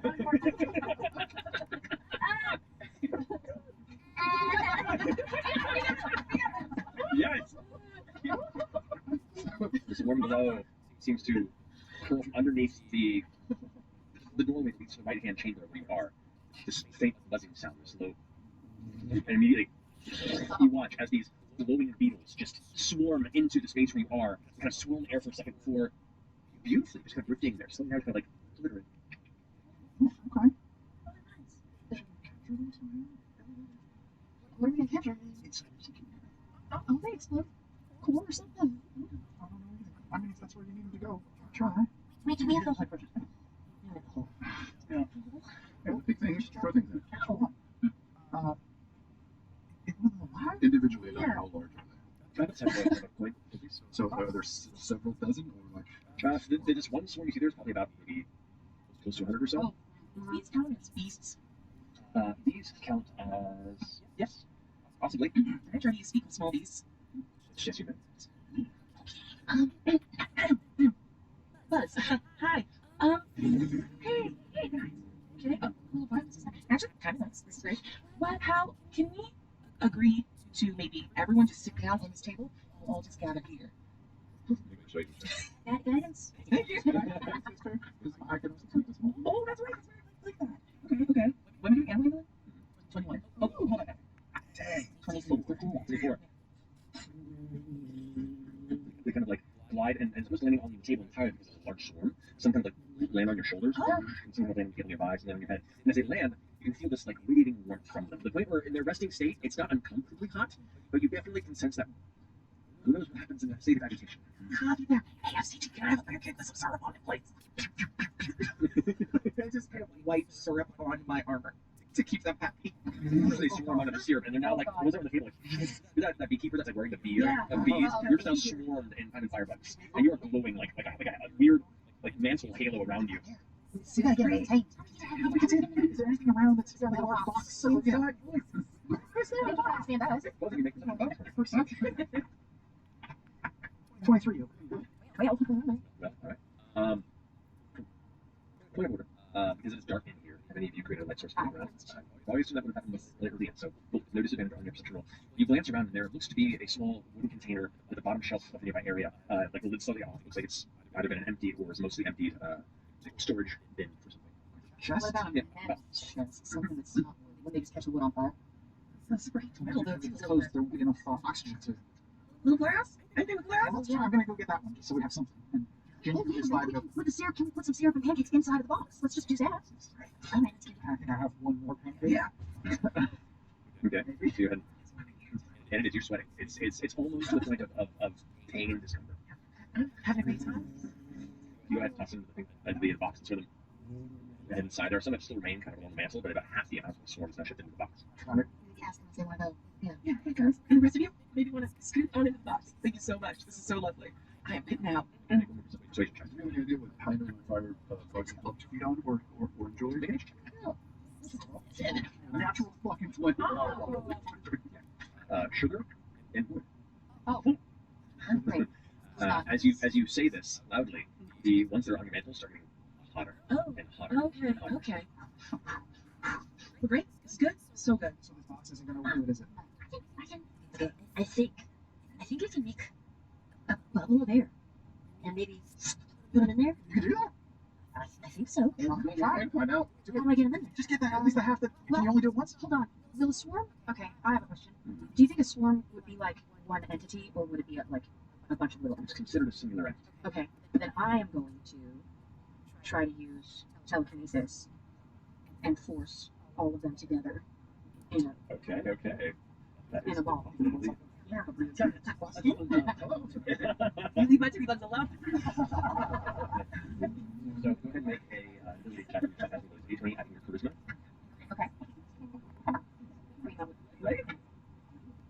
22. Yeah, they got 4. So as these bugs are buzzing and spraying out, one getting right around your neck, suddenly they all are scraped off, and once into the box, are all pushed into one like contained sphere. Now's the time. And they're getting brighter. They're now agitated. What is this thing? Is this a bubble that can pop or is this like an indestructible? I'm not sure. Okay, I hope it's indestructible. It has air bubble. Okay. Yes. Okay. I don't know if I can use it in this way, but let's find out. Okay. Cast. Second. But I think that's it higher if I can make a couple more if I need to. Another look at the spell here. Because I think you can use it as like I love a, like a, Oh. But can they pop it from the inside? Does it pop? You know, it's a double. it's a direct last for 24 hours. Amazing. There's a spectral glow around the head of a living creature you can see within range. Yes. Well, here's the thing. I'll say, given the instance that we're trying to make this a containment element, go ahead and roll a d20 and add your wisdom modifier to it. Come on. Here we go. I will say for this because it is a challenge type spell. We'll have disadvantage.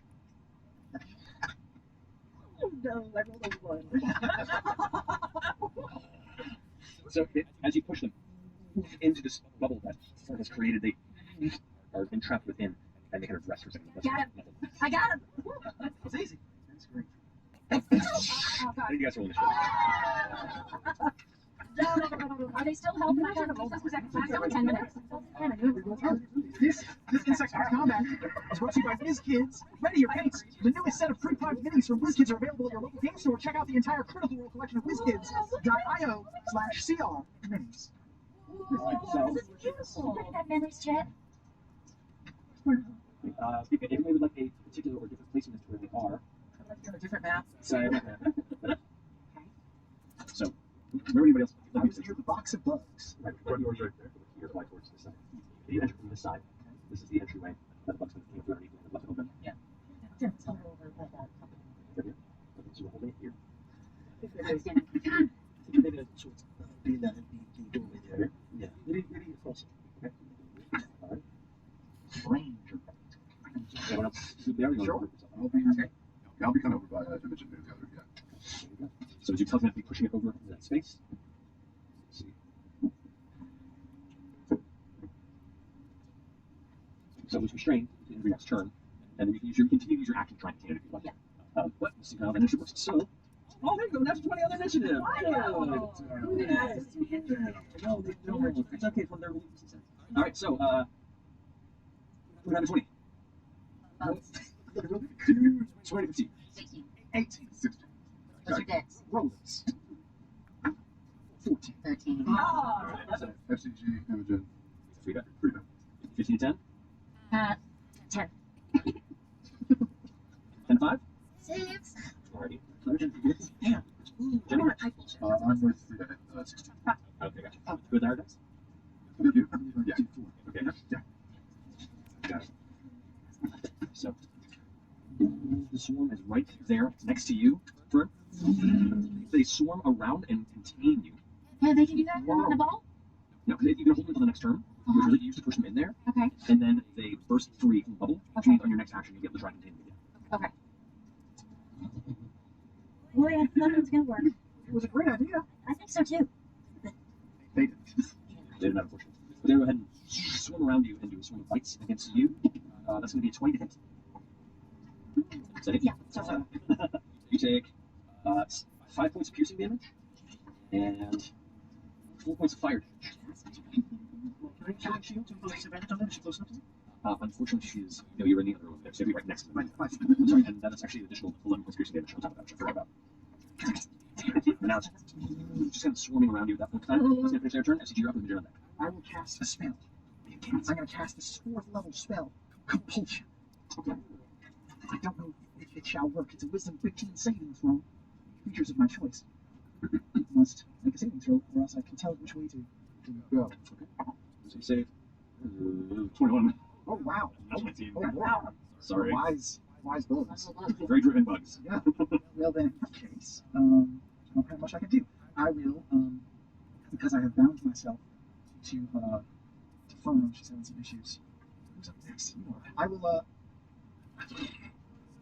every single tackle. You don't do tackles, you do spell shit. I am gonna have an ability check probably. I'm gonna give you a bonded blessing. You get a D6 added to whatever kind of roll you want to Sweet. on your next turn. It's like On my next turn? on this turn. Okay. Yeah. Or whenever you want. It's like Okay. inspiration. Okay. And I'll just move over. Pass it. You got it? Back further, or? No, that's good. Okay. Anything in that room that I see? Any other bugs? Make a perception check. 18 plus stuff. 18. As you back into the chamber, you can see there's like scattered toys. Parts of the table have been burned away in the middle of this chamber. The far shelves you can see also have like damage from flame. It looks like a battle or a swing of an axe or some sort of weapon that shattered some of the shelving units there. You do hear behind you. No. That's a glow appears from around the second corner. All right. Finish your go. All right. Imogen, you're up. 3 on decks. Okay. Can I try to like bring it together again and like force them up? Yes, you can. Go ahead and make another ability check. 14. That's 22 again. 22 again. Indeed, the swarm around Fern gets contained in the sphere and lifted up into the air. So they're essentially now up above you and unable at the moment to swarm you until they can break free and enter the circle. And I'm gonna hold them in as tight of a ball as I can. You got it. And it's not just this bright sphere of light as they're now burning angrily. You can still feel the heat from it, and you can imagine being in the center of that right now would be very bad. Point order. I did not give you a bonded blessing because I have not bound to you. Oh, so you can't. That's right. I can't. So I will have passed it on to good old Frida. All right, Frida, you got a D6 you can add like a check. Attack roll or death? Attack roll or delete check or saving throw. You have the details now. But yeah, so you got that out of the ready. So you put it on. I'm gonna shout out. I'm gonna shout. If we can find any of those cages, that'd be real good right now. Well, we can at least shut them, walk them, or something. Get them in the cage and then walk it, so they can't. Yeah, maybe it's metal or something. All right. No bad ideas. What's that? You guys say that? All right, you got it. Using your brother makes the Frida with a check on That's deck. gonna be the thing that fixes this. Dick. I know it. You wonderful person. I will bonus action high on that corner there. All right, so go ahead and make stuff. Yeah. E plus 12. All right, so you feel pretty good at the moment. I'm gonna grip point and use Daisy Shot as I take a shot at the swarm. Okay. So you can duck and hide in the shadow and then reach around the side of the entryway and fire at the currently contained swarm. As you blast with an attack roll, I'll give you advantage on this because it's currently held in place and is not able to really defend itself. It's your strength. 24. It definitely hits. Double damage. 2d8 plus 6, and I can sneak attack, right? You do indeed. 6, 13 plus 3, 16, plus 6. So 22. 22 points of piercing damage to it. You blast into it, you see it light up angrily as it hits an impact. It gets suddenly brighter than you've ever seen it for a brief moment, and the air around it is extremely hot for a moment. All the kind of rinse before it kind of returns to its central state. Immediately, them taking damage seems to anger them more than anything. They take some hits, though it is difficult to shoot into a swarm with the same effect as a singular creature. So you still do damage, but it doesn't have quite the impact you're hoping. 16? I'll say 16. Natural one is right there. Oh, my fucking swarm is rolling great. My little dude's like, I bail out of the gate. I'm going to talk to you for an hour. That's cool. That's cool. Bring it to Okay, so I noticed fresh cut grass moved to that other room, and I'll use the rest of all of my movement to get into the room with fresh cut grass. If I can be within 5 feet of him, I will. What's your movement speed? 30 feet? 30 feet. 25 to 30, as close as you can get on. There. Am I within 5 feet of him? No, you're about 20 feet. Okay, no problem. Yeah, that's good. Yeah, that finishes your go. Chetney, you're up with Fern on deck. I unleash the crazy sight that I utter the word done. It transforms. I'll look down through the 2 doorways, and I will cast a shatter at the second swarm that's 2 rooms away. Oh shit, okay. Alright. Is that a constitution save? It is. That is going to be 10. 14. Alrighty. Let's go. Oh, my fucking ace. 26. 26 points of thunder damage. You all hear this heavy impact of thunderous noise and force just blast on the far chamber. Bits and pieces of chunks of wood and metal and all sorts of now completely destroyed trinkets that once lined some of the back chamber go flying in a spray up towards the front. SG, you feel towards the back of you as you get showered with the detonated collectibles that are now. Oh no, the sword! You see the swarm of firebugs. Only like a third of it remains, and you can see the heat and light about it is heavily diminished. Oh no! I'm going to move. I'm actually going to run into this room and run along this wall. Yeah, because they're trying. Yeah, you have to go good. Great. All right. That finishes your go. Fern, you're up with Dan on deck. I have an idea. Yeah. So I have a question. If it doesn't work, I have another idea. Okay. I'd like to try to use snare. Okay. But I don't know if I can make it look like a really large butterfly net thing that I can just the bowl that Imogen has of all the firebugs. Yeah. I can just like a really large net, just try to snag them in there. Okay. So, okay. I'll allow it. No. Okay. So you create essentially this illusion of like a butterfly sort of like magical glyph on the ground. Is that what you're saying? Like a butterfly net. Gotcha. Okay. So Okay. like a large one, I so see I a can butterfly. bring it up to where Imogen has the mold. Tight. Okay. So you create it on the ground, the floor. So you have to bring it down for you, but you can create that on the ground below if you'd like. I'm setting the trap array, kind of a vibe. Imogen, would you be able to move them into this net, or should I try to? I think I can. Yeah. Okay. So it's just like a really long wooden pole with a really large net at the end of it. Okay. And that's not real. It's right here. So you have to kind of like finish casting this incantation, and the vines kind of extend out of nowhere and create kind of the handle of this long pole that then splits off into this kind of net-like box. And as you kind of set it down, you watch as the magic creates this gossamer semi-ethereal net that hangs below. And as soon as you like set it on the ground, the vines deconnect from your hand and kind of clatters gently to the floor beneath it. All right. Does that finish your turn? You want to move or stay put? No, stay put. Okay. Finishing your go. Hannah, you're up. Okay. As a surprise, try and keep some of them alive. Can I move into the other room? So I just need to be within 30 feet of the second swarm also. I only have 15 feet of movement. I'm not. You're about that door, and you are within yeah, you're within 30 Perfect. Then, while using my speak with small Doesn't have beasts, cover. Yeah. it's okay. Sure.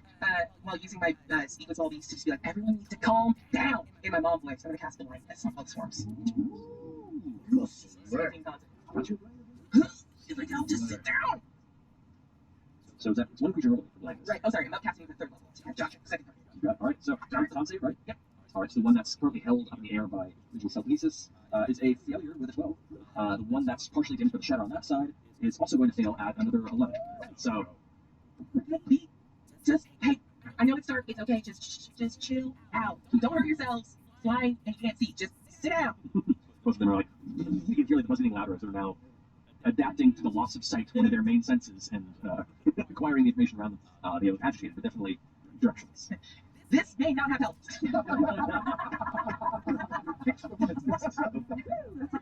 All right. Finishing. All right. And when it comes to the Thunder Bugs, Firebugs turn, the ones that are still contained by your telekinesis cannot do anything. They're still trained. They have no range abilities. They're just like they're currently being like held aloft of the snare beneath you. The ones over here that are partially diminished are angrily swarm into the one nearest to them. So they're gonna make a perception check to see if they can even figure out where anything is. They just hear noises coming from that direction. That's actually not great. I'm gonna use my old school armor's head to see where they go. Yeah, they pull on. Direction. They swarm you that way, and they just gonna swim around you. Dude, I don't have my glasses on, so those look like little pizzas to me. I can't tell what they are. Yeah, those look like bugs. I have only so many swarm creatures. All the rest of the ones I have are all like rats and shit. So just deal with them. Use your imagination. That's gonna be 20 to hit you. That's true, they do. Which would bring that to instead a 13. They swarm around you loosely, but they seem to be focused more on nearby sconces in the wall. And they're like, and trying to burn the metal. The metal is heating around it. But you're not immediately in the sight of their anger. Come downstairs. Wait, there's another one? A third swarm comes down from the stairs from the upper floor. And immediately rushes over towards you. You have to use the closest one. Well, I have to rank at 9th level. Your turn. 19 to you. That hits. All right. As the swarm swirls around you, biting as much as they can, that brings us to 13 points of piercing damage and 6 points of fire damage to you. Ouch. As you are now completely consumed in a small whirlwind of angry, brightly lit fireballs. I don't believe you. It's your nature. And it is your turn, FCG. With engine on deck. Your turn. Oh, it's my turn. All right, I'm gonna do the same thing I did last turn. I'm gonna rotate around them a little bit and then cast compulsion on this group now. Okay, so you're gonna roll out of it. I'm just gonna sort of rotate around because they need to move horizontally from me. And I want them to move like towards this snare thing. Got you. So like right in the corner. I guess horizontal this way from me, right?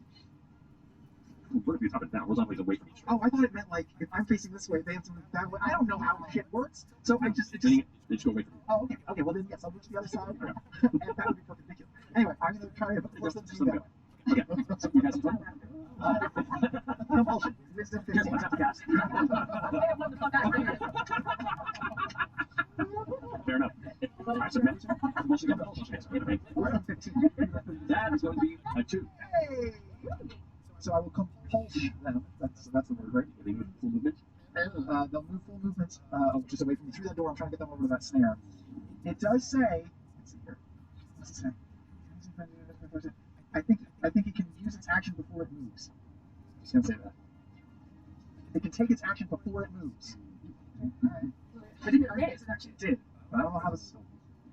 It says it must use as much of its movement as possible. Oh, I see. I see. So this one it doesn't turn yet. So it's you cast it on it now, and then it is currently on its next turn. It will need to do that. So I'm going to go ahead and put me again first. go ahead and set that as the compulsion marker there. So it can do its other action if it wishes on its turn, but then it has to move away from it. Yes. Got it. Cool. And then bonus action, I can give 5 temporary hit points to you. There you go. You take 5 temporary hit points. What does it look like? It looks like just FCG's hand coming, just sort of sitting on it. That's so fucking great. Kind of like. Yeah. Exactly. Perfect. The finisher? Yes. All right, finishing it. Go. Imogen, you're up to 3 on deck. Yeah. Slam it down. It does not need to even make a resistance check at this point since you are already taking control of its restraint. You slam it down into this net as you're concentrating on this. Does the magic of the snare that you set wraps around it and is currently held for an 8-hour period of time within the snare that you've created. Nice. So now this red mark means that it is snared on the ground right here. Right. You can break that? If you lose your concentration or something? It can continue to attempt to break free. Oh. You've got like 3 numbers. Would it have done any kind, if I slammed it down hard enough, would it have done any bludgeoning damage to it at the same time? Kind of like a flash water situation. Up 10 feet, you do a d6 if you want to. So, Full points of legend damage to it, which is reduced to 2. The swarm is resistant to piercing bludgeoning slashing. However, as it strikes, it's going to go ahead and, as a reaction, do embolden, it takes damage.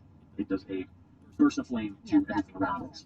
So, Fern, to them 10 feet, that is going to be 6 points of fire damage to you. Slams it, flames emerge around it as Ainley takes the hit, and then the snare wraps around. it's fine, it's fine. Do you guys take quick move? Oh, yeah, I'm just gonna turn around, there's another swarm right there. There's 2 of them. There's remove it here. Okay. Oh, okay. I'm gonna use my bonus action to, move. Can I move? No, I can't move the CG 5 feet away from it because there's not really a place to move them. But I'm gonna try to move the swarm 5 feet away from my CG so it can't attack him before it's compulsed. Which are used to Just that way, or 5 feet that way, horizontally. So it's now up on the table, kind of circling that space. I'm going to attack level 2. No, That's doesn't. just force movement. All right. Is that finished? I'm gonna move, into, like that, into this one so it can't attack that way. I don't know how that works. So over there. Still concentrating on telekinesis. You still have that spell. Oh, but there's there. Yeah, like that currently you can also about them, but you can use your action next turn if you want. To shift it? To shift that or focus on something else. Great. Telekinesis is you can maintain concentration for a period of time. Oh, that's so nice. Nice. Okay. No waste, you can't. It's a minute. Snares, I assume. Yeah, this is concentration. Alrighty. Finishing units go. Frida, you're up with checking on deck. I will, if I can, with my movement, I will put myself between FCG and the swarm that's on top of that table. Okay. Do I need to put it together? You do. And the swarm doesn't have a audience between SCG and swarm. Yeah, I just sort of like to circle around and yeah, put myself. Yeah, I think the swarm that had kind of struck out is going to try and strike you, but is blinded. Natural 19, that's disadvantage, is blindness. Natural 2. It completely misses you. It's just like, it's attacking the walls. It's going after, this like tattered tapestry that's up in flames. You can see, it's trying to catch fire. As you dart by and get in between this current swarm and SCG. Fresh cut grass, are we sure we don't want to kill these things? Go ahead, be my guest. Okay, my eyes will flare up and I will cast Guiding Bolt. Go for it. I already have some of that. Alright. It is a ranged attack in melee, so we'll have disadvantage on this, right? Sure. Then you don't fucking worry about goddamn that. 3 plus 12. It's 15 plus my d6 from my flank. Yeah, that's why it is. Oh, actually, no. Sorry, sharpshooter. This doesn't. It's half cover. There's another one that gives you the. I think it's. Death most. Which I also. What is that? No, that must be the trick shots. Okay, I think that's good. If you want to, you can fire before you move between it. I don't have to worry about that. Crossbow, I think, is the one that's the one that we can attack melee without having to do space. I have crossbows. Oh, then you're fine. Never mind. I said nothing. Well, I'm already. Fighters in there like cluster of feet. So that hits because it was 3 plus 12, 15 plus 6. 21. That's okay, so that hits. And that's 2d8. Since the shot earlier, so. It's 13 points. 13 points. as you rush over and your arm opens, the gun's right there. Boom! Guiding bolts. Oh, sorry, guiding bolts. Oh, so it's not 68. I'm sorry. It's 46. Sorry, you're right. No, see, I read the damage roll. Was like, right. What up? 5, 8, 5, 8, 10, 14, 14 damage. Nice. Plus 10, 24. Do you charge it? No, I used the other one. The one we just went through right now. How you doing? Well, you call sharpshooter before the attack rolls, so no worries. It's still enough to destroy the sword. As the guiding bolt splashes into it, the energy causes it to brighten extremely brightly. Not sure if the extreme flash is from the actual firebolt spell, but once the flash subsides, the swarm is dust scattered across the field before it's gone. Are you okay, Freshman Prince? I'm fine. Thank you so much for the worry. Thank you for the. Oh, no, thank you for being such a Johnny on the spot. Thank you for being so tough. Janira. Can I peel through this door near the top here and make my way into the room? Yeah. What kind of room am I finding myself in? You're finding a bunch of fallen furniture, and this is a further like kind of back display and sales area of the shop. What you know used to be the workroom for this shop has now been converted into an extension of the shopping and sales area. Son of sacrilege. Can I keep using my 35 feet to move further towards that back room in the corner? And can I get to the bottom of the stairs? Indeed, you can. Can I see into that room? You can. That is now a small storage room off to the side. Make a perception check. That is a 13. 13. Not great, and you don't have light source with you, right? Not perfect. Oh, yeah, you're fine. Looking inside, you don't have a lot of detail. It looks to be just kind of a clustered storage. You can see there's like boxes and crates and shelves, and it is where everything's held. It's not an actual show. And with that cracked door, can I see that teal chest in the corner? Does it look to be wood or metal? It looks to be both. Wood and metal. As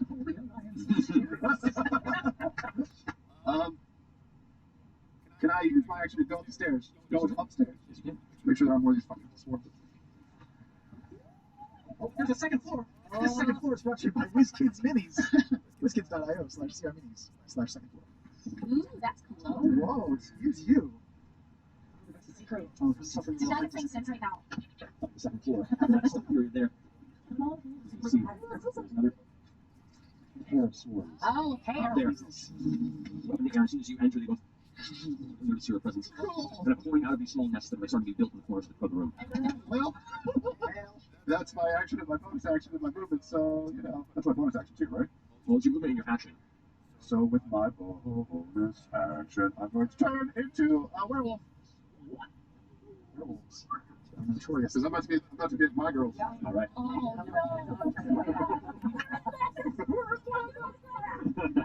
You tear out of your small gnomish form into your woven. It's actually quite polite. I sit from my sternum, pull my tip lapels open, and I shake off my chicken suit. Are you saying you cocoon this? So I remember Lick. Good. Oh, man. Two from the references to one episode. I'm happy with that. Perfect. Awesome. So, Mr. It does. Throw your up again on deck. all right. I think we got them all. Okay. Is there any more? Up there, you go. You do hear heavy passing right behind you. Up in this corner. There's some right here, actually. I saw the ground. All right. Should I do another snare? I mean, we got 2 other batches over here, and I don't know what else to put them in. You could also just look for like a box or something. I'll throw in another snare. I'll throw a snare on the floor in that room. Or We become the Ghostbusters. oh. Okay. Where are you bringing it? It's touch. So you got to do.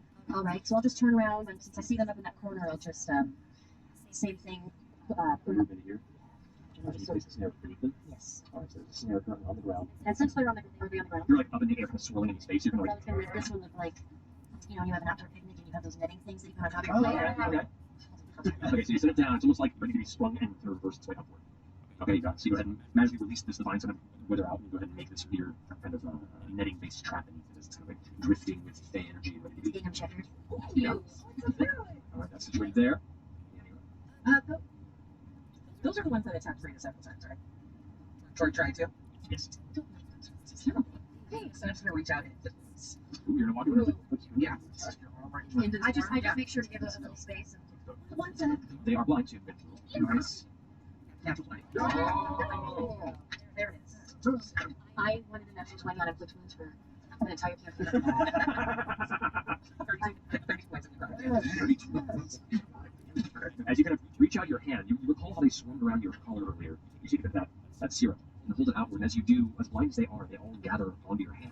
And there's a slight layer of divine necrotic energy that protects them from actually seeing and biting your hand. And as they all gather in, you just release the pulse. And you watch the swarm suddenly expands for a second, and the majority of them just gray and Get her arena dust. There's maybe about 2 dozen left of it. Just kind of encircling where your hand was. Are looking real rough. And then just sort of leaning in and I'm saying like small speech. Not them. We don't attack them. We're gonna keep walking. Okay. With 10 more right here. 10, get on the table. Oh, guys, I've never been so fast in my life. Hold it. Got it. All right. Now it comes to pilots. Going to try and break free of the snare you set there earlier. The natural one, they're not going to break free of that one at all. So the ones over there are situated. The ones that are above the snare on that side, angrily, though heavily diminished, are going to attempt to swarm you. Yeah, sure. So they move away from the snare. And swarm up where you are on this table. There we go. That's going to be an attack on you with disadvantage because it's still blind. Actually, to that point, I was gonna say they can be Kazuya's trying to shake off the blindness. Yeah. Actually, they would make it faster. Yeah. Which they don't. So no worries. This one, I'm going to say, restriction to go. Oh, no, it's not you. Good. That is the light's pointing this direction. So they actually swarm to you as the nearest thing that it knows to go ahead and attack. Wait, did they pass me? They don't leave your attack range. This isn't the set that I've compulsed, right? No, they were killed. Fine. Wait, do I get an attack of opportunity since they left to go to DM? They're not going to do damage to you instead. Oh, I just rolled to see I which they're blind, and I'm like rolling to see which direction Yeah, they go. So they got for you, however, that is a 13 total to hit you. It doesn't. So they're just the space above you. One up here. Oh no. Yeah. You are you are swarmed by 2 masses of firebugs. That would be 19? 19 or 25? Oh, that you did. No. So both of you. So that's going to be, alright, 13 points of piercing damage, reduced to 6, plus 4 points of fire damage. Yep. And the other one is going to be 14 points of piercing damage, reduced to 7, and 7 points of fire damage, so 14. That happened. Wait. Alright. That's going to finish there, though. FCG, you're up in the ground. Is that sword over there hovering just above the snare? It is, yeah. Okay. I will bonus action spiritual weapon, if you will allow it, not to cause any damage, but the spiritual weapon will look like a fly swatter and will just try to push down. I don't know if we allow spiritual weapons to do that. I will allow a spiritual weapon to not do damage of your choice. Yes, so it appears in that space. Go ahead and roll an attack. Terrible. 13. 13. That is unfortunate. Whips. No impact. Swatter is present, but can't seem to find any of the bugs because they're so big now. This one is so heavily damaged, it's just kind of whipping through it. That's my bonus action, and I will use my movement. Hearing the growls from upstairs, I will use my movement to go to the stairs. 30, right? And then I will dash up to Chet Ani. You emerge at the top and just see Chetty just swarm with this massive What happens to my spiritual weapon if it's more than 20 feet away from me? Just go away? Yeah. It just pulls along with me? But I think it's a bonus action. Bonus action movement. So you can like remember like, come join me, and they can move 20 feet, I think it is. Yeah. Come join me, please. Thanks, Max. What's up? Alright, second shift. Yeah. Alright, Imogen, you're up. Alright. Oh, and? That's your movement, your action, your bonus. Did you roll a natural 20 on the last turn? I did. Technically, I have advantage on my attack roll then. That's true, because you do have an ability. Easier to remind myself. So just in case, it's a natural 20.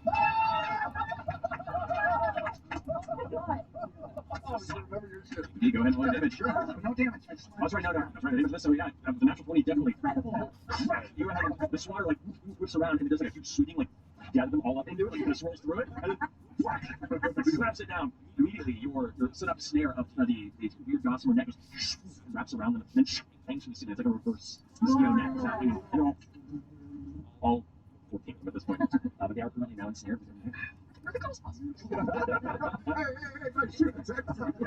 Awesome. Right, finishing up. Imaging up. Alright. Well, since all the ones are taken care of on this own, I'm going to start walking towards the stairs, but as I do it, I'm going to walk through the room and say, hey, Tina, you want to move a little faster? I would love to. And I'm going to telekinetically pick her up and bring her 30 more feet towards the stairs. Uh-huh. Can I get her on the stairs? Yes, you're helping me. Yes, you like scoot up on top of the steps and you're like, what? And I'm going to use my bonus action to gain some sorcery to gain spell. You got it, go for it. Alright, finishing your move, you're up here. I will call across the room to Miss Calloway. Miss Calloway does very impressive magic. I will, you're very welcome, bonus action dash upstairs. And I grab my friend Deanna. Yeah. And and to make my way with the rest of the movement into the upstairs. Moving 30? Yes. That's as far as you can get on 30 feet. Right, but bonus action then. An actual movement? Yeah. Alright, so we can yeah. Save reduces it. She's pretty light. So light reduction. Yeah, you can up to the top of the steps and realize there's not much more you can go because there's SCG to your immediate left, and there's a massive double swarm encased werewolf that is just glowing and flaming up the top of the staircase. You're like, oh shit, there's not really anywhere to get around. Guiding bolts. Alright, getting to one of the swarms. Yeah, I'm just gonna center. Yeah. Sure, yeah. Alright, go ahead. Yeah, 11 plus 12. That'll definitely be it. And that's Say the one on the side 46. there. That's wrong. It's not plus 12. 11 plus 7. Alright, 18. 18. Yeah, that's what it is. Hey!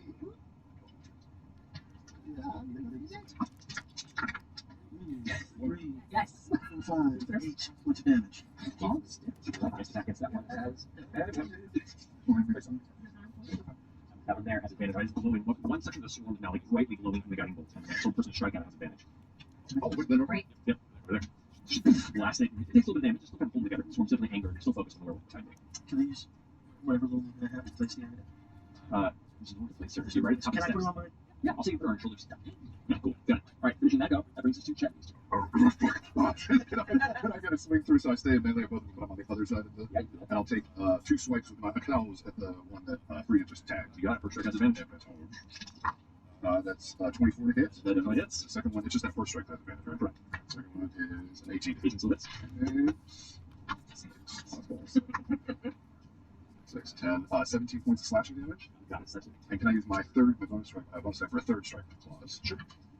That's 21 to hit. Yep, that hits. Comes right on my claws. Like that. That's 9 points of slashing damage. Alright.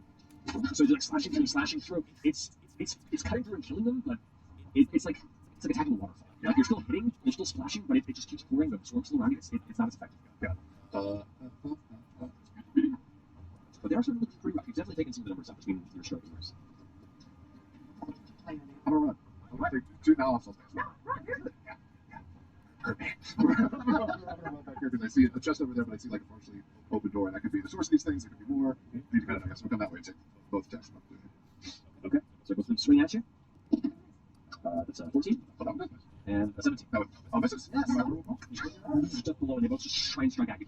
They're by the door. You go to the door, and you can see it's like, it looks like it's been partially pushed open, but there is a barricade on it, or some sort of lock on it. You're not sure, you don't see a barricade. It looks like it's like locked. Oh, like it's been pushed out towards maybe there's something on the inside. Yeah, cool. That's the end of my turn. Okay, got it. Mission Jenny's go. Run your up with Dan on deck.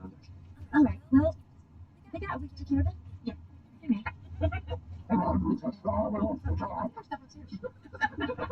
maybe downstairs. Just look around down here. I mean, well, we have time. I'll start heading towards upstairs. I'll just use my full turn to get as far as I can. After 30, which you got there, the base of the stairs.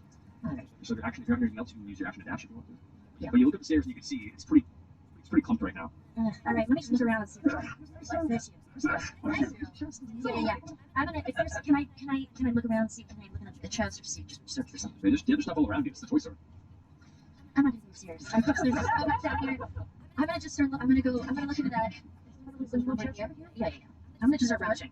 Okay. I mean, you can use, yeah, and then where you are at the table. It's your full movement here. So action, keep dashing here if you want to, or dash I'll start the room that I'm in and just start just like looking for stuff. Yeah. Okay. Looking for papers, looking at everything. Yeah, there's no paper. There's plenty of trinkets and weird little knicknacks, Right. collectibles, No one in town. like gear-based figures. And, all right, so you start grabbing things, pulling up. You got it. That's your turn. All right, Dan, you're up. Cool. Privately, there's 2 swarms there. Correct. Let's do that. Oh, almost there.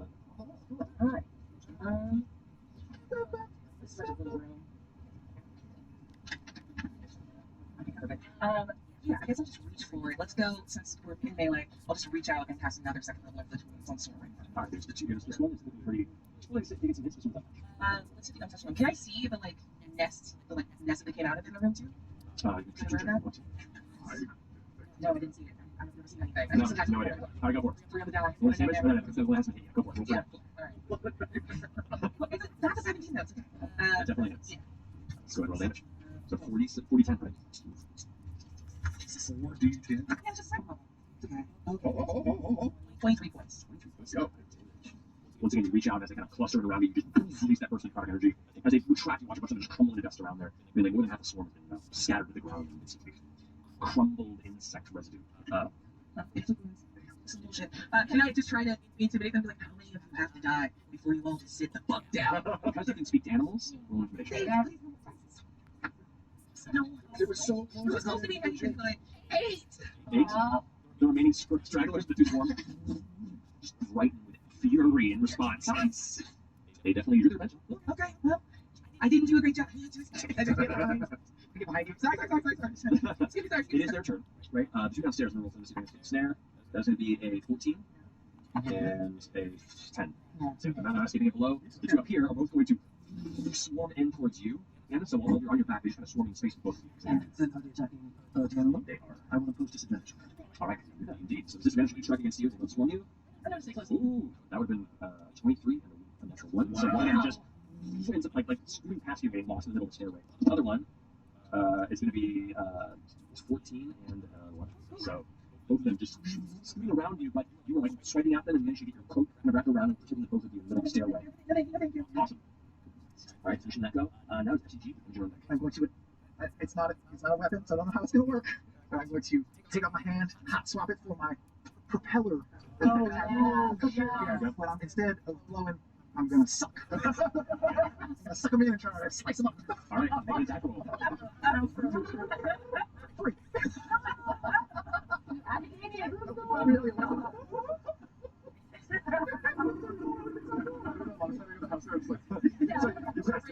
In your hand. Yeah, we're in, knowing this is going to be fucking awesome. All the bugs, like, they're swinging around Deanna and Frida, all of a sudden, like, one turns and looks at the swarm's like, focus. You go, oh.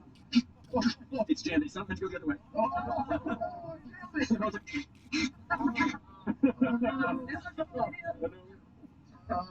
My spiritual weapon's all the way downstairs and I'll never get here in time. So, who's up after me? I'm just not even on this floor. All right. Wait, can the spiritual weapon go through floors?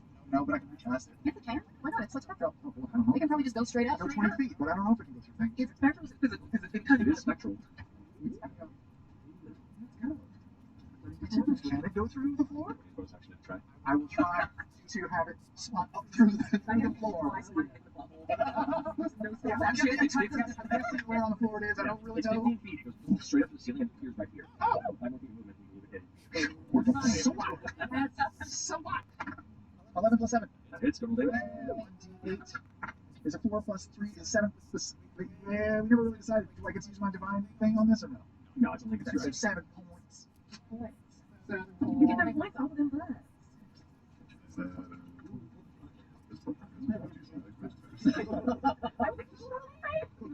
Oh yeah, it's not the pellet blade. Says weapon title. Hey, yeah, I get you. I forgive you. Alright, so 7 points of 7 points of something. Alright, so it strikes through the swarm, like smashes up half of the existing swarm left. There's maybe about 11 of these firebugs left. They're looking pretty rough. Alright, is that finished turn? It does. You can move if you want to. Or will they attack me? As long as that one, you don't leave its melee if it wants. I will leave its melee. Which I'm direction? gonna go straight to that chest across the leg. Okay, and there you definitely get up to the chest, and that one doesn't have opportunity against you, which will not have disadvantage. But it will roll a natural 3. So, yeah, that's a 9. Yay! Alright, that finish your go. Imogen, you're up with 3 on deck. Okay, where am I? Right. Can I make it up the stairs? 30, you'll get pretty much right up to where he is right now. So you are essentially right behind, kind of sharing the same space with Frida. Okay. And there's two little baby swans left, or and both of those are two little baby swans, or what? They're both fairly, yeah, they're both kind of hurt. Okay.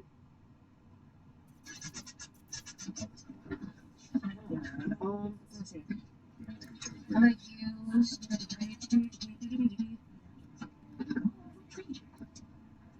That's okay.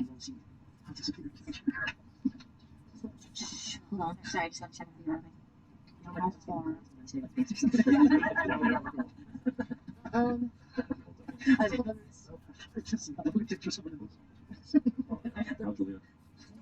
like an object around, like a big, anything like big and long? Oh, there's this over here is a long, goes on both sides, big long benches. Great. I'm gonna telekinetically pick up the big long bench, bring it up to the ceiling, and slam it down on the bugs. Because of the size of the bench, I will allow you to attack. Oh, nice. because it is a very long fence. That's kind of So go ahead and roll an attack. Okay. And it's be against, actually roll for the attack. Attack. Natural 20. And 13.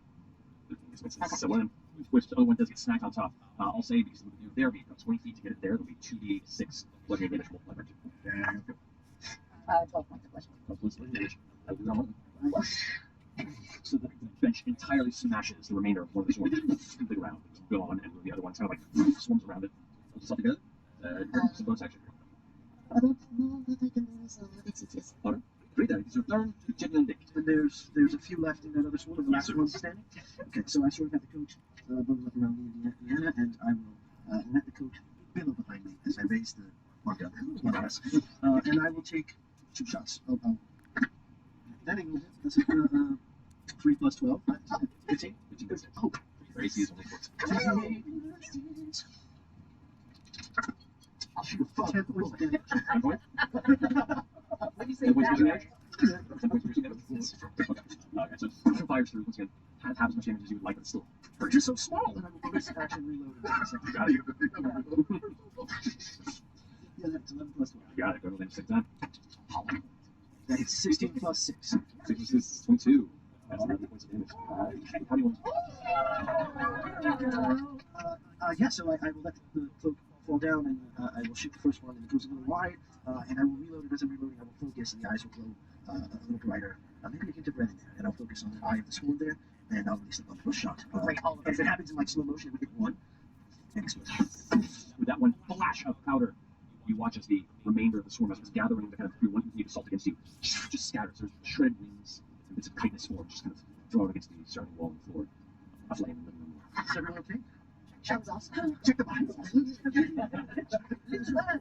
been able to do that. That was very, very fun and cool. I'm gonna try to open this crate over here and see if it opens. I'm just gonna go around and decompose all the corpses that I can find. I wanna come out behind you. Oh, okay, that's very scary. This is much different than before. How? I didn't take it. Can you check the traps, Chet? He's over there doing I want some other shit. And I'll take 2 swipes at the door to try and open it. We can open keys, Chet. We have keys. You're also not checking the traps? Now, yeah, go ahead and roll through that. 23 and 18. Does take no damage.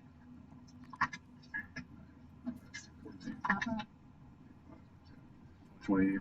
24 points of slashing. Yeah, you had just striking the main door. You can see this like gap where whoever's holding it in the middle. There is a bolt in there that is currently holding the door against some sort of like pressure. You carve down once, and you see kind of buckle almost to the point of breaking in. Second step upward, doors first open as you pull back, and decide to yanking from the opposite side. The doors fly open to a disheveled bedroom. A nice canopy bed with like a desk and a bar and like some shelves. It's all kind of shunted to the sides, kind of moved around in the middle, kind of center of the room. Attached to part of the bed, it looks like all of this congealed matter, like an odd nest of thatch and organic shine. No, like on the ground next to it, but it looks open, like I guess it's been pulled open. You can see kind of like a gap in the ground. Oh, like this is. Got worms. Turned into the fireworm. They cocooned and turned into his pet, the Crascalid. Yeah. It was trapped. You guys want to come in with magic shit? Check it out. And I'll walk over to her and she has a chest and look for traps in that too. Okay, make an investigation check. The rest of you see the open doorway, kind of the sundered bedroom there. Does it look, without going in, does it look like there was an escape factor for this? Like, are there windows? Make perception check. He's not making me roll.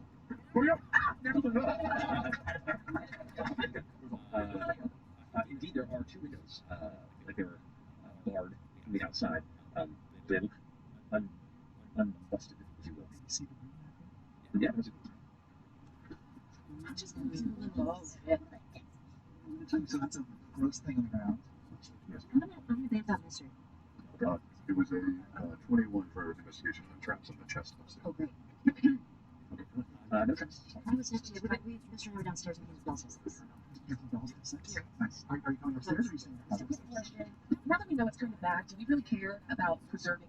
We don't have to find. Can I just do something real quick? Yeah. Of course. Who has Dawn inside that room? I just light it up. Oh, Dawn. Yeah. 30-foot radius, 40-foot high cylinder, bright light. Every creature inside makes a comment. Sure. It's just a little. To make concern. Yeah. I'm searching for the keys in this chest on this key ring that we stole. 21 points. It's okay. So as you walk over to the room, explain to me how this dawn operates. Yeah, okay. We don't have to go in. I'm just gonna. I got this. And I think just sort of peeking into the room. This is the most magic Deanna's ever cast, and I think her face just goes bright like the sun. As she reaches forward and like into the room, it's like her hands like reaching out into like noonday sun. As she just reaches up and pulls the light, cleansing, burning, radiant light of the dawn water down into the room. Alright, yeah, as you kind of reach your hand up to the ceiling, you look into a series of like glass-type surfaces, like shines, almost like a series of glass domes. And as you kind of watch the light begin to fill this darkened space, as you call the wrath of the Dawnfather upon this chamber, the light fills the room, and now you see the massive insect-like creature that is affixed to the ceiling above you.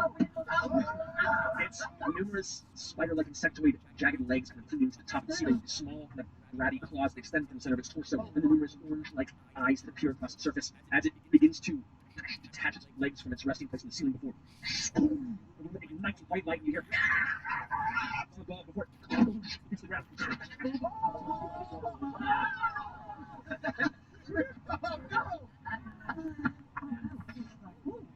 Holy wow! What the fuck, bro? Oh my god. All right, 20 by 20. I know 20. 20. There's 20. Wait, no, I didn't get that for 20. Say the high five. I did. I'm so mad that I tabbed like I was like, oh my god. All right. So 2015. 19. Hey, what's your dexterity? That's right. Plus mine's plus 0. All right. Deanna, FCG, and then Chetney with a 16. Wait, what Yeah, yeah. Okay. 19. All right. Check. Check. Yep. All right. Would you? Right. Creature now lands on the ground. You see divine energy and the light leaves the room begins to subside as it angrily begins to clatter and pull itself out towards the now open doors as Tiny Deanna, you're just skimming backward. Oh, fuck. Fern, you're up first. Did you know that? Alright, I'm gonna shoot a Spooky Ray. Switching Ray, second level? Let's do. Are you upstairs now? I am. Yeah, you've only kind of get up there, so. Let's do. I'm gonna. Yes. Let's do. Oh my god, it's used. Third level. Okay. Alright. Let's do.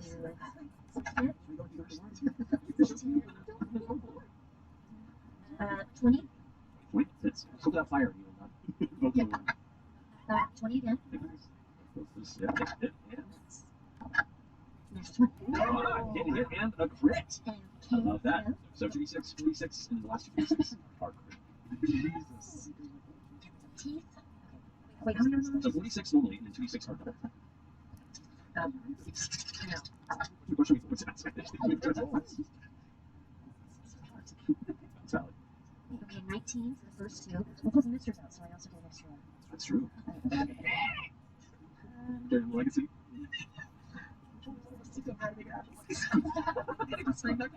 Honestly, roll that close anyway, so you just rip it, it feels right. There you go. Okay, okay, so 7 for Mr. 7, so that's 19 plus 26. 26. That's fucking piece of shit. Those are such a bad roll. 2, 2, so 4, 8. That's That's fine. That's still 34 points of fire damage on a second level spell. I don't know my teeth. Just all 3 blasts impact the creature. It looks like it did not enjoy that at all. Alright, but also, the bonus action Mr. gets exposed to shit. Do it. So, shoot that shit. I'm not shoot that shit. 13? 13.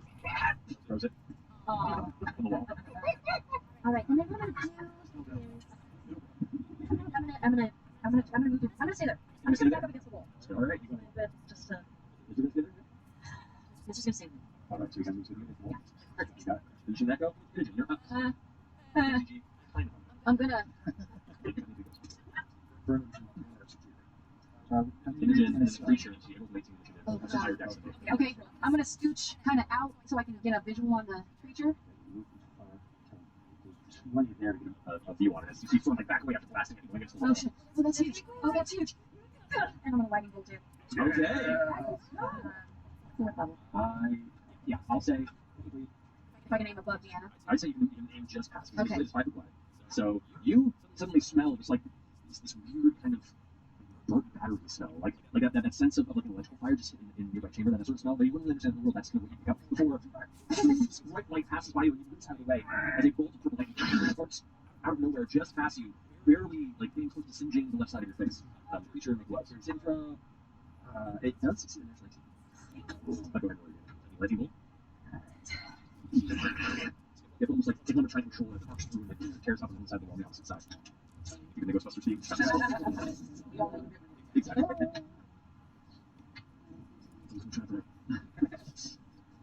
That's 32.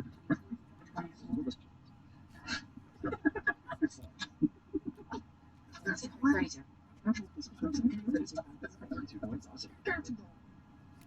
So lightning just arcs through. It's kind of like darts to the side just as you throw it. It still strikes it, but it clings on the wall before it like crawls way forward. So 10 feet. I'm gonna move away from the group of people. Yeah, like around the corner, kind of like. You can get here, and then there's something in the way. Make an athletic check to see if you can climb over it. They'll be like, oh, it's like slam your knee into it. Like, oh, can't get over it. See right there. It is now the Crestlin's turn. Is going to set up a wall line first. Oh my lord! Before landing here in the middle of the space.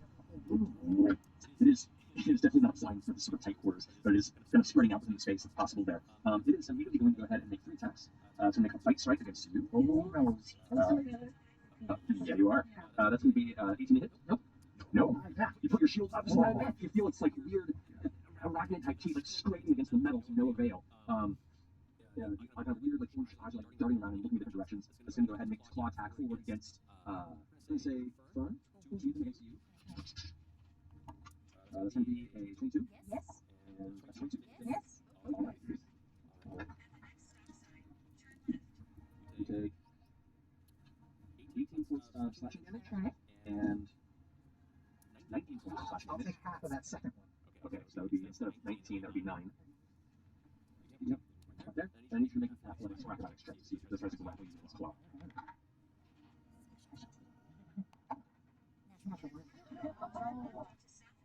You are currently held in that claw as it grabs and crushes you and pulls you in. You see it's now holding her almost alongside its jaws and snapping at Dana. And then it's also going to take a light spear strike at you, which is within the range. Nearby, and hit. She is within 10 feet. So with that, I have my mage armor out. you do. That's true. So, 23 points of piercing damage as it like strikes through your mage armor, like hits kind of in the torso area, and the magical arcane shield deflects it for a moment and then shatters inward. It pierces as you step up and scrapes out your clavicle. Alright, that finishes its go. That sees you up to the DNR. I will first bonus action hit it with my flash water spiritual weapon, which is right there. Up there. That's what's up. 17 plus 7 is 24 to hit. That is good damage.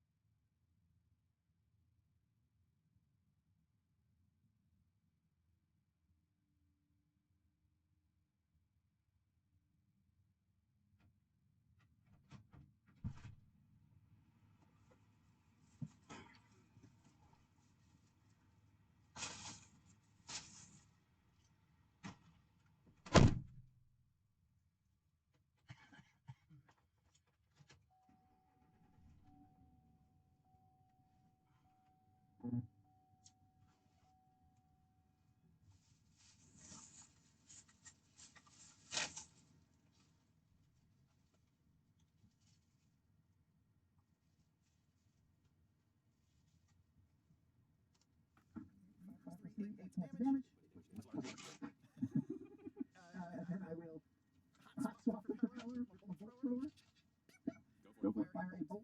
Very low likelihood of hitting. 18 plus 4. Hits. 22. 5 plus the 9 points of temporary damage I absorbed from this plus another divine. This is a weapon strike, right? Another divine damage for Another 6. what the row. 6, 5, 9. 20. Thank you. 9 points of damage. Release your bolt thrower and the bolt strikes into one's eyes, and as it hits, flash of divine light, you watch as one of its weird bulbous eyes just splatters the impact. Big back and stuff.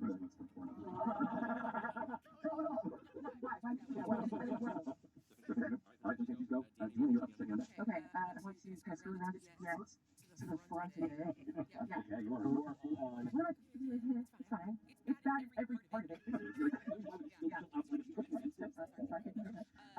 Bonus action, we're going to grab the dawn to touch the back half of it. Because I can move it up to 60 feet, but I don't want it to hit me or my allies.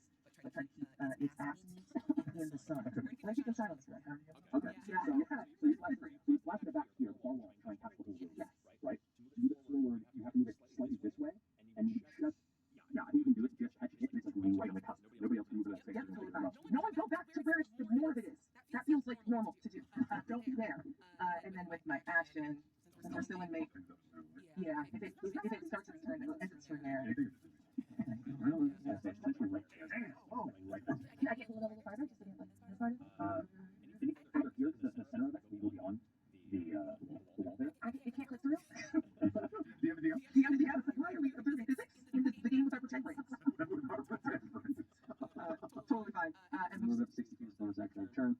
I'll say it is like the column of light. Since it's a column and not a source. oh, you're very nice, thank you. No, it makes sense when you think that. It is just kind of like an apparated bit of clean light. There you go. Straight up. All these poor motherfuckers outside are just like, Look at it over here. Right now. 20 eyes, so. Yeah, I'm straight. Do it, roll. 9, 27 to hit. Okay, go ahead and roll that. Level 4, you said? Jesus, level 4. Level 4. Oh shit, that's 60, 10. I rolled the shit, don't worry, it's fine. 24 points of damage. That could have been any amount better. That could have been, but still. Still pretty once you damage as you reach out and strike it with your hand, and as it has the terrifying blast of Radiant's Dawnfather vengeance that is like striking through the stone like a waterfall of sunlight burning across the back of its abdomen. You reach out and grasp like one of its tusks that it tried to bite you with earlier, and pulls through this angered and necrotic energies. You watch that one tusk suddenly turn gray and crack and crumble into stone and dust underneath your grip as you shake it free, shield up once more. Indiana's just a tiny little Dawnfather at this point. Like, again, just sun for a base. Oh my god, yeah, so like the light begins to glow from beneath your knitted shawl that you have on. You love that! Yes! I love it. Alright, finish, is it in your turn? Alright, check your up on deck. I will run not into the room that looks like it's a holy inferno, but back around the corner. Can I use my 35 feet of speed to get within melee of it? You can get beside Indiana and like, you can. Can you jump over me? I'll say you could. In order to get into melee with it, based on everyone else's position, you have to get into the light of the dawn. Don't touch the light. Do not head for the light. But you. Well, let's figure it out. What do you want to do? I'm a dumb animal. I'll run into the light. So you get into that. That's 5, 10, 15, 20. You might make another check for me. I think so. 5, 10, Natural 20. Oh yeah, you vault over the lectern and over Imogen, land and rush up to it, entering the burning bright sunlight, and kind of like wincing on that side. You can still assault it with 10 feet of movement. I'll take 2 swings with turmoil. First one is 22 to hit. That hits. Second one is 26 to hit. Both hit. That's 16. Oh, and 21 points of slashing damage with 2 points of damage. Yeah. Oh, what do you? Thunder because the turmoil. Thunder. Strike up with it. A massive blow of turmoil. 7 more points. Because it's each hit. Alright, if you don't link that, yeah. Alright. Both like impacting it, you can see it like it seems both like terrified and at the same time extremely angry and hungry. You both strikes with like a scattering of like deep green angry blood on the ground. Okay. It is now bleeding out. I think I moved it just to get in. There's more than 5 feet of it, which would be you, and you. Now that it's taken a certain amount of damage from each of those additional strikes, its blood, like its dark green blood, splatters out. Seems to be like a boiling consistency. It spatters across you, like hot oil. You all take 5 points of fire damage, and then an additional 4 points of fire damage. So 9 points of fire damage total on all 3 of you. Negated because I have wolf health. No, that's something you look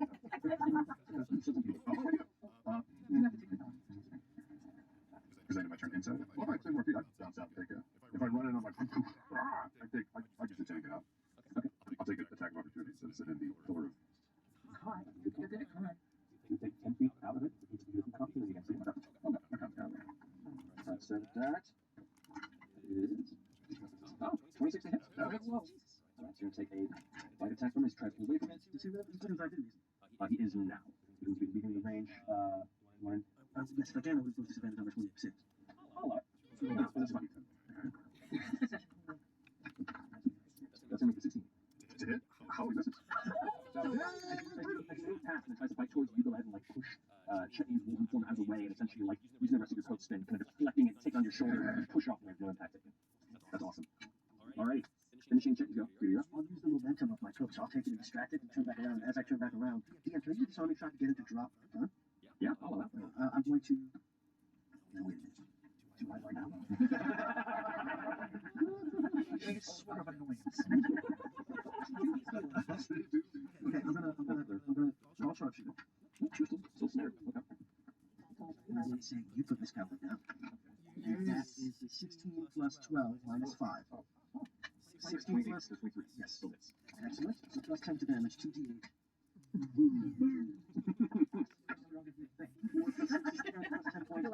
20 points of piercing damage to it. Okay. That was so he's gonna make a con save on that. Con save? Okay, is that true con save? That's gonna be a 21. That's raising on con save. So that's second attack. Go for it. Can I call sharpshooter more than once a turn? Yeah, if any attack is construction, it's minus 5 to hit. Yeah. We're gonna try again. Sharpshooter will take one. That misses. Action surge. Yeah, let's go. So with the action surge, do I get 2 more attacks? 2 more attacks, yes, use one of them to reload. Right, so just one. One more attack, yeah. Go for it. 13 plus 12 minus 5. 25, so 20 still hits. Go ahead. I will use my last hit point to try and get Miss Calloway. Another summon shot? Got it, okay. Okay. Drop it. Plus 10. 9 plus 6 is 15 plus 10 is 25. Whatever. It was 9 plus 6 plus 10 is 25. So 25 points of damage, that's 45 points in the round of the action surge. With one miss. And then that's going to be a 9 on the save. 10 feet away from me. So she's dropped and pushed 10 feet away from me. Okay, that'll push you into the corner. Oh no. There's no room. It can't, where am I? You're right here. Oh, okay. That's okay, you're no longer grabbed. Fine, afraid. So you can push further in, but you're no longer held by. Oh. Yeah, that is like when you shoot something out of the hand, it gets blown backward. So it's kind of like you shoot the claw, and the claw cracks open, and you get dropped to the ground, so you're not free to move. Okay. Great. So, instead of reloading, what I'm going to do is use crossbow expert, and I would have shot the blunderbuss. And because I have crossbow expert, I could just use my bonus action to pull out my crossbow and take a shot. And that's what I'm going to do. All right, just say you have 2 attacks, right? Yes. In the first. In the first round, bonus 2 is attack and reload. Attack, bonus action. So go back to reload and attack, and you miss in the second attack. Yes. Action surge, reload, and attack. So you're out of actions and bonus actions. All right, do it now. And then that is my. Where am I?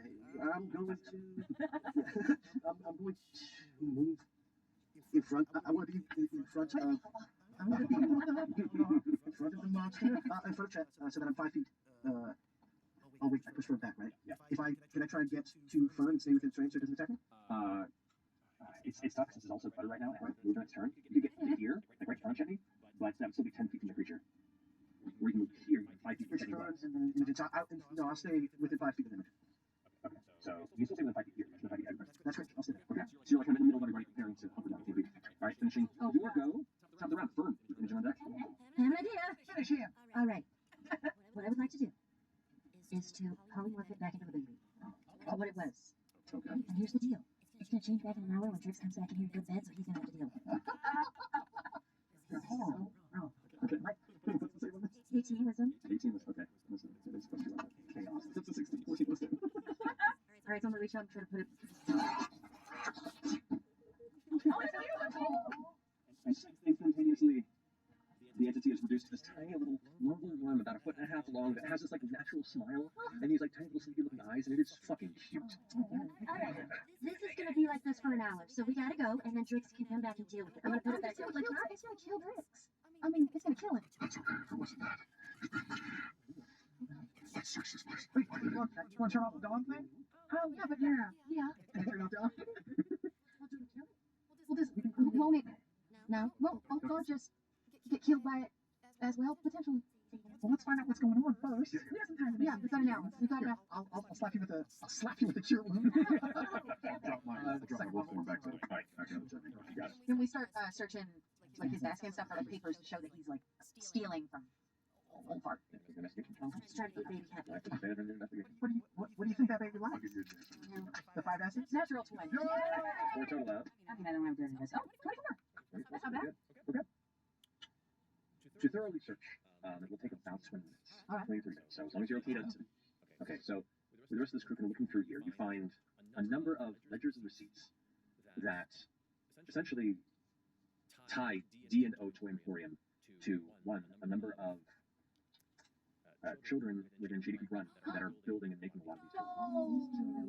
That's not. Should you kill it? Shady Creek Run. That's where We're building locally. the Lorenzo people are. Is that chocolates? There are a number of various families. That's it. Yeah. The Dragon Top? Dragon Pops are one of them. There's lots. I should have looked at it. Oh, child labor. Sort of the That's horrible. It says on his iPhone. Okay, cool. Child labor, that's fun. I'm gonna go put Drix needs to die. Yeah, I'm gonna go put the baby back in his nest. Okay. Their nest, sorry. We put it back in. It's like trying to angrily attack you. Yeah, swaddle it with whatever the nest is and give it Oh my god, I just want to hug it. I'm just gonna tell you. I just want to hug it. I'm not gonna damage it. I know while it's little and smooshy. It like tries to bite you, but it's just like a little like a suction pull on your cheek. These little lines line. Is there any quality wood in this place? Up here, I mean the furniture is decently. So all of the furniture that Imogen may have broken, I'll start picking up pieces of wood and gathering them. Okay. Did y'all search everywhere, including the office? Was the child labor stuff? I feel like there was something Oh, else. there's something else coming. A lot of them are just the expansion, attempts that it's made into other parts of the city and beyond. A lot of them are debt ledgers, the borrowing that it's taken from a number of other noble houses. There's also documentation. There's also documentation of. You can, if you're missing fucking natural 20, you can see that there are some documents that have been forged in Ulfgar's name that are situated, they're hidden away and haven't been processed yet, you gather, but they're eventually going to be bequeathing the name of the company over to him in the case of his own. Oh my god, this guy. We could certainly be more on this, but I think we've collected enough information to, take him strong. This little baby's about to go off, It's like a bomb that's about to go off. Here's the thing. Okay, you're back to normal? Yeah. Oh, God. What do you want to do? Do you want to take over this place? Do you want to burn it down? Do you want to... No. And I think, unfortunately, if you leave the little baby, it could harm not just Twitch, it could also hurt Oakmar, it could hurt, it could get out of the building and hurt the people in the city. So maybe one of us should take it up to the entrance and let it out into the wild. Do its thing. Okay, I'm gonna take it. I'm gonna swallow it. I'm gonna swallow it. Hold on. Just hold on. We'll figure it out. We've got 30 minutes to figure it out. Well, you want to take it up to the entrance, we'll wait for you back down here, but we're gonna turn this place upside down for a second. Also, there were no traps on that chest. And you had a bunch of keys. Yeah. If you take it up, I'll And then Godzilla off on the roof. before you leave, I'm gonna pass a master. Oh my god, Stop. 16 points of healing for everyone. Yeah. Roll 2 ones and a 2 on the die. Oh, girl, I'm so sorry. Thank you. I'm sorry, couldn't do it. 16 is great. No, that's a lot. 16 because you were designed to do this. Yeah.